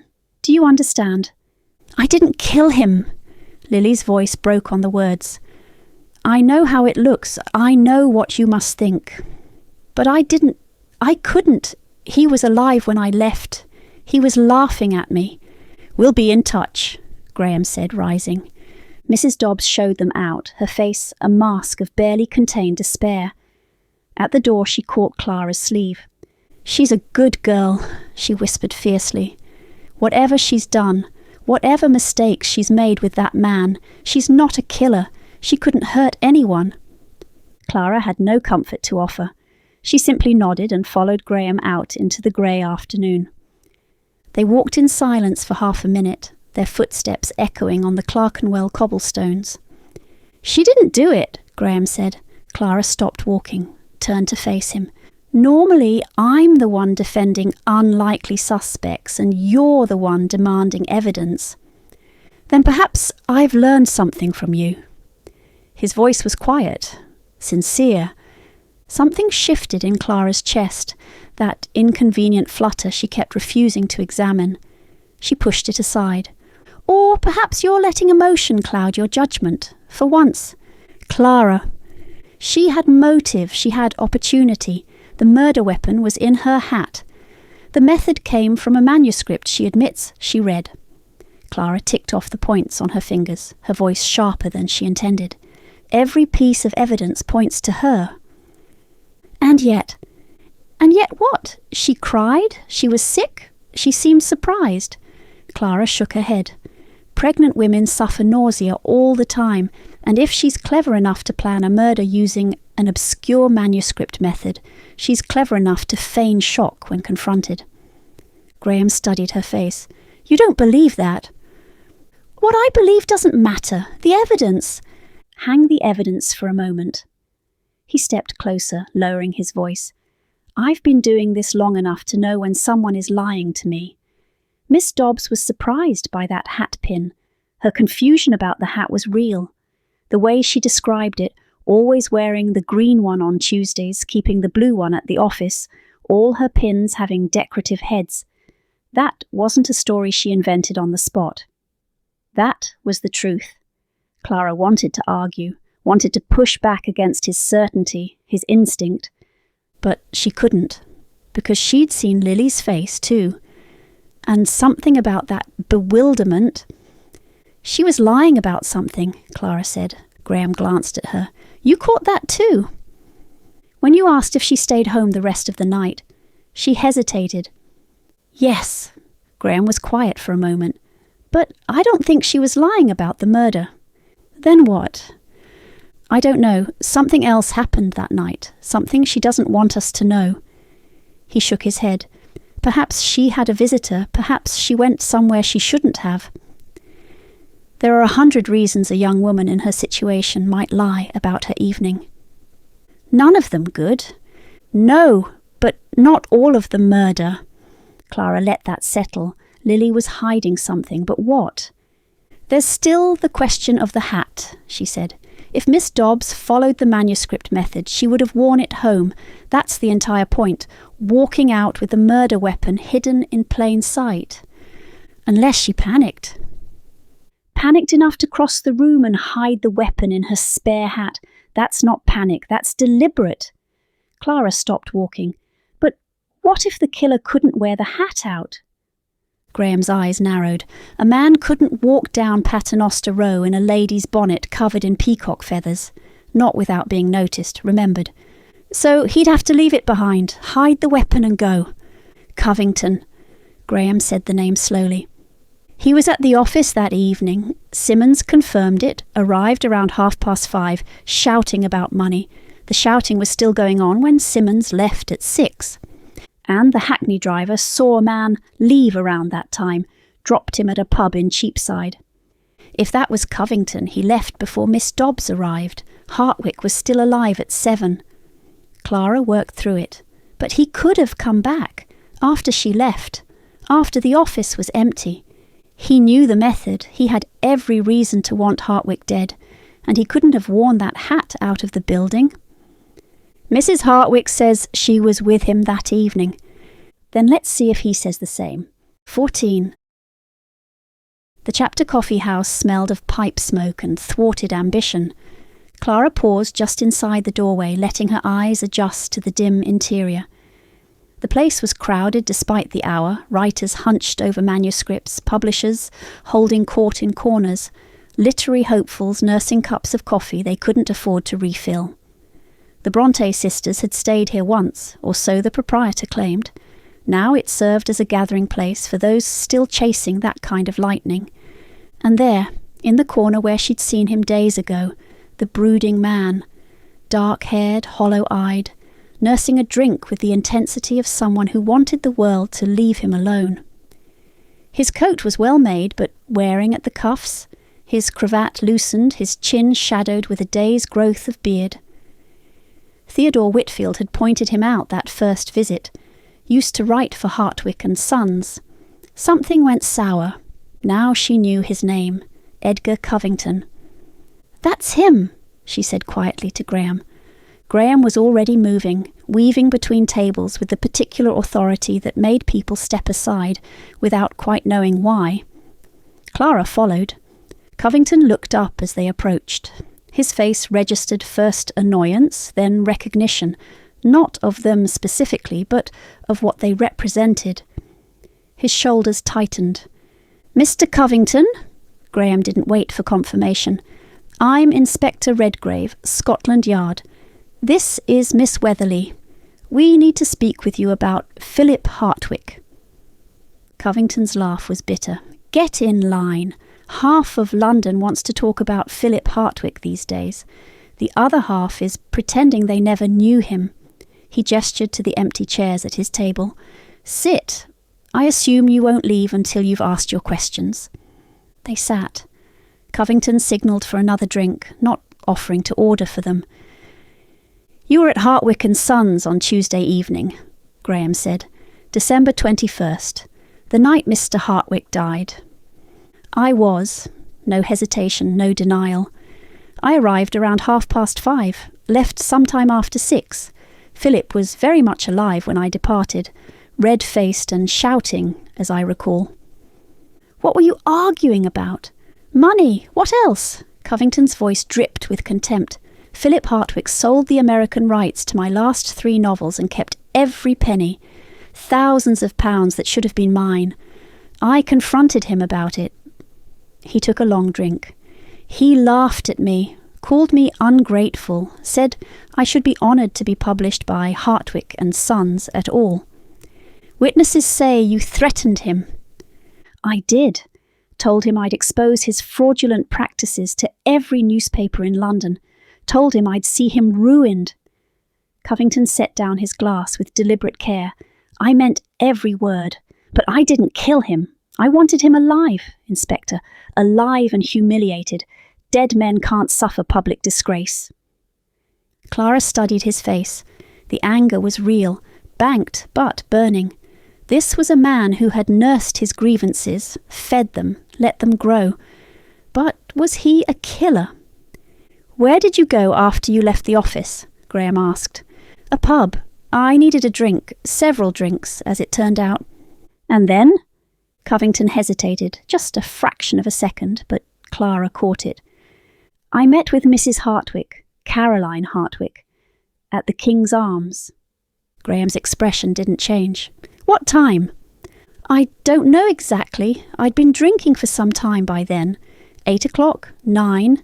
The evening is somewhat hazy." "How long did you meet?" "An hour, perhaps 2. I don't recall precisely." "And what did you discuss?"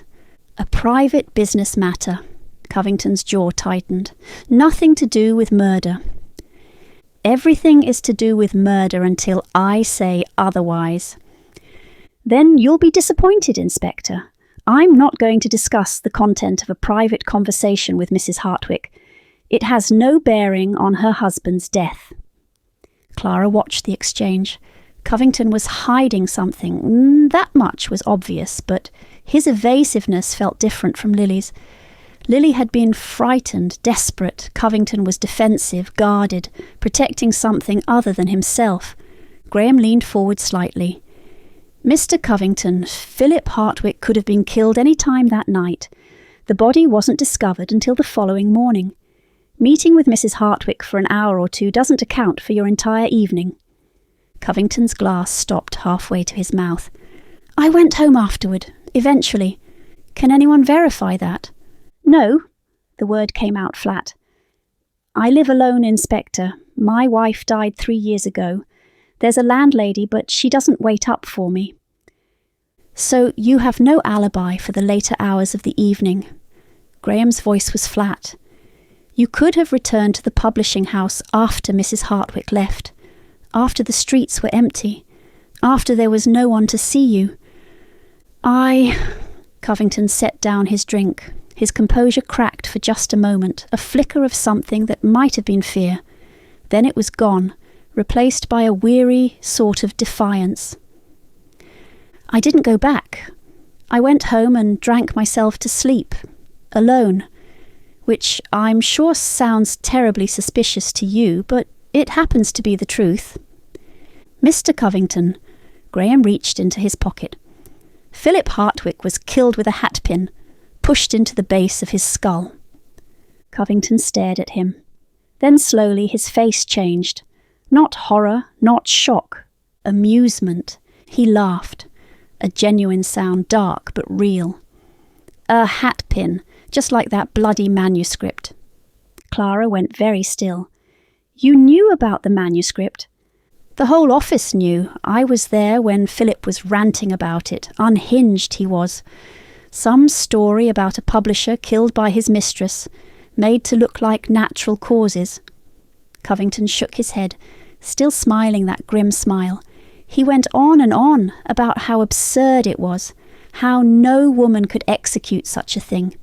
He raised his glass in a mock toast. Someone proved him wrong, it seems. You think it's funny? Graham's voice was cold. I think it's fitting. Covington met his gaze without flinching. Philip Hartwick spent his life mocking other people's work, stealing from writers, destroying anyone who got in his way. And in the end, he was killed by a method he dismissed as fantasy. He drained his glass. Yes, Inspector, I find that rather amusing. The muscle in Graham's jaw tightened. The hatpin was found hidden in Miss Dobbs's hat, the blue one with the peacock feathers. It was hanging in Mr. Hartwick's office. Miss Dobbs. Covington's amusement faded slightly. The girl, the one he stopped. Poor creature. Philip collected broken things, liked to break them further. Did you know her? I knew of her. Everyone did. Philip wasn't exactly discreet about his arrangements. Covington poured himself another drink from the bottle that had appeared at his elbow. If you're asking whether I killed Philip and hid the weapon in her hat to frame her, no, I didn't. You knew the method, Graham pressed. You had motive. You were there that evening. So were half a dozen other people, I'd imagine. Philip made enemies the way other men make friends. Covington leaned back in his chair. And besides, why would I use a hatpin? Where would I even get one? Miss Dobbs kept several in that hat. So I'm to have plucked one out while Philip sat there watching. Excuse me, Hartwick, just borrowing this. Won't be a moment. Covington's voice dripped with sarcasm. And then, instead of pocketing the thing and tossing it in the Thames, I carefully hid it back in her hat for you to find. Perhaps you... If I wanted Philip Hartwick dead, and God knows I did, I've wanted it for months. I'd have strangled him with my bare hands. Covington held up those hands, spreading his fingers. They were trembling slightly. A hatpin is a woman's weapon, Inspector, used by a woman, hidden in a woman's hat. The muscle in Graham's jaw clenched visibly. Clara saw his frustration. Covington's logic was sound, irritatingly so. Unless, Clara said, you were deliberately using the manuscript's method. Covington's gaze shifted to her. The amusement was gone now, replaced by something warier. You knew about the manuscript, Clara continued, keeping her voice steady. You overheard Philip mocking it. You even joked about it. Careful, Hartwick. Someone might take that as a challenge. Covington's expression flickered. He hadn't expected them to know that. If you wanted to implicate a woman, to draw suspicion away from yourself, then using a hatpin would be quite clever, wouldn't it? Use the method from the manuscript. Hide the weapon in Miss Dobbs's hat. Let everyone assume the obvious. Covington stared at her. The coffee house had gone quiet around them, or perhaps it only seemed that way. Yes, he said finally. His voice was flat, cold. That would be clever, exactly what I'd do if I wanted to frame someone. He leaned forward, holding Clara's gaze. Only problem is that I didn't. Silence. You won't tell us what you discussed with Mrs. Hartwick? Graham asked. No. Why not? Because it's none of your business. Covington picked up his glass again. It was a private conversation about private matters. Nothing to do with Philip's death. That's for me to determine. Then determine it without my help. Covington took a long drink. Arrest me, Inspector, or leave me to my misery. Graham held his gaze for a long moment. Finally he stood. Don't leave London, Mr. Covington. Where would I go? Philip Hartwick cheated me out of every penny I had. Covington's smile was thin and sharp. I couldn't afford to leave if I wanted to. The afternoon had turned to evening while they were inside. Gas lamps flickered along Paternoster Row, casting pools of yellow light onto the wet cobblestones. Clara walked beside Graham in silence, turning over everything Covington had said. His logic about the hatpin was sound, disturbingly so. Where would a man get a hatpin? Why would he leave it behind instead of disposing of it? The Thames was right there, dark and deep and full of secrets. But her counter had been sound too. If you wanted to frame a woman... He's hiding something, she said finally. Obviously. Graham's voice was tight with frustration. The question is what? The meeting with Mrs. Hartwick.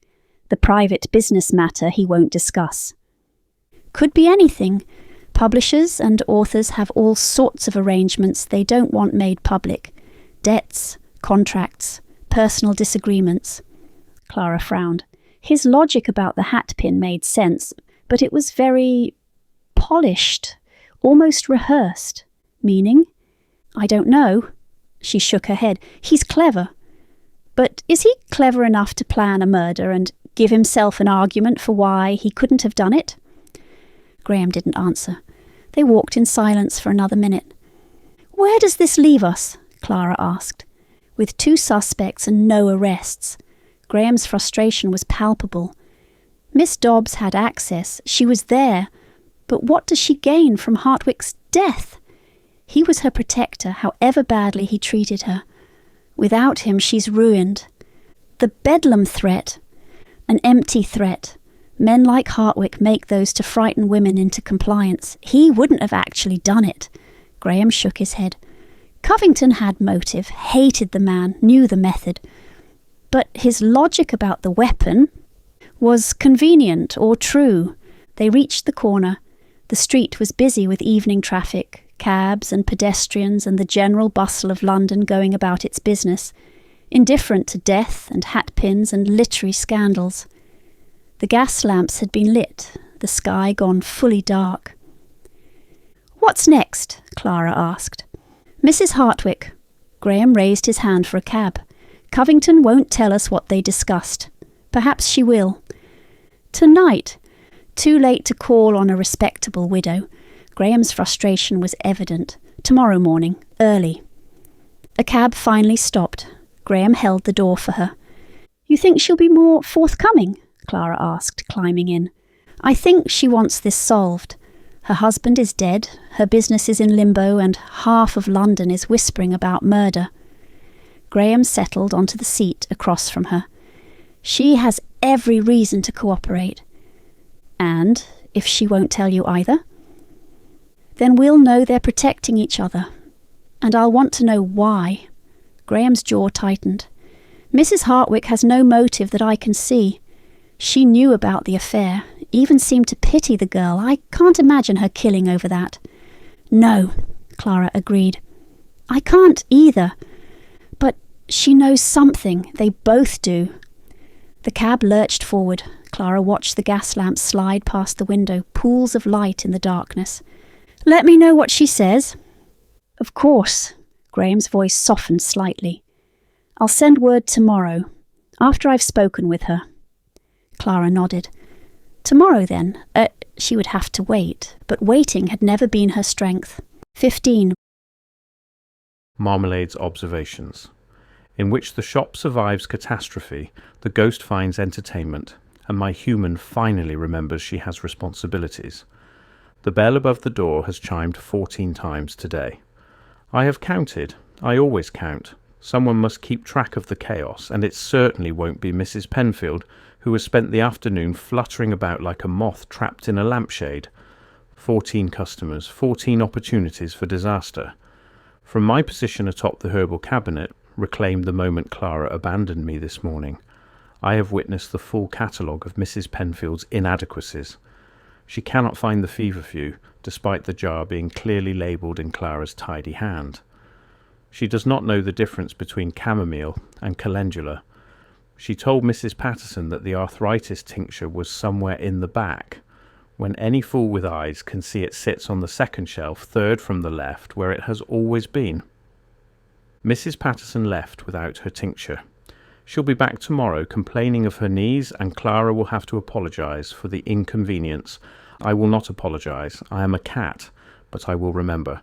The shop has been closed for 3 days. 3 days while Clara played detective with her inspector, gallivanting about London, interviewing suspects, discovering bodies, or whatever it is humans do when they've forgotten they have a business to run and a cat to feed. My kippers were late this morning. I'm not saying this influenced my assessment of Mrs. Penfield's performance, but I'm not saying it didn't. The afternoon light slants through the shop windows, catching the dust motes Mrs. Penfield has stirred up with her constant fluttering.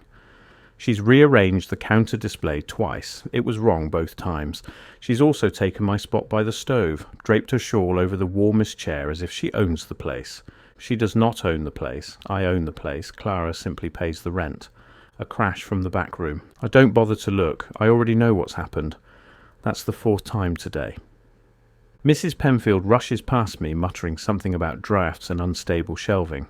She returns a moment later with the lavender bundle, the dried one that hangs above the remedy shelf, the one that has hung there securely for 2 years without incident. I don't understand it, she says to no one, rehooking the bundle. There's no draught. The window is sealed. I understand it perfectly. Genevieve is bored. The ghost has been particularly active since Clara left this morning. I felt her presence in the walls, restless and stirring, long before she began her campaign of petty torment. The temperature dropped in the remedy room around noon, just enough to raise gooseflesh, not enough for Mrs. Penfield to notice consciously. The candle flames bent toward the door for no reason. And the lavender? Well, Genevieve doesn't drop things by accident. She drops them to make a point. I'm not entirely certain what point she's making today. Perhaps she shares my opinion of Mrs. Penfield's shopkeeping abilities. Perhaps she's trying to communicate something about lavender specifically. It's Clara's calming remedy, the one she prescribes for anxiety and troubled sleep. Perhaps Genevieve thinks someone needs calming. Perhaps Genevieve simply finds it amusing to watch Mrs. Penfield scramble. Ghosts have their own sense of humour. It's usually terrible. The lavender falls again. Mrs. Penfield throws her hands up. This is ridiculous, absolutely ridiculous. I yawn, showing my teeth. Couldn't agree more. The bell chimes, number 15 if anyone's counting, and someone is, and Mrs. Winters bustles in, shaking rain from her umbrella. More business for Mrs. Penfield to mishandle. Mrs. Winters wants her headache powder, which Mrs. Penfield will inevitably confuse with the tooth powder, because apparently reading labels is a skill beyond the human capacity. I close my eyes. The shop can burn for all I care. My kippers were late, and my human has deserted me, and there's a ghost dropping lavender and a woman in my warm spot, and... The bell chimes again. My ears swivel before my eyes open. I know the sound of that particular footstep. Light but purposeful, slightly hurried, bringing the cold December air in with her.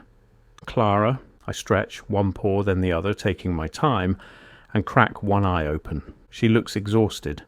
Her cheeks are flushed from the cold, but there are shadows under her eyes that weren't there this morning.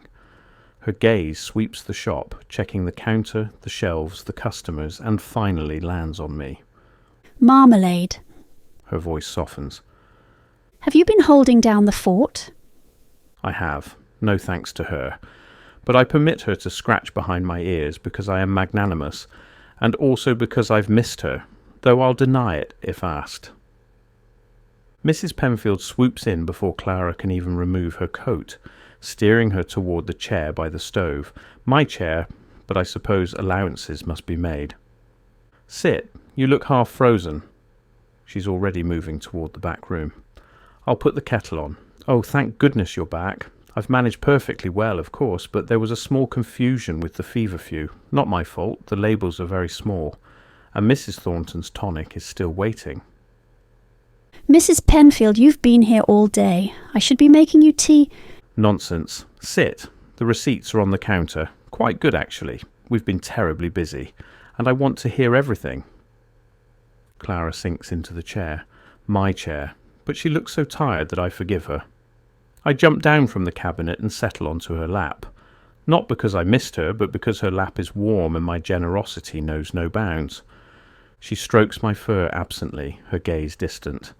I know that look. Something is bothering her, something she can't quite catch, like a mouse behind the wainscoting. The kettle begins to whistle. Mrs. Penfield chatters from the back room about Mrs. Patterson's tincture and the feverfew confusion and how the labels really ought to be larger. Clara keeps stroking my fur. Whatever she learned today, it's troubling her. Good. Troubled humans are attentive humans. Attentive humans remember to feed their cats on time. The tea was hot and strong, the way Mrs. Penfield always made it. Clara wrapped her hands around the cup, letting the warmth seep into her fingers while Mrs. Penfield bustled about the small kitchen. "You haven't eaten all day, I expect." It wasn't a question. Mrs. Penfield set a meat pie on the table, still warm from the cookshop down the street, and cut Clara a generous slice. "Eat. You can tell me everything while you do." Clara's stomach growled in response. She hadn't realised how hungry she was until the smell reached her.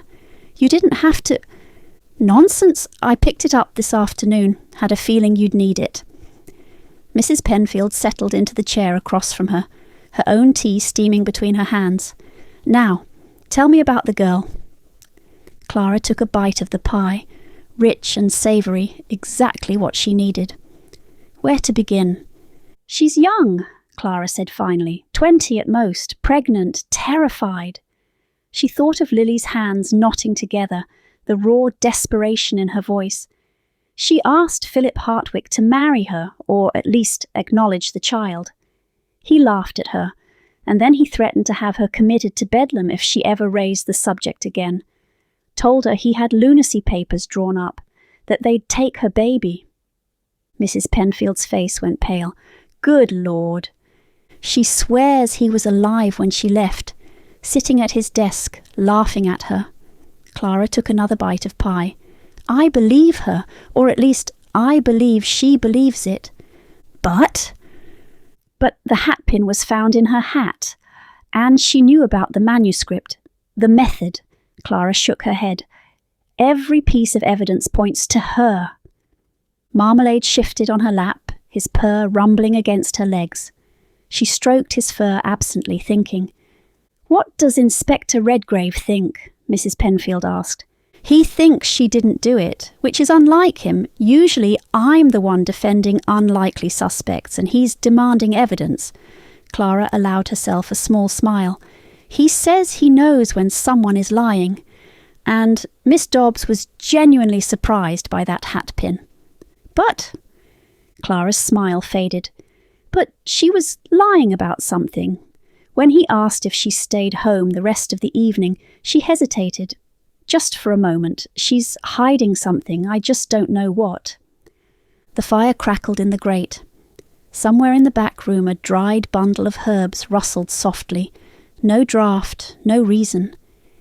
The air carried a faint trace of lavender, and for a moment Clara felt her grandmother's presence like a hand on her shoulder, watching, waiting. She'd know what to do, Clara thought. She always did. Mrs. Penfield was watching her with sharp eyes. And the other one? The author? Edgar Covington. Clara set down her fork. Bitter, clever, hated Hartwick. Philip cheated him out of thousands in royalties. He knew about the manuscript, even joked about someone using the method. That sounds damning. It should be, but his logic, Clara frowned, remembering. He asked why he would use a hatpin when he could have strangled the man with his bare hands. Where would he even get a hatpin? And why leave it behind instead of tossing it in the Thames? Perhaps he wanted to frame the girl. "That's what I said. He looked me straight in the eye and said, 'Only problem is that I didn't.'" Marmalade's purring had grown more insistent. He butted his head against Clara's hand, then fixed her with a pointed stare. His dinner was late. His patience was not infinite. All right, all right." Clara lifted him gently and set him on the floor. He stalked toward his bowl with the dignity of a creature gravely wronged. She rose to feed him, and Mrs. Penfield used the moment to refill her tea. When Clara returned to her seat, the older woman was frowning thoughtfully. "This meeting," Mrs. Penfield said, "between Mr. Covington and Mrs. Hartwick. He won't say what they discussed." "No. Private business matter," he says. "Graham is speaking with Mrs. Hartwick tomorrow to see if she'll tell us more." Mrs. Penfield frowned. "And if she won't? Then we'll know they're protecting something. We just won't know what." "Or whom," Mrs. Penfield said quietly. They sat in silence for a moment. The fire popped. Marmalade crunched his dinner with pointed satisfaction. "You should sleep," Mrs. Penfield said finally, rising to clear the table. "You look exhausted, and there's nothing more to be done tonight." Clara nodded, though she knew sleep would be slow in coming. Too many questions, too many pieces that didn't quite fit. She saw Mrs. Penfield to the door, thanking her again for minding the shop, for the pie, for listening. Mrs. Penfield waved it all away and disappeared across the street to her own lodgings. Clara locked the door behind her. Marmalade had claimed his spot by the stove, grooming himself with the air of a cat whose faith in humanity had been partially restored. "Tomorrow," she told herself, "tomorrow Graham would speak with Caroline. Tomorrow there might be answers." She climbed the stairs to her room, Genevieve's lavender lingering faintly in the air behind her. 3 days passed. Graham's note arrived the morning after their visit to Covington. Brief, frustrating. Mrs. Hartwick had refused to discuss the meeting as well. "Private business matter," the exact same words. They were protecting something or someone, but without evidence there was nothing more he could do. He would continue investigating. He would be in touch. That was 3 days ago. Clara had heard nothing since. She went about her work, mixing remedies, consulting with customers, restocking the shelves that Mrs. Penfield had so thoroughly disorganized. Mrs. Patterson came back for her tincture, mollified by Clara's apologies. Mrs. Albright returned, bewildered, complaining that the sleeping draught hadn't made her sleepy at all. Quite the opposite. She'd been up half the night reorganizing her linen cupboard. Clara discovered that Mrs. Penfield had given her the energy tonic instead. An easy fix, though it took some explaining. Normal life, ordinary concerns. The kind of days that should have felt restful after the chaos of the investigation. Instead, Clara found herself distracted, restless. Her mind kept drifting back to the case, to the questions that remained unanswered, and to Lily Dobbs. She couldn't stop thinking about the girl. 20 years old, pregnant, trapped in that narrow house while her family hovered and worried and waited for disaster, waiting for the knock that might come to take her away. The hesitation when Graham had asked if she'd stayed home. The terror in her eyes. What was she hiding? And why? On the third morning, Clara made a decision. She gathered her basket, chamomile for the nerves, raspberry leaf for the pregnancy, a small pot of honey, a packet of dried ginger for the nausea. Nothing that could harm a woman in Lily's condition. Everything that might help. It wasn't interfering with the investigation, she told herself. It was simply checking on a patient. A young woman under terrible strain, in a delicate condition. Anyone who dealt in remedies would do the same. Marmalade watched her preparations from his spot on the counter, tail flicking. "Don't look at me like that," Clara muttered. He continued to look at her exactly like that. She wrapped her shawl around her shoulders, picked up the basket, and stepped out into the grey December morning. 16. The house on Merton Street looked smaller in daylight. shabbier. The paint around the windows had begun to peel, and the front step was worn down in the centre from years of feet passing over it. Clara shifted the basket on her arm and knocked. A face appeared at the window, young, curious, smudged with something that might have been coal dust or jam. A boy, perhaps 8 or 9 years old, with the same fair colouring as Lily. He stared at Clara for a long moment before disappearing. "Mum, there's a lady!" Footsteps, a muffled voice, and then the door opened. Mrs. Dobbs looked older than she had a week ago, the lines around her mouth deeper, the grey in her hair more pronounced. When she saw Clara, not a constable, not the inspector, confusion replaced the dread in her eyes. "Miss Wetherly?" She glanced past Clara as if expecting someone else. "Has something happened? Is there news?" "Nothing like that. I came to check on your daughter." Clara lifted the basket. "I brought some things that might help, with her condition." Mrs. Dobbs stared at the basket, then at Clara. For a moment she seemed unable to speak. That's very kind." She stepped back, holding the door wider. "Please, come in." The hallway was narrow, the wallpaper faded to an indeterminate brown. Clara could see straight through to a small kitchen at the back, where a kettle sat on the hob. The boy had retreated there and was watching her around the doorframe, half hidden. "Thomas, don't lurk," Mrs. Dobbs said. "Come and say hello properly." The boy shuffled forward, eyes fixed on Clara's basket. "What's in there?" "Thomas!" "It's all right." Clara crouched down to his level. "Remedies, herbs and things to help people feel better." "Like medicine?" "Something like that, but nicer tasting mostly." She pulled out the small pot of honey. "This one is just honey. Do you like honey?" Thomas nodded, his suspicion giving way to interest. "Then perhaps your mother will let you have some in your tea later, if you're good." The boy looked up at Mrs. Dobbs, who managed a tired smile. "We'll see. Go on now. Let me talk to Miss Wetherly." Thomas retreated to the kitchen, but Clara could feel him still watching. She straightened and followed Mrs. Dobbs toward the back parlour. "He's a good boy," Mrs. Dobbs said quietly. "Doesn't understand what's happening, not really. Just knows his sister is in trouble and everyone's frightened." She paused at the doorway. "She's in here. She doesn't come out much anymore. Barely eats, barely sleeps." "Has the inspector been back?" "Not yet, but we know he will be." Mrs. Dobbs's voice dropped to a whisper. "It's only a matter of time, isn't it? The hatpin was in her hat. She was there that night. What else does he need?" Clara had no answer for that. The back parlour was dim, curtains half drawn against the pale winter light. It was a small room crowded with furniture that had seen better days. A horsehair settee, 2 mismatched chairs, a table covered with a cloth that had been mended more than once. A small fire burned in the grate, but it did little to chase the chill from the air. Lily sat in one of the chairs, her hands resting on the swell of her belly. She was thinner than Clara remembered, her cheekbones sharper, the shadows under her eyes almost bruised. Her hair, which had been neatly pinned before, hung loose around her shoulders, and she wore a shawl that looked like it belonged to her mother.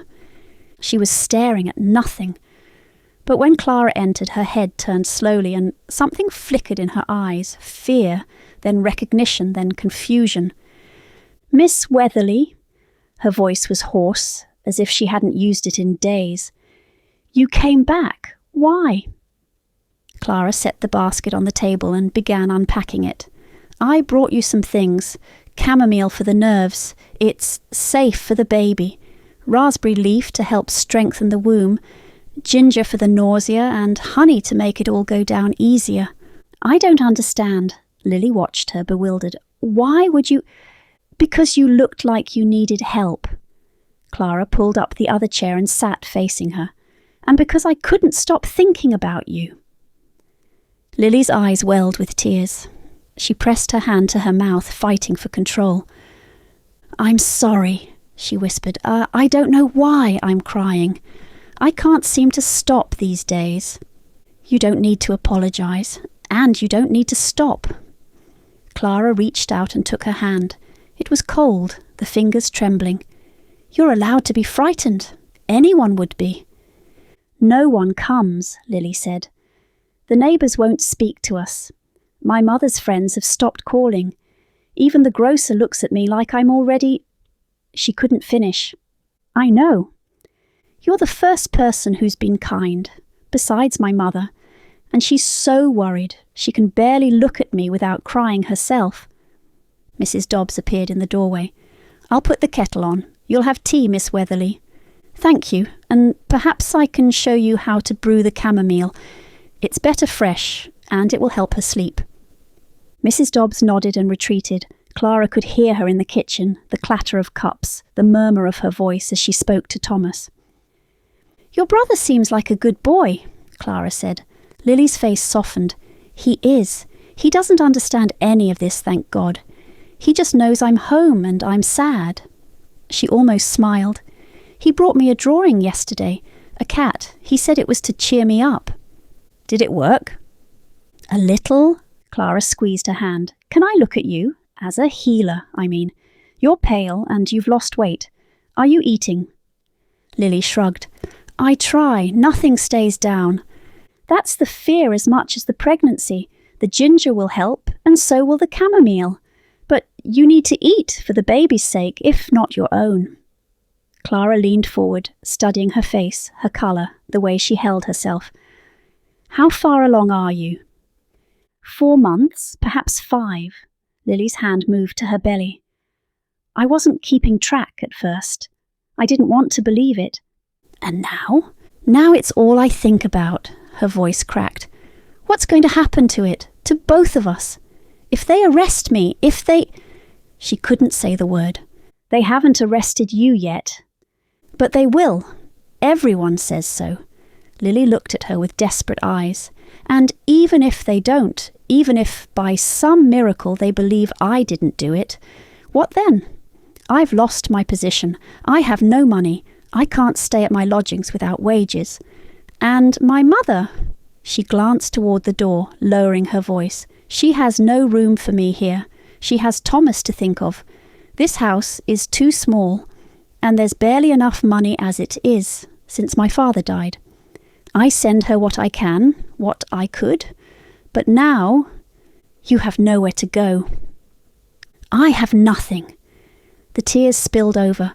"No position, no money, no home, no husband, and a baby coming that I have no way to care for. Even if I live, even if they let me go. What kind of life is that? What kind of mother can I be?" Clara said nothing. There was nothing to say. She simply held Lily's hand and let her cry. Mrs. Dobbs returned with tea, 3 cups on a tray, the pot steaming. Her eyes went to her daughter's tear-streaked face, and her own expression tightened with the particular anguish of a mother who cannot fix what is broken. "Here we are," she said, her voice forcefully bright. "Tea. That'll help." Clara rose and helped her set out the cups. "Let me show you the chamomile. You'll want to steep it longer than regular tea, 5 minutes at least, and don't add milk, it works better without." She measured out the dried flowers, explaining as she worked how much to use, how often, what signs to watch for. Mrs. Dobbs listened with fierce attention, grateful for something practical to do. Thomas crept to the doorway, watching. "Can I have honey in mine?" he asked. "Thomas, this isn't for you." "It's all right," Clara said. "A little honey won't hurt him. And the chamomile is calming. It might help him sleep too." She spooned honey into a cup for the boy, who accepted it with solemn thanks and retreated to the kitchen to drink it. Lily watched him go, and something in her face eased. "He's a good boy," she said again. "I used to read to him when I came home on my days off. Stories about knights and dragons. He loved those." "You'll read to him again." "Will I?" Lily's voice was flat. "Sometimes I think I'll never leave this room, that I'll just sit here waiting until they come for me." "They may not come." "They will." She looked down at her tea, untouched. "But even if they don't, I don't know what I'll do, where I'll go." Mrs. Dobbs made a sound, half sigh, half sob. "We'll manage. We always do. I'll take in more washing, and you can help with the mending once you're stronger. We'll find room somehow, even if Thomas has to sleep in the kitchen. Mum! We'll manage. Mrs. Dobbs's voice was firm, but her hands shook as she poured her own tea. You're my daughter. I'm not turning you out. The silence that followed was thick with everything unsaid. The fear, the uncertainty, the impossible mathematics of too many people and not enough money. And then Lily said, quietly, Mrs. Hartwick says I can come back to work after the baby is born. Clara went still. Mrs. Dobbs looked up. What's that? Mrs. Hartwick. Lily's voice was steadier now, as if she were holding on to this one piece of hope. She said they'd find a place for me, that I shouldn't worry about. She stopped. Something crossed her face, a flicker of realization of fear. Clara set down her cup. When did you speak to Mrs. Hartwick? Lily's mouth opened, then closed. Her eyes darted to her mother. Oh, Mrs. Hartwick came by, Mrs. Dobbs said, filling the silence. She didn't seem to notice her daughter's sudden tension. The day after it happened, before anyone knew about the hatpin, before all this started, very kind she was, very proper. Brought money, said it was wages Mr. Hartwick owed, though I didn't quite believe that. Sat with Lily for a good while, talking. I thought it was good of her, considering. She shook her head. Not many wives would show such kindness to their husbands. Well, you know, Clara looked at Lily. The girl had gone pale, her hands gripping her teacup like a lifeline. That was kind of her, Clara said carefully. What did you talk about? Just things. Lily's voice was barely audible. She wanted to make sure I was all right, that I had what I needed. And she offered you your position back? She said, Lily swallowed, she said not to worry, that everything would be taken care of, that I should just rest and not upset myself, and it would all be all right. The words hung in the air. Everything would be taken care of. It would all be all right. That was kind of her, Clara said again. Lily nodded, not meeting her eyes. Clara finished her tea in silence, listening as Mrs. Dobbs talked about the washing she had to do, the price of coal, how Thomas was doing in school, normal things, ordinary worries, the small concerns of a life that was still being lived, even as something terrible loomed over it. When she rose to leave, Lily caught her hand. Thank you, she said, for coming, for the remedies, for... She trailed off. For believing you. Lily's eyes filled with tears again. I didn't do it. I know how it looks, but I didn't. I know. Clara squeezed her hand once and let go. She said her goodbyes to Mrs. Dobbs, ruffled Thomas's hair as she passed through the kitchen, and stepped out into the cold morning air. The door closed behind her. Clara stood on the worn step, her mind turning over everything she'd heard. Lily had spoken to Caroline Hartwick. The day after the murder, Caroline had come to this house, talked to Lily behind closed doors, and told her that everything would be taken care of.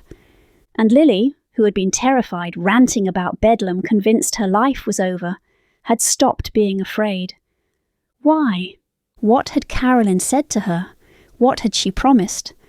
And why would the widow of the murdered man go out of her way to comfort his pregnant mistress? Clara began walking, turning it over in her mind. Something was wrong here. Something she couldn't quite see, but she was beginning to feel its shape. 17. The morning had started quietly enough. Clara was behind the counter, measuring dried lavender into small muslin bags, while Mrs. Penfield sat by the fire with her tea and her opinions. Marmalade had claimed his spot atop the herbal cabinet, tail curled around his paws, watching them both with the air of a king surveying his domain. "You look tired," Mrs. Penfield said. It was not a question. "That visit to Clerkenwell took something out of you." "It was difficult." Clara tied off a lavender bag and reached for another square of muslin. "The girl is terrified. Her whole family is. They're just waiting for the axe to fall." And will it? Clara thought of Lily's pale face, her trembling hands, the way she'd clutched her belly as if she could protect the child within from everything that was coming. She thought of Mrs. Dobbs's fierce determination. We'll manage, we always do.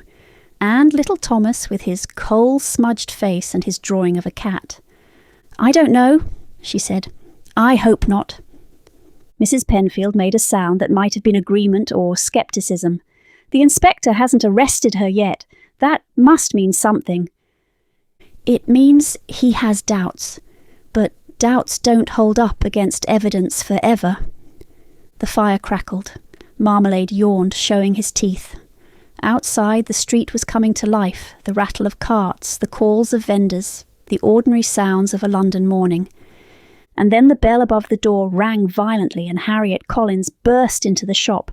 She was pale, her hair escaping its pins, her coat buttoned wrong. In her hand she clutched a newspaper, crumpled as if she'd been gripping it for hours. Clara, her voice was high, breathless. Clara, you have to help me. Someone's following me. Clara was around the counter in an instant. Harriet, sit down. Tell me what's happened. I can't sit down. I can't... Harriet pressed her hand to her chest, fighting for breath. I thought I was imagining it at first. A man in the street. But then he was there again, outside my lodgings, just watching. And then this morning... She thrust the newspaper at Clara. It was the Morning Chronicle, the ink still fresh. Clara unfolded it. The headlines stopped her cold. Paternoster Row murder. Publisher slain by method from his own rejected manuscript. Hatpin used as weapon in bizarre literary crime, Scotland Yard, baffled as details emerge. She read quickly, her stomach sinking with every line. The hatpin, the manuscript, the method lifted directly from an unpublished story. It was all there, every detail that should have been kept quiet, every piece of evidence that pointed to Lily Dobbs, spread across the page for all of London to read. How did they... Clara looked up. This wasn't public knowledge. How did they get this? I don't know, Harriet's voice cracked. But don't you see, they mentioned the manuscript. They said it was submitted by an anonymous author. What if the killer thinks I know something? What if they're coming for me? Mrs. Penfield had risen from her chair, her face pale.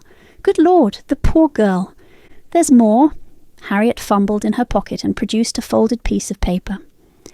This was slipped under my door this morning. Before dawn, I heard footsteps in the hall, but by the time I opened the door, they were gone. Clara took the note. Plain paper, ordinary ink. The handwriting was neat but unremarkable. I know what you wrote.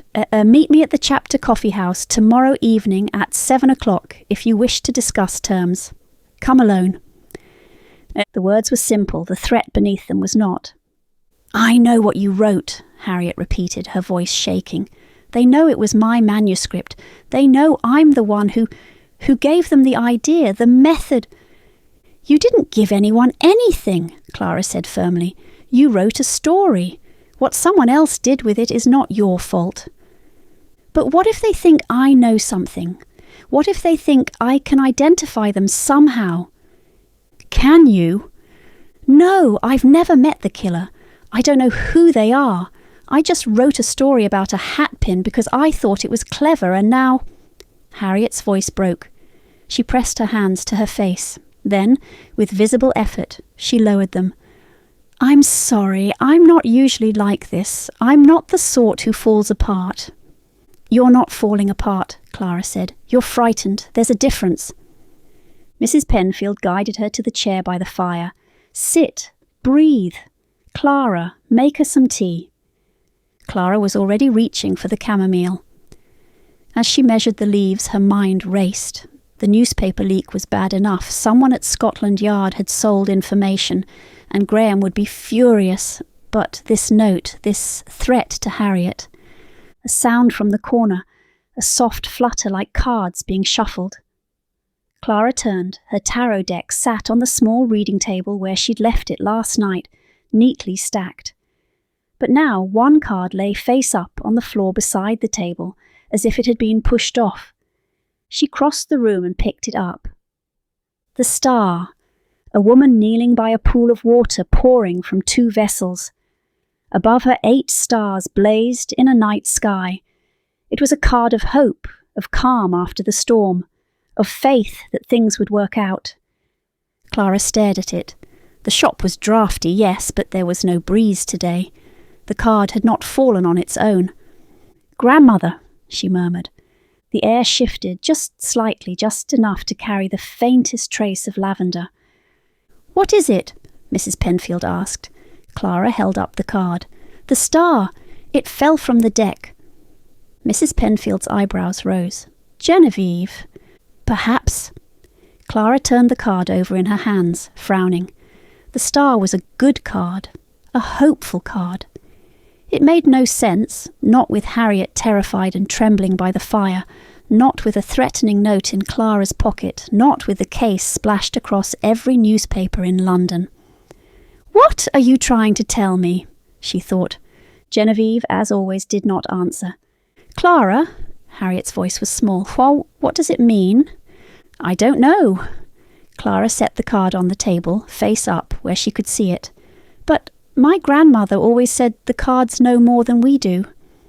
"That's not very comforting." "No," Clara admitted, "it isn't." She finished making the tea and pressed a cup into Harriet's hands. The younger woman clutched it like a lifeline, her eyes still too wide, her breathing still too fast. "We need Inspector Redgrave," Clara said. "He needs to see this note, and he needs to know about the man who's been following you. Will he believe me?" "He'll believe me."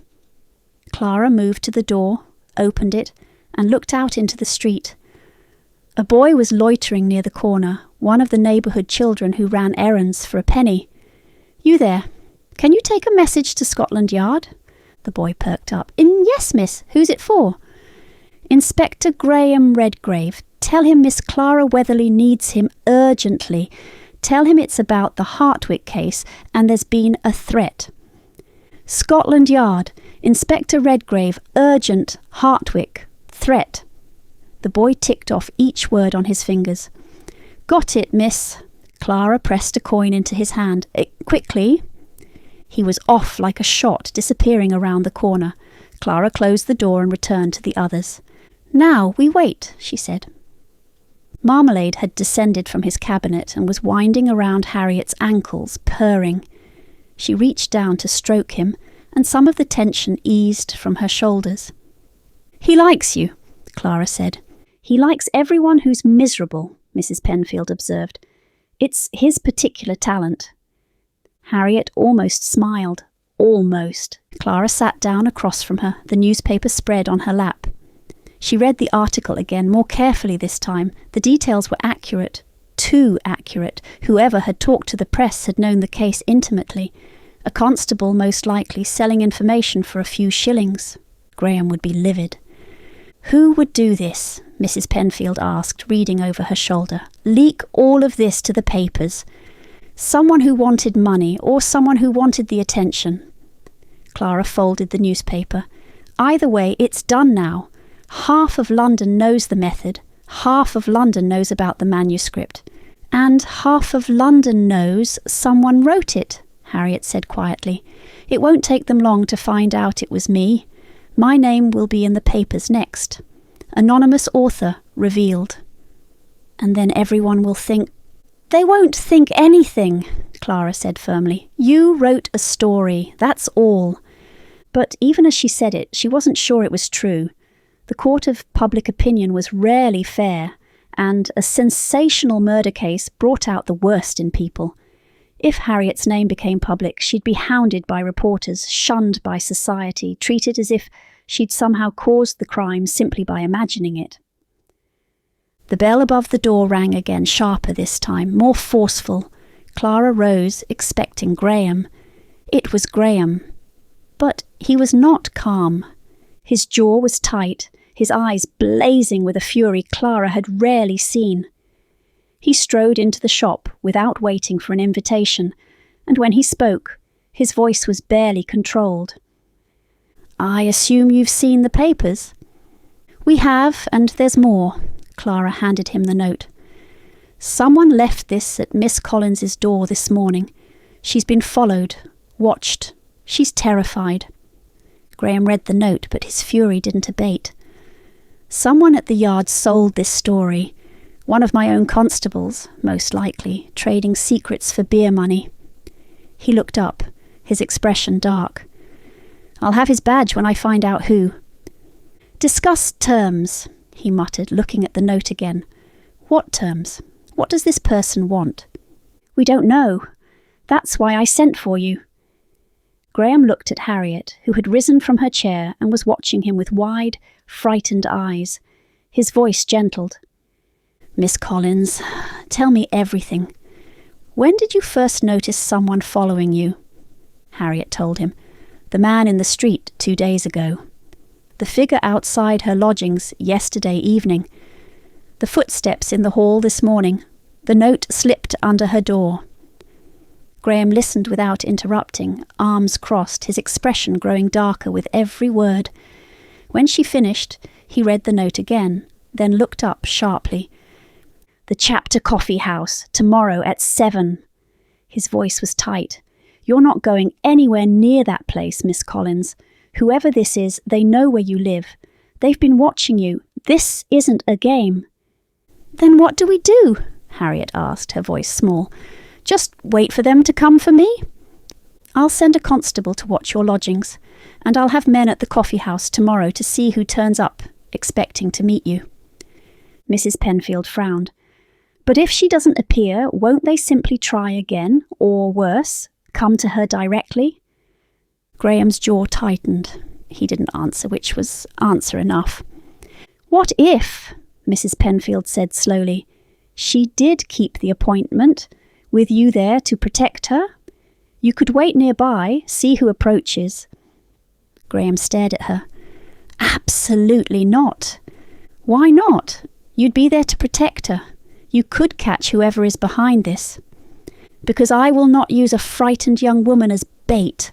Graham's voice was hard. "It's too dangerous." Harriet had been watching this exchange, her eyes darting between them. Now she spoke, her voice small but determined. "I want to know who's doing this. I can't just hide and wait for them to find me." "Miss Collins, the Chapter Coffee House is hardly a dark alley," Clara said. "It will be filled with people. Whatever this person wants, they're not going to attack Harriet in the middle of a crowded room. And if they lure her outside, into a carriage, down a side street, it's not a trap if you're there." Clara met his gaze steadily. "I'm going with her tomorrow evening, Inspector, with or without you, so you can either be there to protect us, or you can read about it in the papers." Graham's jaw tightened. For a long moment he said nothing. Clara could see him wrestling with it, his duty to protect them warring with the knowledge that he couldn't actually stop them. "This is a terrible idea," he said finally. "Probably," Clara agreed, "but it's the idea we have." Graham looked at Harriet. "You're certain I can't force you to do this, and I won't pretend it's safe." Harriet's hands were trembling, but her voice was steady. "I'm certain I'd rather face whoever this is than spend the rest of my life looking over my shoulder." Graham exhaled slowly. "Fine, but we do this my way. I'll be inside the coffee house, in the back. Miss Wetherly, you stay outside, across the street, no closer.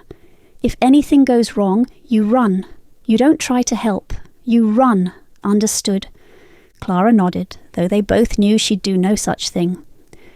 "And, Miss Collins," Graham's voice gentled, "if you change your mind, tonight, tomorrow, any time before 7 o'clock, you send word.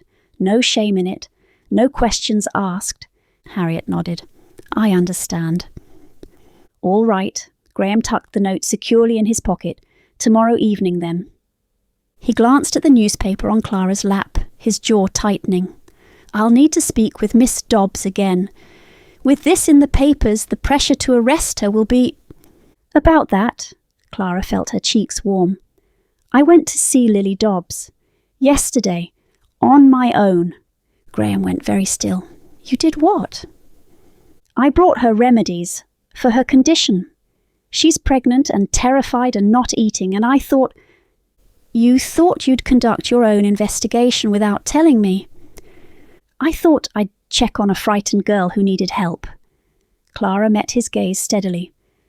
I'm not one of your constables, Inspector. I don't need your permission to pay a call. Graham's jaw tightened. For a moment she thought he might shout, but then his expression shifted, frustration giving way to resignation, and beneath that, grudging respect. What did you learn? Clara let out a breath. Something odd. We were talking, Lily and her mother and I, about her situation. She's lost her position, has nowhere to go, doesn't know how she'll care for the baby. And then she said something strange. What? She said, Mrs. Hartwick says I can come back to work after the baby is born. Graham frowned. Mrs. Hartwick told her that. When? Her mother said Mrs. Hartwick came by the day after Mr. Hartwick died. Brought money, said it was wages owed. Talked with Lily for an hour behind closed doors. The day after. Graham was quiet for a moment, processing. That's unexpected. Why would she do that? I don't know. It's kind, I suppose, or it could be. Clara hesitated. But there's something else. According to her mother, after that visit, Lily changed. She'd been hysterical, crying, ranting about Bedlam and the baby being taken. But afterwards she went quiet, calm. Graham said nothing, but his frown deepened. And when Lily mentioned Mrs. Hartwick's promise about the job, she caught herself, went pale, as if she'd said something she shouldn't have. Clara shook her head. She's hiding something, I'm certain of that much. But what, or why? I don't know. Graham was quiet for a long moment. The coals shifted in the grate. Marmalade had returned to his cabinet and was watching them all with unblinking eyes. It's strange, Graham said finally. All of it. But strange isn't evidence. His expression was grim. And right now the only person with motive, means and opportunity is Lily Dobbs. You don't believe she did it. What I believe doesn't matter. The evidence points to her. The press is howling for an arrest. The Commissioner is demanding answers. Graham's voice was heavy. I may not have a choice much longer, Clara. The pressure is mounting. If I don't arrest someone soon... He didn't finish. He didn't have to. Clara thought of Lily in that dim parlour, her hands on her belly, her eyes full of fear and desperate hope. She thought of little Thomas with his drawing of a cat. She thought of Mrs. Dobbs saying we'll manage, we always do. Then we need to find the truth, she said, before it's too late. Graham met her eyes and nodded once, a silent agreement, a shared resolve. Tomorrow evening, he said, the Chapter Coffee House. Let's see who's been threatening Miss Collins. He nodded to Mrs. Penfield, gave Marmalade a wary glance, and was gone. The shop felt very quiet after he left. Harriet sat by the fire, clutching her cold tea. Mrs. Penfield began tidying things that didn't need tidying. Marmalade groomed his paw with studied indifference. Clara picked up the star card and turned it over in her hands. Hope, faith, calm after the storm. Her grandmother had always trusted the cards, even when they seemed to make no sense, especially then. The cards see further than we do, she used to say. Trust them, even when you don't understand. Clara looked at the woman on the card, kneeling by her pool, pouring out her vessels under the blazing stars.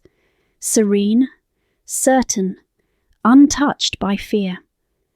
What was her grandmother trying to tell her? She set the card down, no closer to understanding, and went to make fresh tea. 18. And so the Count says to his fourth wife, My dear, the previous 3 simply could not tolerate the climate. Mrs. Penfield raised a lorgnette she had produced from God knows where, and peered dramatically at the young clerk trapped at the adjacent table. But of course, we know what happened to them. It's all in my latest work, The Blood-Stained Battlement, available soon from all reputable booksellers. Clara took a sip of her coffee, bitter and lukewarm, and wondered, not for the first time this evening, whether bringing Mrs. Penfield had been entirely wise. "The castle itself is based on a real place in Bavaria," Mrs. Penfield continued, her jet beads clicking as she leaned forward conspiratorially. "I visited there in my youth. The locals still whisper about what happened in the East Tower." The young clerk nodded frantically, his eyes darting toward the door. "Madame Grimshaw has travelled extensively," Clara offered, taking pity on him. "Research for her novels." "Extensively." Mrs. Penfield adjusted her black lace shawl, borrowed, Clara suspected, from some theatrical trunk in her attic. "One cannot write authentically about murder without understanding the criminal mind. I have made quite a study of it." The clerk mumbled something about needing to meet his publisher and fled. Mrs. Penfield watched him go with satisfaction. "Charming young man, very attentive." "You terrified him." "Nonsense, I was perfectly pleasant." She raised the lorgnette again, scanning the crowded coffee house with theatrical intensity. "Now then, any sign of our villain?" Clara glanced across the room to where Harriet sat alone at a small table, a newspaper open before her. She hadn't turned a page in 20 minutes. Even from here, Clara could see her hands trembling against the paper. 7 o'clock had come and gone. The clock on the mantel now showed nearly 1:15. "Not yet," Clara said quietly. Somewhere in the back of the coffee house, Graham sat in shadow. Clara had caught a glimpse of him when he'd arrived, 20 minutes after they had, and watched his face change as he registered not just her presence, but her location. Inside, at a table, in full view of anyone who entered. She had promised to stay outside, out of sight, watching from across the street perhaps, ready to fetch help if needed. She had not promised that Mrs. Penfield would cooperate. "Madame Grimshaw cannot conduct surveillance from a pavement, Clara," Mrs. Penfield had declared when the cab deposited them outside the coffee house. "We shall wait inside, like civilized persons. Besides, Harriet needs moral support." By the time Graham arrived, Mrs. Penfield was already deep in conversation with a terrified clerk about Bavarian counts, and Clara was trapped. The look Graham had given her across the crowded room, brief, incredulous, promising a reckoning, had made her want to sink through the floor. But he couldn't make a scene without compromising the trap, and she couldn't leave without abandoning Mrs. Penfield to her theatrical devices. So here they sat, and Graham silently seethed in his corner. The plan had been simple. Harriet would wait. The mysterious correspondent would arrive. Graham would observe, then intervene if necessary. Simple plans, in Clara's experience, rarely stayed simple. "I do wish Mrs. Winters and Mrs. Turner were here," Mrs. Penfield murmured, momentarily dropping the Madame Grimshaw persona. "Mrs. Winters is so steady in a crisis, and Mrs. Turner's late husband knew everyone worth knowing. She might have recognised our villain on sight." "They're both in the country for Christmas," Clara reminded her. "Family obligations." "Family?" Mrs. Penfield sniffed. "As if family were more important than catching a murderer." She raised her lorgnette again. "No matter, Madame Grimshaw shall simply have to be vigilant enough for 3. The coffee house hummed with its usual evening crowd, men arguing about print runs and royalties, manuscripts scattered across tables, pipe smoke layering the air. The same tobacco haze, the same literary grievances, the same feeling of being watched by men who couldn't quite believe women had wandered into their territory. But tonight, everything felt sharper, more dangerous. The door opened. Clara's heart stuttered, but it was only a serving girl returning from some errand with a basket over her arm. Mrs. Penfield made a small sound of disappointment. False alarm. Though she does have the look of a poisoner, the quiet ones always do. I put one just like her in the Venetian venom. "You haven't written—" "I might." Mrs. Penfield's eyes glittered. "After tonight I shall have material enough for a dozen novels." The door opened again. This time Clara went cold. Edgar Covington stood in the doorway. She recognised him instantly, the same dark hair falling across his forehead, the same bitter set to his mouth, the same well-made coat, wearing thin at the cuffs. She'd sat across from him in this very coffee house when Graham had questioned him about the murder, about the royalties Philip had stolen from him, about the private business matter he'd discussed with Caroline Hartwick the night of the murder. Edgar had been evasive then, refusing to explain what he and Caroline had talked about, insisting it had nothing to do with the murder. Graham had pressed him, but Edgar had simply said, "Arrest me, Inspector, or leave me to my misery." They hadn't arrested him.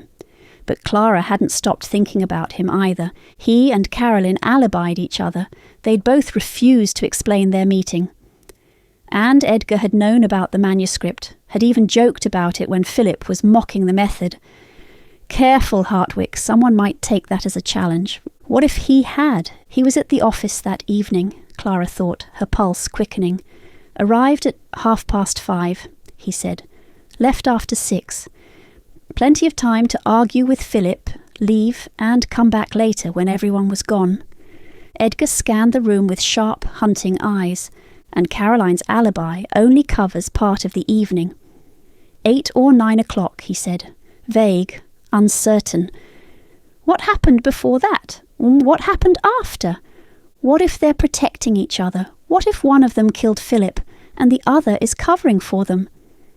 Edgar's gaze swept toward Harriet's table. Clara's fingers tightened on her teacup. It rattled against the saucer. "Clara!" Mrs. Penfield's lorgnette swung toward her. "What is it? What's wrong?" Edgar Covington walked directly toward Harriet. Clara's mind raced through everything they knew. Edgar had been at Hartwick & Sons the evening of the murder, had argued violently with Philip, threatened to expose him. He'd known about the manuscript, had joked about someone taking it as a challenge. He and Caroline alibied each other for part of the evening. But what about the hours they couldn't account for? And now here he was, walking toward the woman whose manuscript had described exactly how to commit the murder. He sent the note, Clara thought, her pulse hammering. He's been following her. He knows she could expose him, that her story proves someone used the hatpin method deliberately. He's come to silence her. "Clara, you've gone white as chalk." Edgar was 10 feet from Harriet's table. 8. 6. Clara's hand found Mrs. Penfield's arm, gripping hard. Should she call out, create a distraction? Where was Graham? Could he see this? Could he reach them in time? Harriet looked up from her newspaper. Edgar's eyes met hers. Clara half rose, ready to... Edgar passed Harriet's table without slowing. He continued to the back corner of the room where a group of men sat, hunched over drinks and grievances. Someone called his name.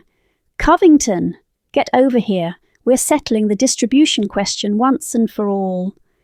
And he dropped into an empty chair, signalling the barmaid for his usual. Within seconds he was deep in argument about something to do with regional booksellers, his attention entirely absorbed by the familiar battle. He hadn't even registered Harriet, hadn't recognised her, hadn't cared. Clara sank back into her seat. Her hands were shaking. Her heart still raced with the echo of panic. "My dear!"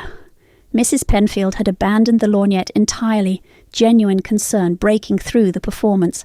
"Who was that man?" "Edgar Covington." Clara's voice came out thin, reedy. "An author. Graham and I interviewed him about the murder. He was there that night. He knew about the manuscript. I thought..." She couldn't finish. "You thought he was the one." Clara pressed her palm flat against the table, trying to steady herself. "For a moment, I was absolutely convinced he'd come for her." Mrs. Penfield studied her for a long moment. "But he's just here to drink and argue about booksellers." "As he does every night, apparently," Clara laughed, a shaky sound too high. "He didn't even look at her, walked right past. I nearly caused a scene over nothing." "Not nothing." Mrs. Penfield's voice had gentled, the theatrical edge entirely gone. "He's still a suspect. He still had motive. Your instincts weren't wrong. Just your timing." Across the room, Harriet hadn't moved. She sat frozen over her newspaper, her face pale, clearly aware that something had happened even if she didn't know what. She caught Clara's eye and raised her eyebrows in silent question. Clara shook her head slightly. False alarm. Harriet's shoulders dropped with visible relief. The clock showed 7:30. "Perhaps he won't come at all," Mrs. Penfield said quietly. "Perhaps he saw Inspector Redgrave and fled." Perhaps, but Clara didn't believe it.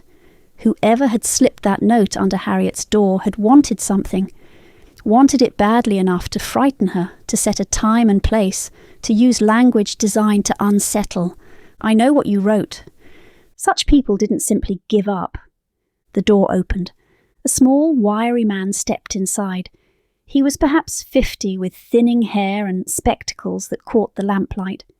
He carried a battered leather satchel and moved with the nervous energy of someone who spent far too much time around books and far too little around people.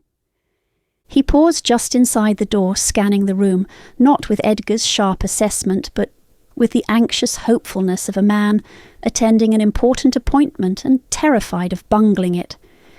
His gaze found Harriet. He smiled, straightened his spectacles, checked his pocket watch, began making his way toward her table. "That's him," Clara breathed. "The villain?" Mrs. Penfield's hand went to her throat. "He doesn't look like a villain. He looks like a clerk or a schoolmaster."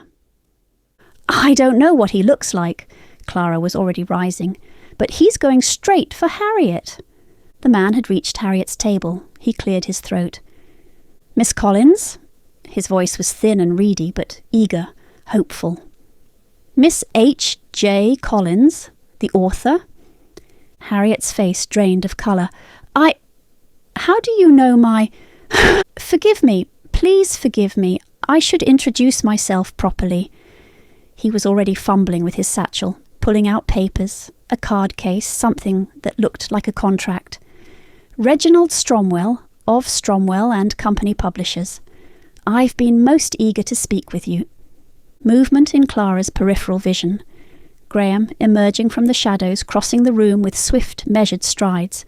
Clara and Mrs. Penfield hurried toward Harriet's table from the opposite direction. "Mr. Stromwell." Graham's voice cut through the coffee-house noise like a blade. Quiet, controlled, and utterly commanding. "Step away from the lady, please." Stromwell spun around, papers clutched to his chest. His spectacles had gone crooked. Who are you?" "Inspector Graham Redgrave, Scotland Yard." Graham didn't raise his voice. He didn't need to. Something in his bearing, the width of his shoulders, the steadiness of his gaze, the particular stillness of a man who could become very dangerous very quickly, made Stromwell stumble backward. "I'd like to know why you've been following Miss Collins." "Following? I haven't been... I only wanted to speak with her about..." "About what, Mr. Stromwell?" "The manuscript." Stromwell's voice rose to a squeak. Every head in the coffee house had turned toward the scene. "I want to purchase the manuscript." Graham went very still. "Explain." "The murder method story. Everyone in publishing is talking about it." Stromwell's words tumbled over each other in his haste to explain. "The newspapers mentioned it. A rejected manuscript that described the exact method used to kill Philip Hartwick. A story like that would sell thousands of copies. Tens of thousands. The publicity alone." "You sent Miss Collins a threatening note," Graham said flatly. "You've been stalking her." "Threatening?" Stromwell looked genuinely horrified. I slipped a note under her door, yes, asking her to meet me. I wanted to discuss terms, publishing terms, an offer for her manuscript." He clutched his papers tighter. "I didn't mean to frighten anyone. I simply couldn't risk another publisher getting to her first." "Mr. Stromwell," Clara kept her voice carefully even, "how did you find Miss Collins? Her manuscript was submitted under a pen name." Stromwell's eyes darted between them. "Her address was in Hartwick's files. The submission records, After the murder, people have been going through everything. Clerks, other publishers, journalists, information passes around. He seemed to realise this didn't reflect well on him and hurried to add, I only wanted the address so I could make an offer. A generous one. Miss Collins would be very pleased with my terms, if she would only... Enough. Graham's voice could have frozen the Thames. You sent a deliberately ambiguous note designed to frighten a woman into meeting you. You followed her. You accosted her in public. Whatever your intentions, Mr. Stromwell, your methods have caused considerable distress. Stromwell's face crumpled. I never meant I only wanted... a publisher. Mrs. Penfield's voice rang out with magnificent indignation. All this terror, all this anxiety for a publisher. She fixed Stromwell with a glare that could have curdled cream. Young man, Madame Grimshaw has dealt with your kind before. In my novel The Venice Conspiracy, a publisher very like yourself meets a most unpleasant end. Stromwell blinked at her. Madam who? Go. Graham stepped aside, clearing a path to the door. Now, before I decide that harassment of a material witness warrants arrest. Thornton gathered his scattered papers with trembling hands, but even in his humiliation, some instinct of trade asserted itself. He fumbled a card from his case and pressed it into Harriet's unresisting fingers. My offer stands, Miss Collins. When this unpleasantness is resolved, and it will be, I'm sure it will be, I do hope you'll consider Stromwell and company. We would treat your work with the respect it deserves. He bobbed his head nervously. I'll be in touch soon. Then he fled, leaving a wake of whispers and stares. The coffee house buzzed with speculation. Clara could feel dozens of eyes on them, dozens of ears straining to catch any detail that might fuel tomorrow's gossip. Well, Mrs. Penfield adjusted her shawl with dignity. That was anticlimactic. Harriet hadn't moved. She sat frozen, Stromwell's card clutched in one hand, the newspaper crumpled in her lap. Her face was pale, but something else flickered beneath the shock. Clara went to her, took her hands. They were ice cold. It was just a publisher, Clara said gently. That's all. A publisher who wanted your manuscript. He knew who I was. Harriet's voice shook. He found my address. He found me. She looked down at the card in her hand, and her expression shifted, confusion giving way to something like wonder. But he wants to publish my book. He said it would sell tens of thousands of copies. And it might, Mrs. Penfield said, her voice softening. When all this is over, my dear, you may find yourself a published author after all. Harriet stared at the card as if it might vanish. Philip rejected it. He said it was... She trailed off, shaking her head. And now someone wants to buy it. The irony is not lost, Graham said, joining them. His jaw was tight, but Clara could see him forcing patience. However, we have a more immediate concern. Mr. Stromwell found you through Hartwick's office files. If a publisher could obtain your address so easily, so could anyone else. Anyone, Harriet repeated, the wonder fading back to fear. Anyone at all. What troubles me more, Graham continued, his voice dropping, is how Stromwell knew about the manuscript in the first place. He said the newspapers mentioned it. Clara frowned. The newspapers shouldn't know about the manuscript or Harriet's identity. That information was confidential, yes. Graham's expression had gone cold, as was the detail about the hatpin, yet both appeared in print. Whatever do you mean, Inspector? Mrs. Penfield asked. Surely the newspapers simply investigated? The hatpin detail was known only to myself, my sergeant, and the officers who searched Miss Dobbs's lodgings. Graham's hands clenched at his sides. It appears we have a leak at the yard. Someone supplementing their wages by selling information to the press. Supplementing their wages? Clara asked. It's a known problem. Constables are poorly paid, and journalists pay well for exclusive details. His voice was clipped with barely contained fury. It's forbidden, of course, but Common enough that the superintendents turn a blind eye unless it compromises an investigation. And this has compromised yours, Clara said quietly. This has made my investigation a circus. Graham drew a breath, visibly mastering himself. When I return to the yard, I intend to discover exactly who has been talking to the press, and they will answer for it. Before he could continue, the coffee house door opened again. A young constable stood in the doorway, scanning the room with urgent eyes. His uniform was slightly dishevelled, as if he'd been running.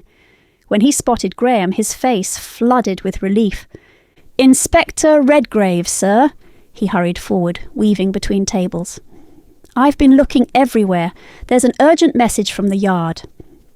Graham's posture shifted, a subtle straightening, a new tension in his shoulders. What message? The constable glanced at Clara, at Mrs. Penfield, at Harriet. He clearly wished to deliver his news in private, but Graham's expression brooked no delay. "It's about the Hartwick investigation, sir. The evidence we collected from the office, the clerks have been cataloguing it, and they found something in the papers from Mr. Hartwick's private desk." "What did they find?" "Asylum commitment papers, sir." The constable's voice dropped, as if speaking softer could lessen the blow. "For Miss Lily Dobbs, already signed by 2 physicians. All that was wanting was Mr. Hartwick's signature." The coffee house noise seemed to recede. Clara felt the blood drain from her face. "He said if I ever mentioned marriage again, he'd have me committed." Lily's voice trembling in that dim parlour, her hands on her belly, her eyes wide with terror. Not an empty threat. Not cruel words designed to frighten. Real papers, real physicians, real plans to lock her away forever. "There's more, sir." The constable looked miserable, a man forced to deliver news he knew would wound. "The superintendent has seen the papers. He says they prove Miss Dobbs had motive, the strongest motive of anyone, combined with the hatpin found in her possession." "No," the word escaped Clara before she could stop it. Graham's voice was very quiet. "What are my orders?" "To arrest Miss Dobbs, sir. First thing tomorrow morning." The constable shifted his weight. "The superintendent says there's been too much delay already. The press is asking questions. He wants someone in custody." A long silence. "I understand." Graham's face had gone completely blank, smooth as marble, revealing nothing. "Return to the yard, constable. Tell the superintendent I received his message and will comply with his orders." "Yes, sir." The constable couldn't flee fast enough. Clara waited until he was gone before she spoke. "Graham." He didn't look at her. "Graham, you can't let them arrest her. She didn't do this." "I know." The words came out flat, heavy, the voice of a man trapped between what he believed and what he was required to do. "Then stop it. Tell your superintendent he's wrong. Tell him the evidence is circumstantial, that anyone could have planted that hatpin, that—" "Tell him what exactly?" Graham finally met her eyes, and she saw the anguish there, carefully controlled but present. "That my instincts say she's innocent, that something feels wrong. He doesn't care about instincts, Clara. He cares about evidence. And the evidence points to Lily Dobbs. The hatpin could have been planted. Could have been. Might have been. Perhaps." He shook his head. "Those aren't arguments. Those are hopes. And hopes don't prevent arrests." He drew a breath. "The only thing that would stop this now is finding the real killer and getting a confession. Short of that, my superintendent will not entertain the possibility of Miss Dobbs's innocence." "Then we find the real killer," Clara said. "By morning." Graham's voice was gentle, but the truth in it was brutal. "Clara, I have been investigating this case for days. If I had evidence pointing to another suspect, real evidence, not suspicion, I would use it. But I don't." Mrs. Penfield spoke quietly. "What will happen to her?" "She'll be taken to Newgate to await trial." Graham's voice was clinical now, detached. the voice of a man reciting facts to avoid feeling them. Given the evidence and the publicity, the trial will be swift. If she's convicted... He stopped. He didn't need to finish. They all knew what happened to convicted murderers. "The baby," Harriet whispered. It was the first thing she'd said since the constable arrived. "What about the baby?" No one answered. Clara wanted to scream, wanted to shake Graham, shake the superintendent, shake the entire machinery of justice that was grinding toward crushing an innocent woman. But she could see the truth in Graham's face. His hands were tied. He was a cog in a machine, and the machine had made its decision. "I need to return to the yard." Graham's voice had gone formal, professional, the mask sliding back into place. "Graham -- Clara." He held up a hand. "Please, not now." The look he gave her was bleak, exhausted and utterly without hope. Then he turned and walked out into the night. The shop was dark when Clara let herself in. The familiar smells wrapped around her, lavender and chamomile, dried roses and ancient wood. The shop had been her grandmother's and her great-grandmother's before that. 3 generations of women, mixing remedies and hope in equal measure. Tonight, Clara had no hope to offer. She lit a single lamp with trembling fingers. The flame caught, casting warm light across the cluttered counter, the rows of glass jars, the bundles of dried herbs hanging from the rafters. Marmalade appeared from the shadows near the hearth, winding around her ankles with a demanding meow. "I know," Clara told him. "I'm sorry. Everything is wrong." She moved mechanically toward the back room, toward the dishes and the tin of fish she kept for him. Marmalade followed, his complaints vocal and insistent. She fed him in the dim kitchen, barely registering her own movements. Her mind was elsewhere. In a cell at Newgate that didn't exist yet, watching Lily's face as they came to arrest her. Watching the hope drain out of her eyes. Everything would be taken care of, Caroline had promised her. It would all be all right. What had she meant? What had she actually promised? And why had Lily believed her? Clara drifted back into the shop, too exhausted to climb the stairs to her rooms, too restless to sit. She stood in the middle of the floor, surrounded by her grandmother's legacy, and felt utterly, completely lost. Tomorrow morning Lily would be arrested, and Clara had no idea how to stop it. Marmalade's observations. In which my human proves once again that she cannot solve the simplest problems without feline intervention. The fish was adequate, not good, not the quality I deserve after the indignities of this evening. Abandoned for hours, dinner criminally delayed, my human returning smelling of tobacco smoke and human anxiety. But adequate. I have learned to calibrate my expectations. Clara stands in the middle of the shop like a lost creature. She does this sometimes, stops moving, stops thinking, simply exists in a fog of human confusion. It's exhausting to witness. If I stood motionless in the middle of a room staring at nothing, I would be hunting. Clara is merely useless. She's muttering to herself now. Something about Lily, something about arrest, something about not knowing what to do. I know what to do. I always know what to do. The question is whether my human is capable of following simple instructions. The answer, historically, is no. I finish my fish, every morsel, because waste is inefficient, and pad back into the shop. Clara hasn't moved. She's staring at the cold hearth as if it contains answers. It doesn't. It contains ash and the faint memory of warmth, neither of which will solve her current problem. The manuscript sits on the reading table where it has sat for days. That stack of pages Clara keeps fussing over, reading and rereading, as if the words might rearrange themselves into something useful.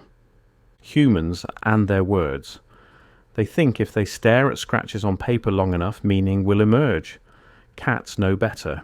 Meaning emerges from observation, from patience, from paying attention to what is actually there, rather than what you wish to see. Clara is not paying attention. She hasn't been paying attention for days. I leap onto the reading table, a simple movement, elegant in its economy, and settle directly onto the manuscript. The pages crinkle beneath my weight. Satisfying. Clara doesn't notice. Of course she doesn't. I begin to groom my left paw, methodical, unhurried.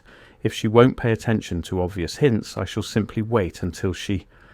The temperature drops, not gradually, as it does when the fire dies, sharply, precisely, the way it does when Genevieve is meddling. I pause mid-lick, one paw raised. The scent of lavender drifts through the shop, stronger than usual, more insistent. Ah, the ghost has opinions. I do not, as a rule, collaborate with the dead. Genevieve and I have an understanding. She haunts the shop, I patrol it, and we stay out of each other's territory, but occasionally our interests align. Tonight, apparently, is one of those occasions. A dried lavender bundle falls from its hook. It lands on the reading table directly beside me, scattering small purple flowers across the manuscript pages. Clara turns. Grandmother! Finally. Attention. But she's looking at the lavender, not at me, not at the manuscript beneath me. Humans see what they expect to see, and Clara expects ghostly interference. She does not expect her cat to be the source of revelation. Her mistake. The temperature drops further. My fur rises along my spine, not from fear, never from fear, but from the particular irritation of supernatural meddling. Genevieve is being dramatic. She always was, even when alive. Death has not improved her. Another lavender bundle falls. This one lands on Clara's shoulder. I don't understand, Clara says to the empty air. What are you trying to tell me? She's asking the ghost who cannot speak, cannot point, cannot do anything useful except drop herbs and make the room cold. I, on the other hand, am sitting directly on the answer. I meow, loudly, pointedly. Clara glances at me. Not now, Marmalade. Not now. Not now. I have been waiting for days for this ridiculous human to notice what is directly in front of her, and she says, "Not now." I stand. I turn in a circle on the manuscript, making sure to crinkle the pages as loudly as possible. I sit again, this time with more weight, more deliberate presence. Marmalade, please. I'm trying to think. She's trying to think. She's been trying to think for days, and what has it accomplished? Nothing. An innocent woman will be arrested tomorrow, and Clara is trying to think. I do not have time for trying. I hook my claw into the top page of the manuscript and pull. The page tears slightly, a small sacrifice for the greater good, and slides off the stack. It flutters to the floor. Clara sighs. Marmalade! She bends to retrieve the page, and I take the opportunity to scatter 3 more. They drift down like wounded birds, settling across the floorboards in a pattern that would be meaningful if Clara had the sense to see it. She gathers them with the weary patience of a woman who has lived with cats too long to be surprised by anything. These are Harriet's pages. I need to keep them in order. Order. As if order matters when the answer is right there, written in words Clara herself has read a dozen times. But she's holding the pages now, looking at them. Progress. The ghost, apparently dissatisfied with the pace of events, knocks over a jar of dried chamomile. It shatters on the floor with a crash that makes Clara jump and sends me leaping to the top of the herbal cabinet. Unnecessary, theatrical, typical Genevieve, but effective. Clara is fully alert now, pages clutched in her hands, staring around the shop with wide eyes. All right, she says. All right, I'm listening. What am I supposed to see? She's asking the ghost again, but she's looking at the pages in her hands. I descend from the cabinet, gracefully, as befits my dignity, and wind around her ankles. Not affection, guidance. I press against her leg, then walk deliberately toward the reading table where the rest of the manuscript still sits. Clara follows. Good. I leap back onto the table. I sit on the manuscript again, the middle section this time, the pages I've seen her read most often, the pages she keeps returning to, frowning at as if they hold a secret she can't quite grasp. She sets down the scattered pages, looks at where I'm sitting. The murder scene, she says slowly. You want me to read the murder scene again? I want her to understand the murder scene, but reading is a start. I stand, allowing her access to the pages, and relocate to the corner of the table where I can observe. The ghost has gone quiet. The temperature is rising again, the lavender scent fading. Even Genevieve knows when to step back and let a professional work. Clara sits. She pulls the lamp closer. She begins to read. I watch her face, the way her eyes move across the words, the slight furrow between her brows. She's read this before, many times, but she's never truly seen it. He didn't look up when she entered. Clara's lips moved slightly, forming the words. Why would he? She belonged there as much as the ink bottles and ledger books. She had always belonged there. The furrow deepens. She belonged there, Clara murmurs. The killer belonged in that office. Yes, finally. Philip Hartwick was killed at his desk. No struggle, no sign he'd seen danger coming. Clara's voice is gaining strength now, the fog lifting. He was comfortable, at ease. He didn't even look up. She sets down the page, stares at it. Lily didn't belong there. She was his mistress, yes, but she was also his problem, his complication. If Lily had walked into that office, especially after threatening to expose their affair, Philip would have been on guard. Wary, he would have looked up. I begin grooming my paw again. The work is nearly done. But Caroline... Clara's voice drops to a whisper. Caroline ran everything. She was there every day. She handled the accounts, made the real decisions. Philip wouldn't think twice about her entering his office. He wouldn't even notice. The ghost stirs again. Just a breath of cold air, a whisper of lavender. Approval, perhaps, or simply satisfaction. Clara stands abruptly, nearly knocking over the lamp. Caroline, she says. It was Caroline. It had to be. She read the manuscript. She was the real editor. She read everything. She knew the method. She had access to the office, to the hatpin. She stops. Her face changes. The hat. The blue hat with the peacock feathers. It was Lily's hat, but Caroline could have put the hatpin there. She had access to everything. She could have planted it, framed Lily. She's pacing now, words tumbling out faster and faster. The meeting with Edgar, the private business matter, neither of them would explain. What if Caroline was establishing her alibi? What if she asked Edgar to meet her specifically so she'd have a witness for part of the evening? I watch her pace, back and forth, like a trapped creature finally seeing the way out. A wife scorned. Clara's voice goes hard. All those years, managing his affairs, keeping his secrets, making his business run while he took mistresses and fathered children with other women. Caroline must have finally had enough. She decided to end it and to make sure someone else took the blame. The shop is warm again. The ghost has retreated, her work complete. Clara looks at me, really looks for the first time tonight. You knew, she says. You've been trying to tell me. I have been trying to tell her for days, but that is the nature of humans. They only see what they're ready to see.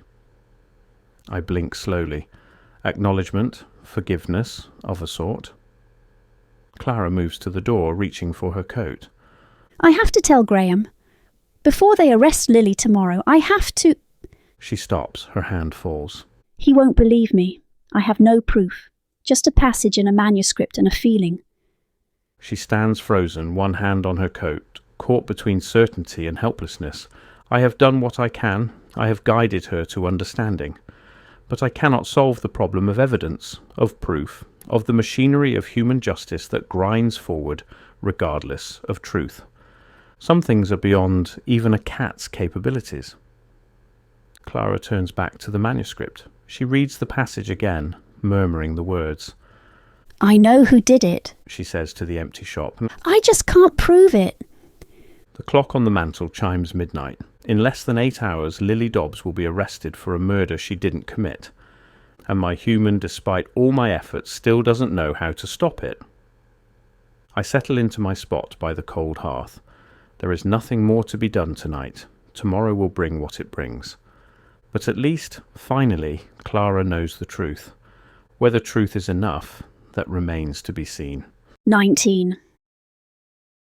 The Hartwick townhouse loomed grey and silent in the early morning light. Clara stood on the pavement, her remedy basket over one arm, watching her breath mist in the December air. The black wreath still hung on the door. The morning curtains still blocked the windows. Nothing had changed since she'd stood here with Graham days ago. Everything had changed. She had not slept. After Marmalade's intervention, after the pieces had finally fallen into place, she had sat in her dark shop until the clock struck 3, then 4, then 5, thinking, planning, trying to find another way. There was no other way. Graham needed the real killer. He needed a confession, and Clara was the only one who could get it. The street was quiet at this hour. 7:30, too early for fashionable callers, too late for servants' errands. A milk cart rattled past on the corner. Somewhere nearby, a door opened and closed. London was stirring, but slowly, reluctantly, as if the city itself dreaded what the day would bring. "First thing this morning," the constable had said, "the superintendent wants someone in custody. Lily might already be in a cell, or the constables might still be on their way to her lodgings, prepared to drag a pregnant woman from her bed." Clara didn't know which was worse, the thought of Lily already taken, or the image of her waiting, unknowing, for the knock that would destroy her life. Either way, Clara was running out of time. She adjusted her grip on the basket. Valerian root, chamomile, lavender, a remedy for sleeplessness and troubled nerves. The perfect excuse for an early morning call on a grieving widow. The perfect lie to get her through the door. Clara climbed the steps and knocked. The maid who answered was not the young, starched creature who had greeted them before. This one was older, grey-haired, with the wary eyes of a woman who had seen too much and trusted too little.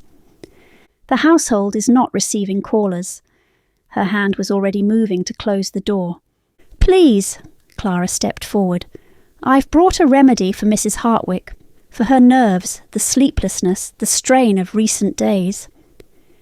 The maid's eyes flicked to the basket, then back to Clara's face, assessing. Mrs. Hartwick made no request for remedies. "I'm an apothecary, from Hawthorne and Wetherly in Bloomsbury. Mrs. Hartwick and I spoke when Inspector Redgrave—" "I know who you are." The maid's tone suggested this was not a recommendation. "Remedies can wait until a more respectable hour, miss. The mistress is not yet dressed for callers." The door began to close. "The remedy can wait," Clara said quickly, "but the urgent news about Miss Dobbs cannot." The door stopped moving. The maid's expression shifted. Recognition? Alarm? Clara couldn't be certain, but the woman's hand fell from the door handle. "Wait here," she said, "in the hall. I will see if Mrs. Hartwick is available." She stepped back, admitting Clara into the dim foyer. The black crepe still draped every surface. The mirrors remained covered, dark cloth hiding the glass as if reflection itself were unseemly. The air smelled of hothouse flowers past their prime, lilies going brown at the edges, their sweetness curdling toward decay. The maid disappeared up the stairs without another word, her footsteps fading into the silence above. Clara stood alone in the entrance hall, her heart beating too quickly beneath her ribs. She had gambled, and the gamble had worked. The mention of Lily's name had opened the door. Now she had to wait. She studied her surroundings, trying to steady her nerves. The portraits lining the walls, ancestors she assumed, though whether Hartwick's or Ashford's she couldn't tell. A side table bearing calling cards on a silver tray, untouched, proper mourning observed to the letter, but something felt wrong, not neglected exactly. The floors were polished, the crepe freshly hung. Yet the house had the hollow quality of a stage set, as if grief were being performed rather than felt. Upstairs she heard the murmur of voices, the maid's tone, deferential, and another voice, lower, measured, too quiet to make out words.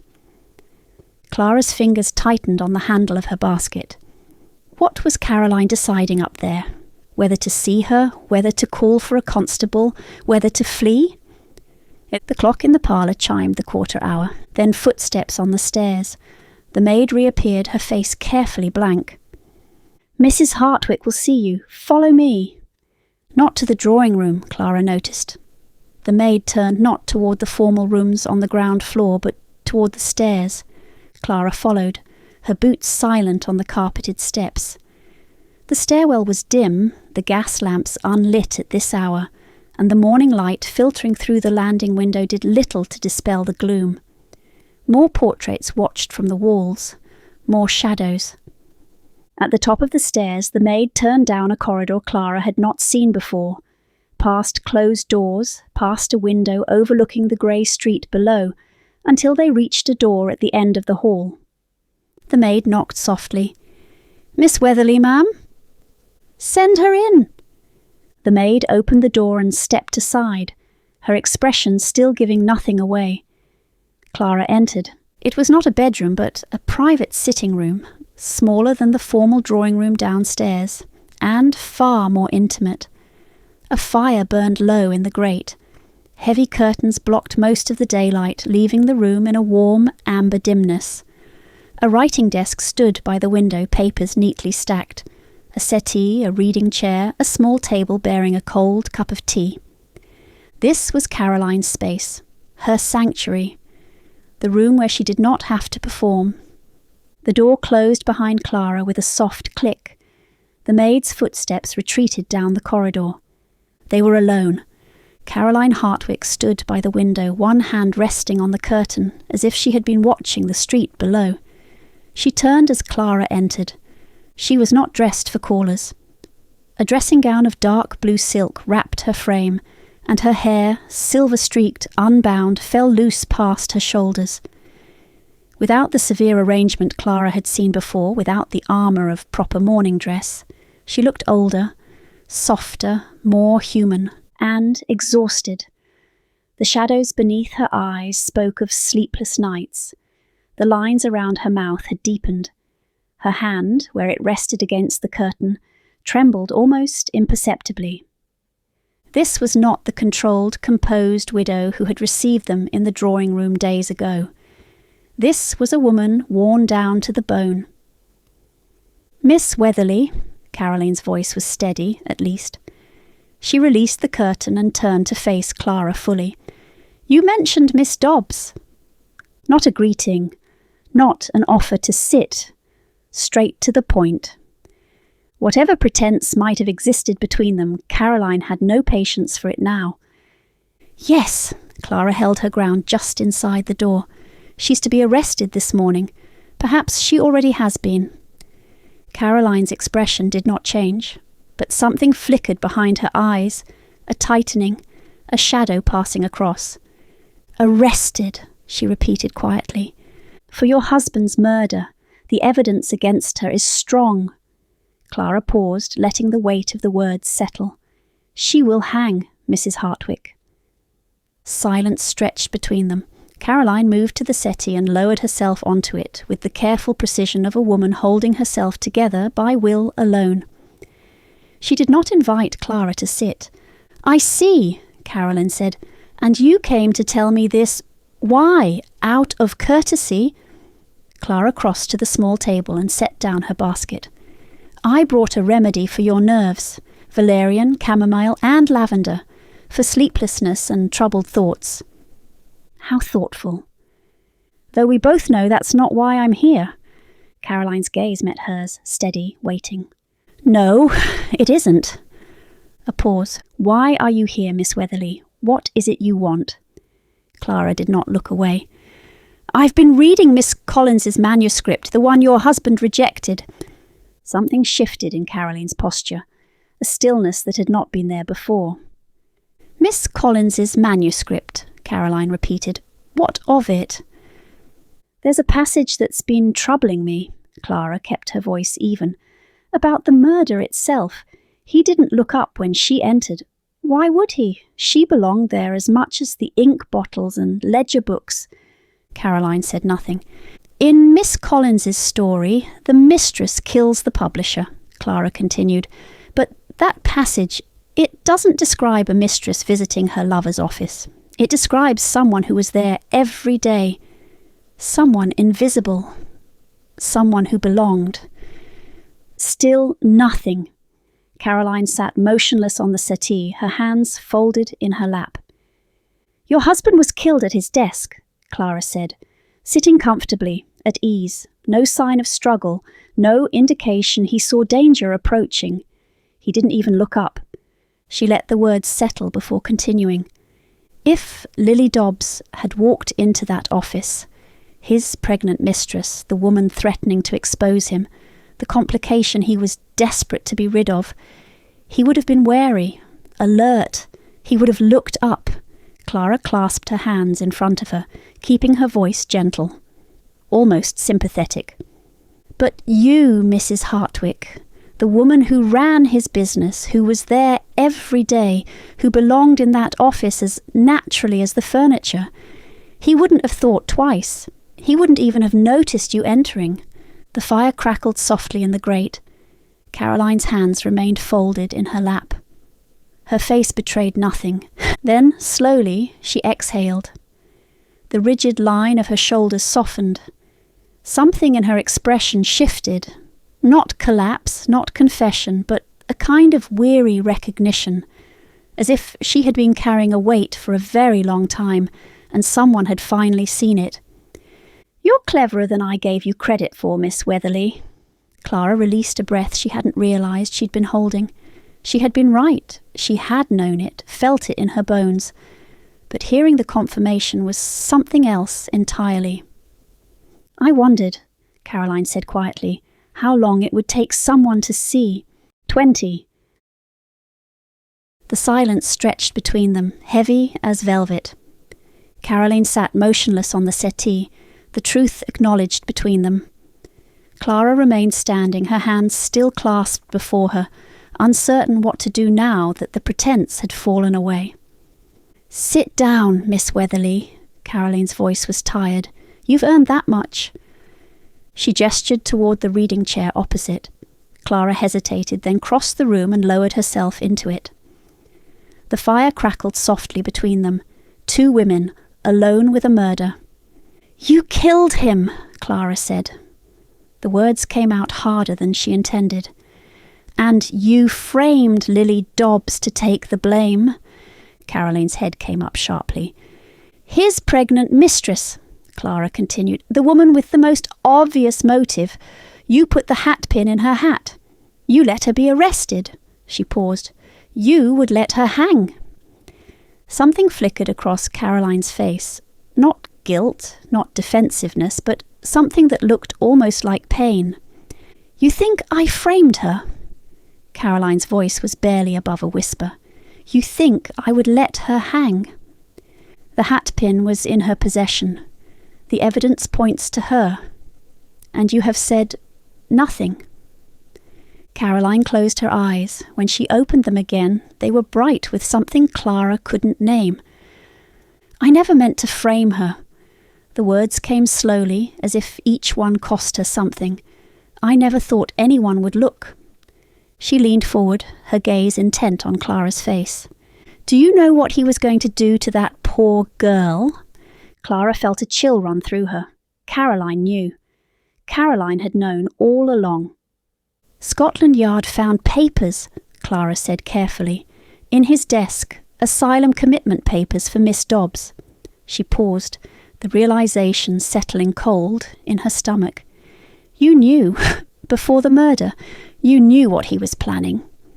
Caroline laughed, a bitter, broken sound. Knew? He showed them to me himself, smugly, proudly, as if he expected me to admire his cleverness. Her hands tightened in her lap. 2 physicians had already signed. He was going to file them the next morning.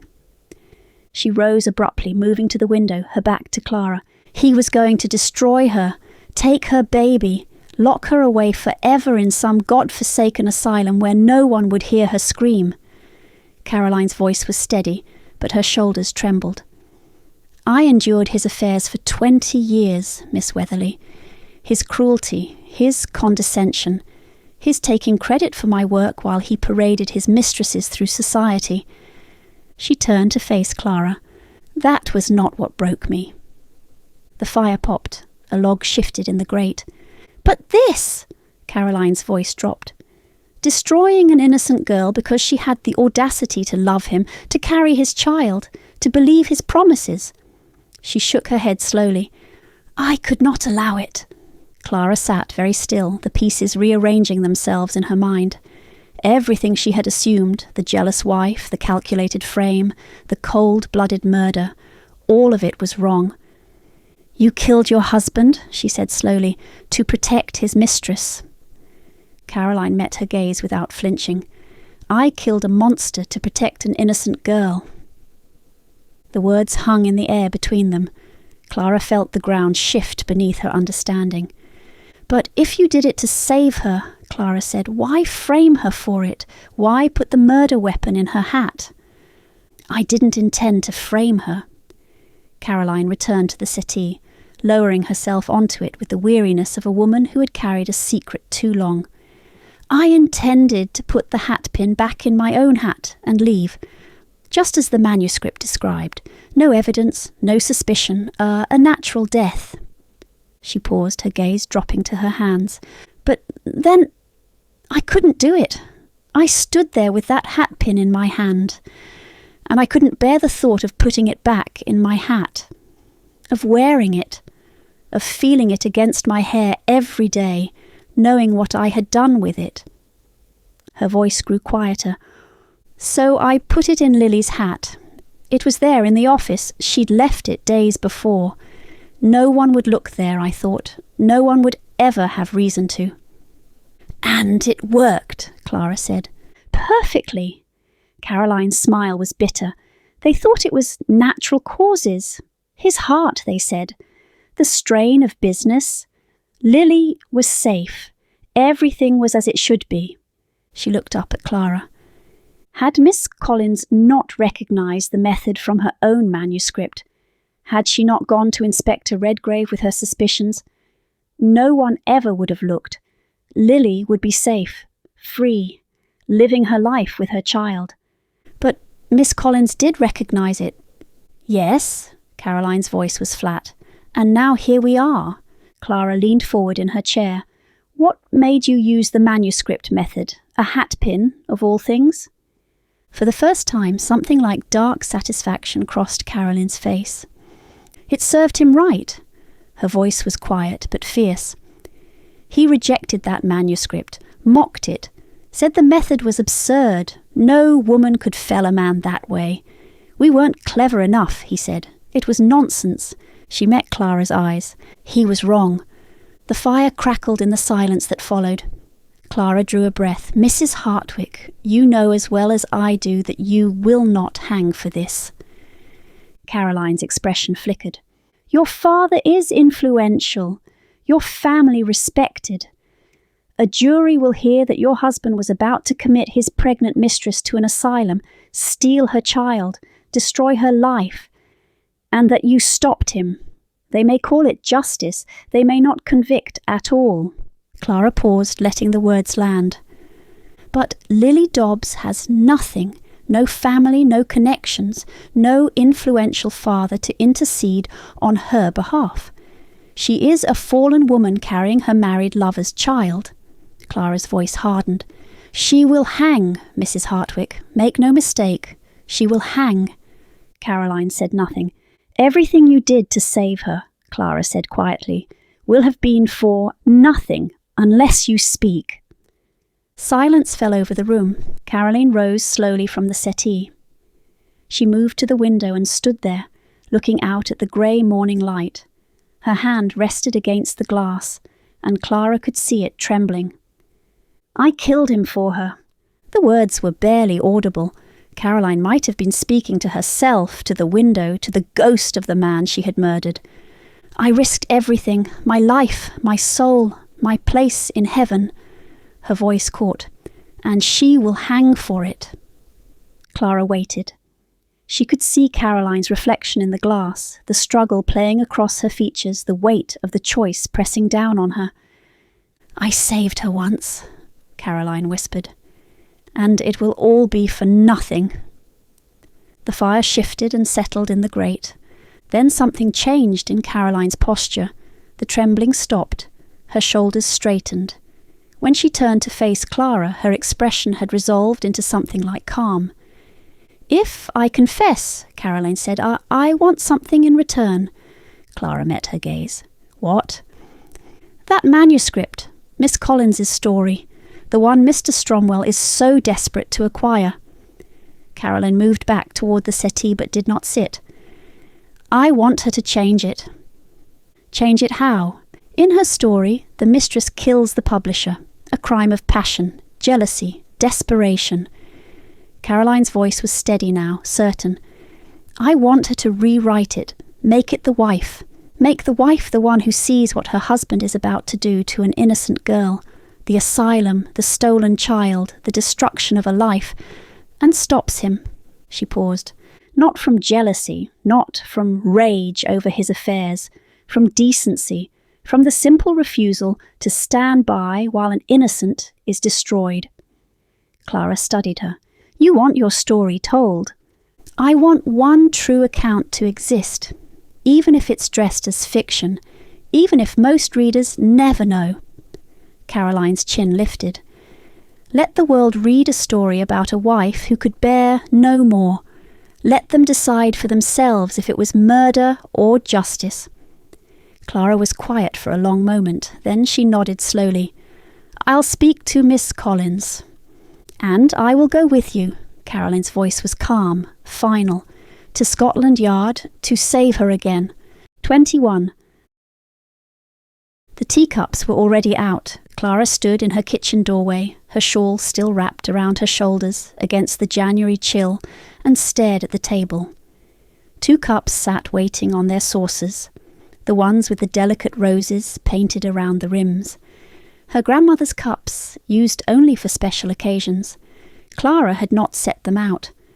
A faint scent of lavender drifted through the room, though no lavender hung drying in the kitchen this time of year. On the counter, the gilded leaf lay open, its pages turned to an illustration Clara knew well. 2 figures, 2 cups raised between them. The 2 of cups, partnership, connection, a meeting of hearts. Clara closed the book gently, her fingers lingering on the worn leather cover. "I know, grandmother," she said softly. "I know." She set the kettle on to boil and retrieved the cake Mrs. Penfield had sent over the day before, a rich fruit cake, dark with currants and soaked in brandy. "For the new year," Mrs. Penfield had said, pressing it into Clara's hands. "One cannot begin a new year without something sweet." Clara cut 2 slices and set them on plates. Then she waited. The knock came at the back door just as the kettle began to sing. Clara paused, her hand on the teapot. The back door. Not the shop entrance he had always used before, but the private door, the one that led directly to her rooms. She smoothed her skirts, tucked a stray curl behind her ear, and went to answer. Graham Redgrave stood on her doorstep, his hat in his hands. He looked different out of his professional context. Less the inspector, more the man. His dark hair was slightly dishevelled from the wind, and there was an uncertainty in his expression that Clara had never seen during an investigation. "Miss Wetherly," he cleared his throat. "I hope I'm not intruding."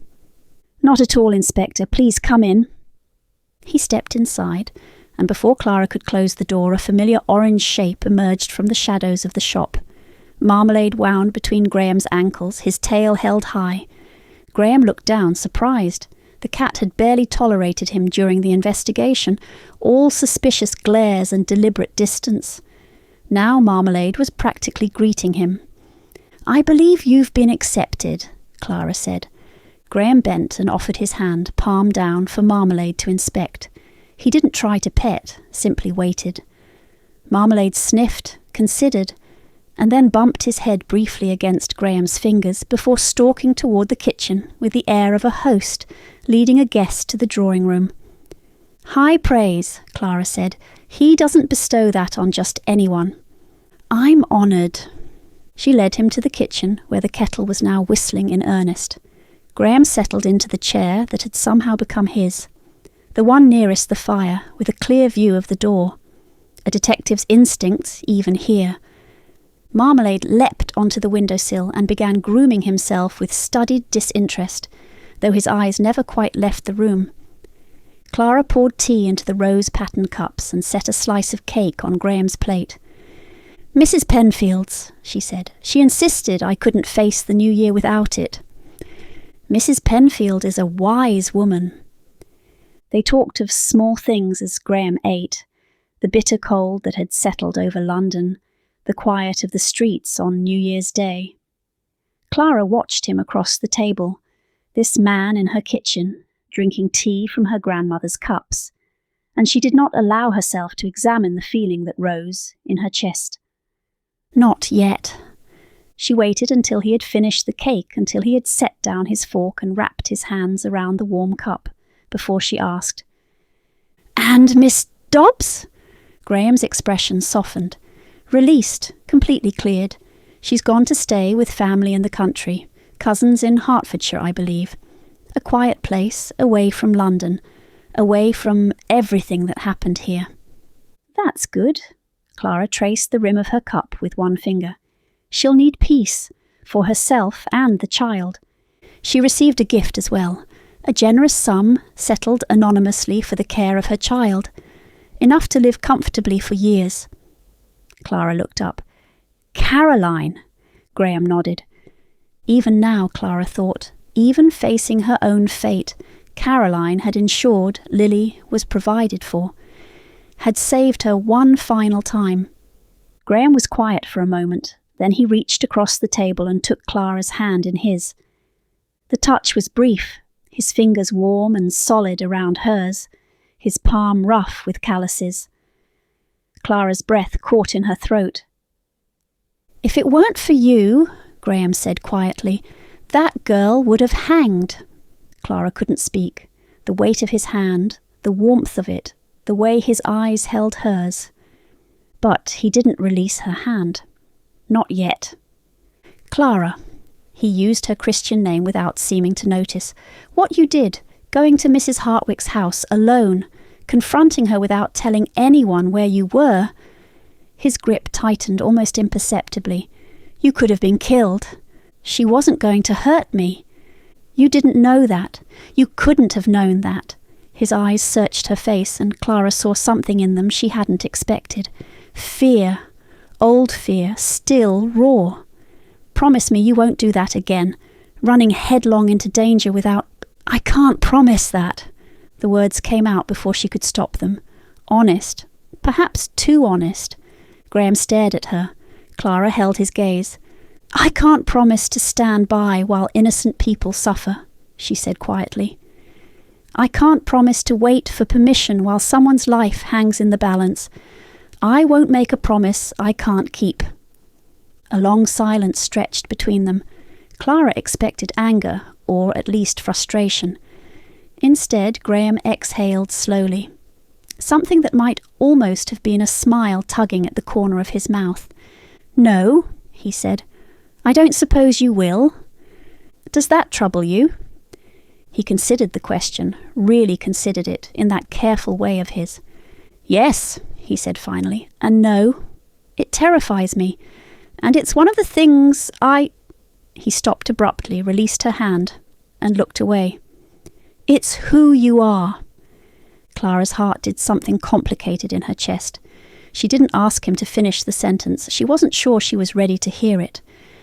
Clara folded her hands in her lap, willing her heart to slow.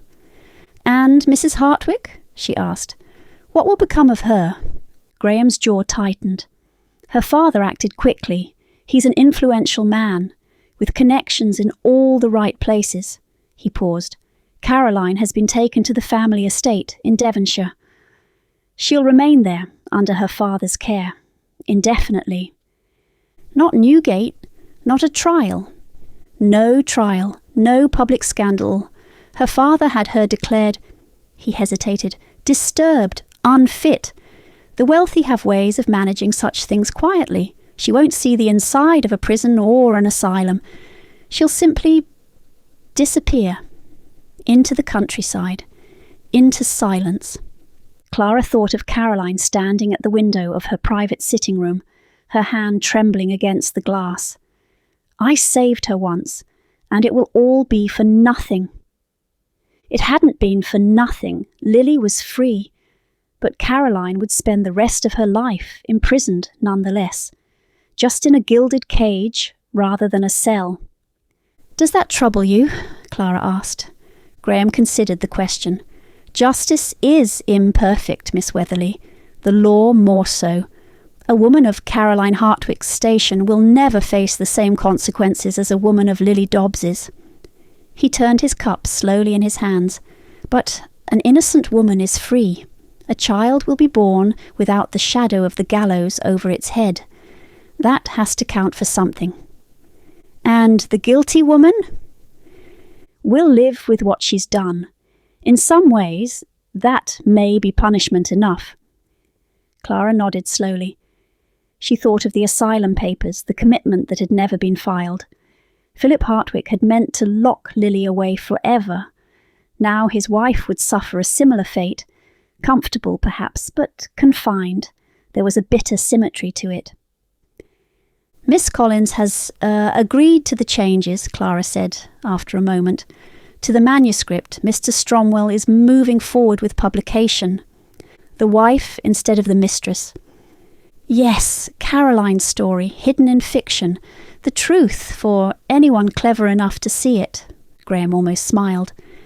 "Rather fitting, isn't it? The manuscript that caused so much trouble will finally be published, and no one will ever know it tells a true story." "Some will know." "Yes." His eyes met hers. "Some will." The fire crackled softly. Clara rose to add another log, and when she turned back, Graham was watching her with an expression she couldn't quite read. "Miss Wetherly." He cleared his throat again. He seemed to do that often around her, she noticed. "My mother has been suffering lately. Sleeplessness, troubled nerves. I wondered if you might, that is, if you have remedies that might help." Clara returned to her seat, hiding her smile. The shop had been quiet these past weeks. Customers had stayed away during the investigation, and not all of them had returned. Graham knew this. "I'm sure I can prepare something suitable," she said. "Valerian and chamomile, most likely. Perhaps some lavender. I would be grateful. And I thought perhaps—" He paused. "A standing order might be arranged, monthly perhaps. The sleeplessness tends to return when the weather turns." Pride and practicality, meeting somewhere in the middle. "I would be amenable," Clara said. "Very amenable indeed." Graham nodded, looking relieved. Whether at the prospect of helping her business or at having navigated the awkwardness of offering, she couldn't tell.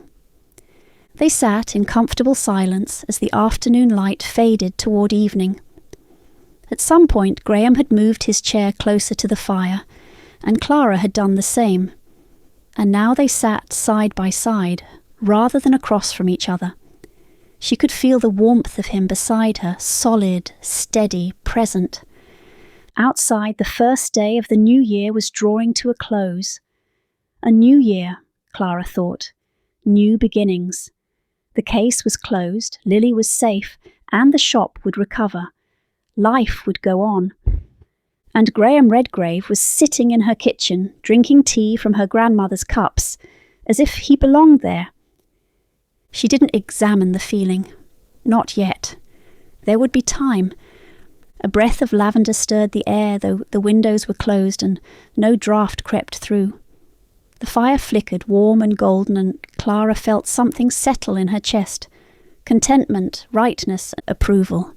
"Thank you, grandmother," she thought, "for the teacups, for the card, for knowing, as you always did, what I needed before I knew it myself.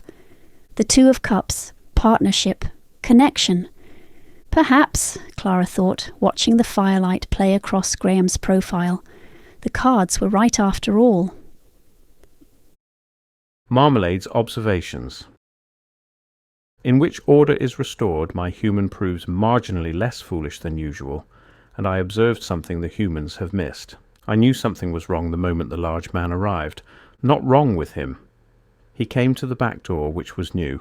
Previously he had always used the shop entrance like a proper visitor. The back door is private. Family. The fact that he chose it today tells me something has shifted between him and my human, though neither of them seems to have noticed yet. Humans are remarkably oblivious. No, the wrongness came from outside, from the alley. When my human opened the door to admit the large man, I caught a scent on the cold air. Something that didn't belong.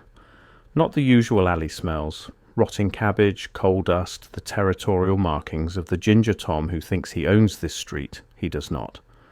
This was different. Boot leather, tobacco, something sharp beneath it, like metal kept close to skin. A man's scent, a waiting scent. I slipped past their ankles before the door closed, positioning myself at the kitchen window where I could watch both the room and the alley beyond. My human thought I wanted the warmth of the windowsill. She doesn't understand that I am always working. There, in the shadows where the lamplight doesn't reach, a figure, standing motionless against the far wall, tucked into the gap between the coal shed and the neighbour's fence, not moving, barely breathing from what I can tell, just watching. Watching the back door the large man had entered. I can see into shadows better than any human.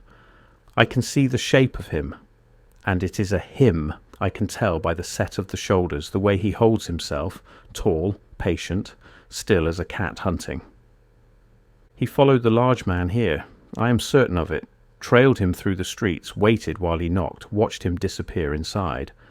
The large man does not know. My human does not know. Only I know. I keep one eye on the figure throughout the afternoon.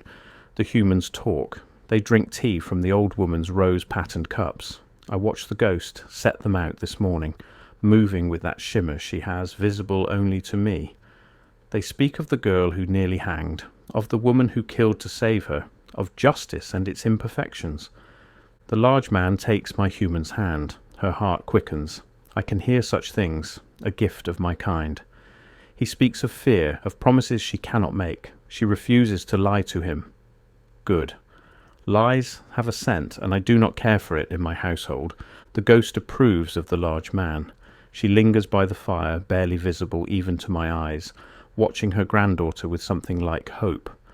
The household is settling into a new shape, 2 humans instead of 1. This is acceptable. They look after each other, and more importantly, they are less likely to forget to feed the cat. But outside, in the alley, the figure remains. He shifts once, twice, as the afternoon fades, adjusting his position, stamping his feet against the cold, though he tries to do it silently. He is patient, this watcher, trained, but even trained men grow cold in January. The large man rises to leave as evening falls. I watch him move toward the back door, watch my human follow to see him out. The figure in the alley goes still again. Alert. Ready. The door opens. The large man steps out into the cold, turning to say something to my human. Something soft, something I do not bother to hear because I am watching the alley. The figure pulls back, presses deeper into shadow. The large man doesn't notice. He is looking at my human with that expression he thinks no one sees. The door closes. My human leans against it for a moment, her hand pressed to the wood, a small smile on her face. In the alley, the figure waits until the large man's footsteps fade. Then he moves, peels away from the wall and follows, silent as smoke, keeping to the shadows. Gone. I sit on the windowsill and consider. The large man has an enemy, or a watcher, someone interested enough to stand in a freezing alley for hours, patient as a cat, waiting and watching. Someone skilled enough to follow without being seen. This is not over. My human thinks the unpleasantness has ended. She is settling into contentment, into the warmth of the fire and the promise of the large man's return. The ghost is at peace. The shop smells right again. But I know better. I tuck my paws beneath me and keep my eyes on the window, on the alley, on the shadows beyond. I will be watching. It is, after all, my purpose.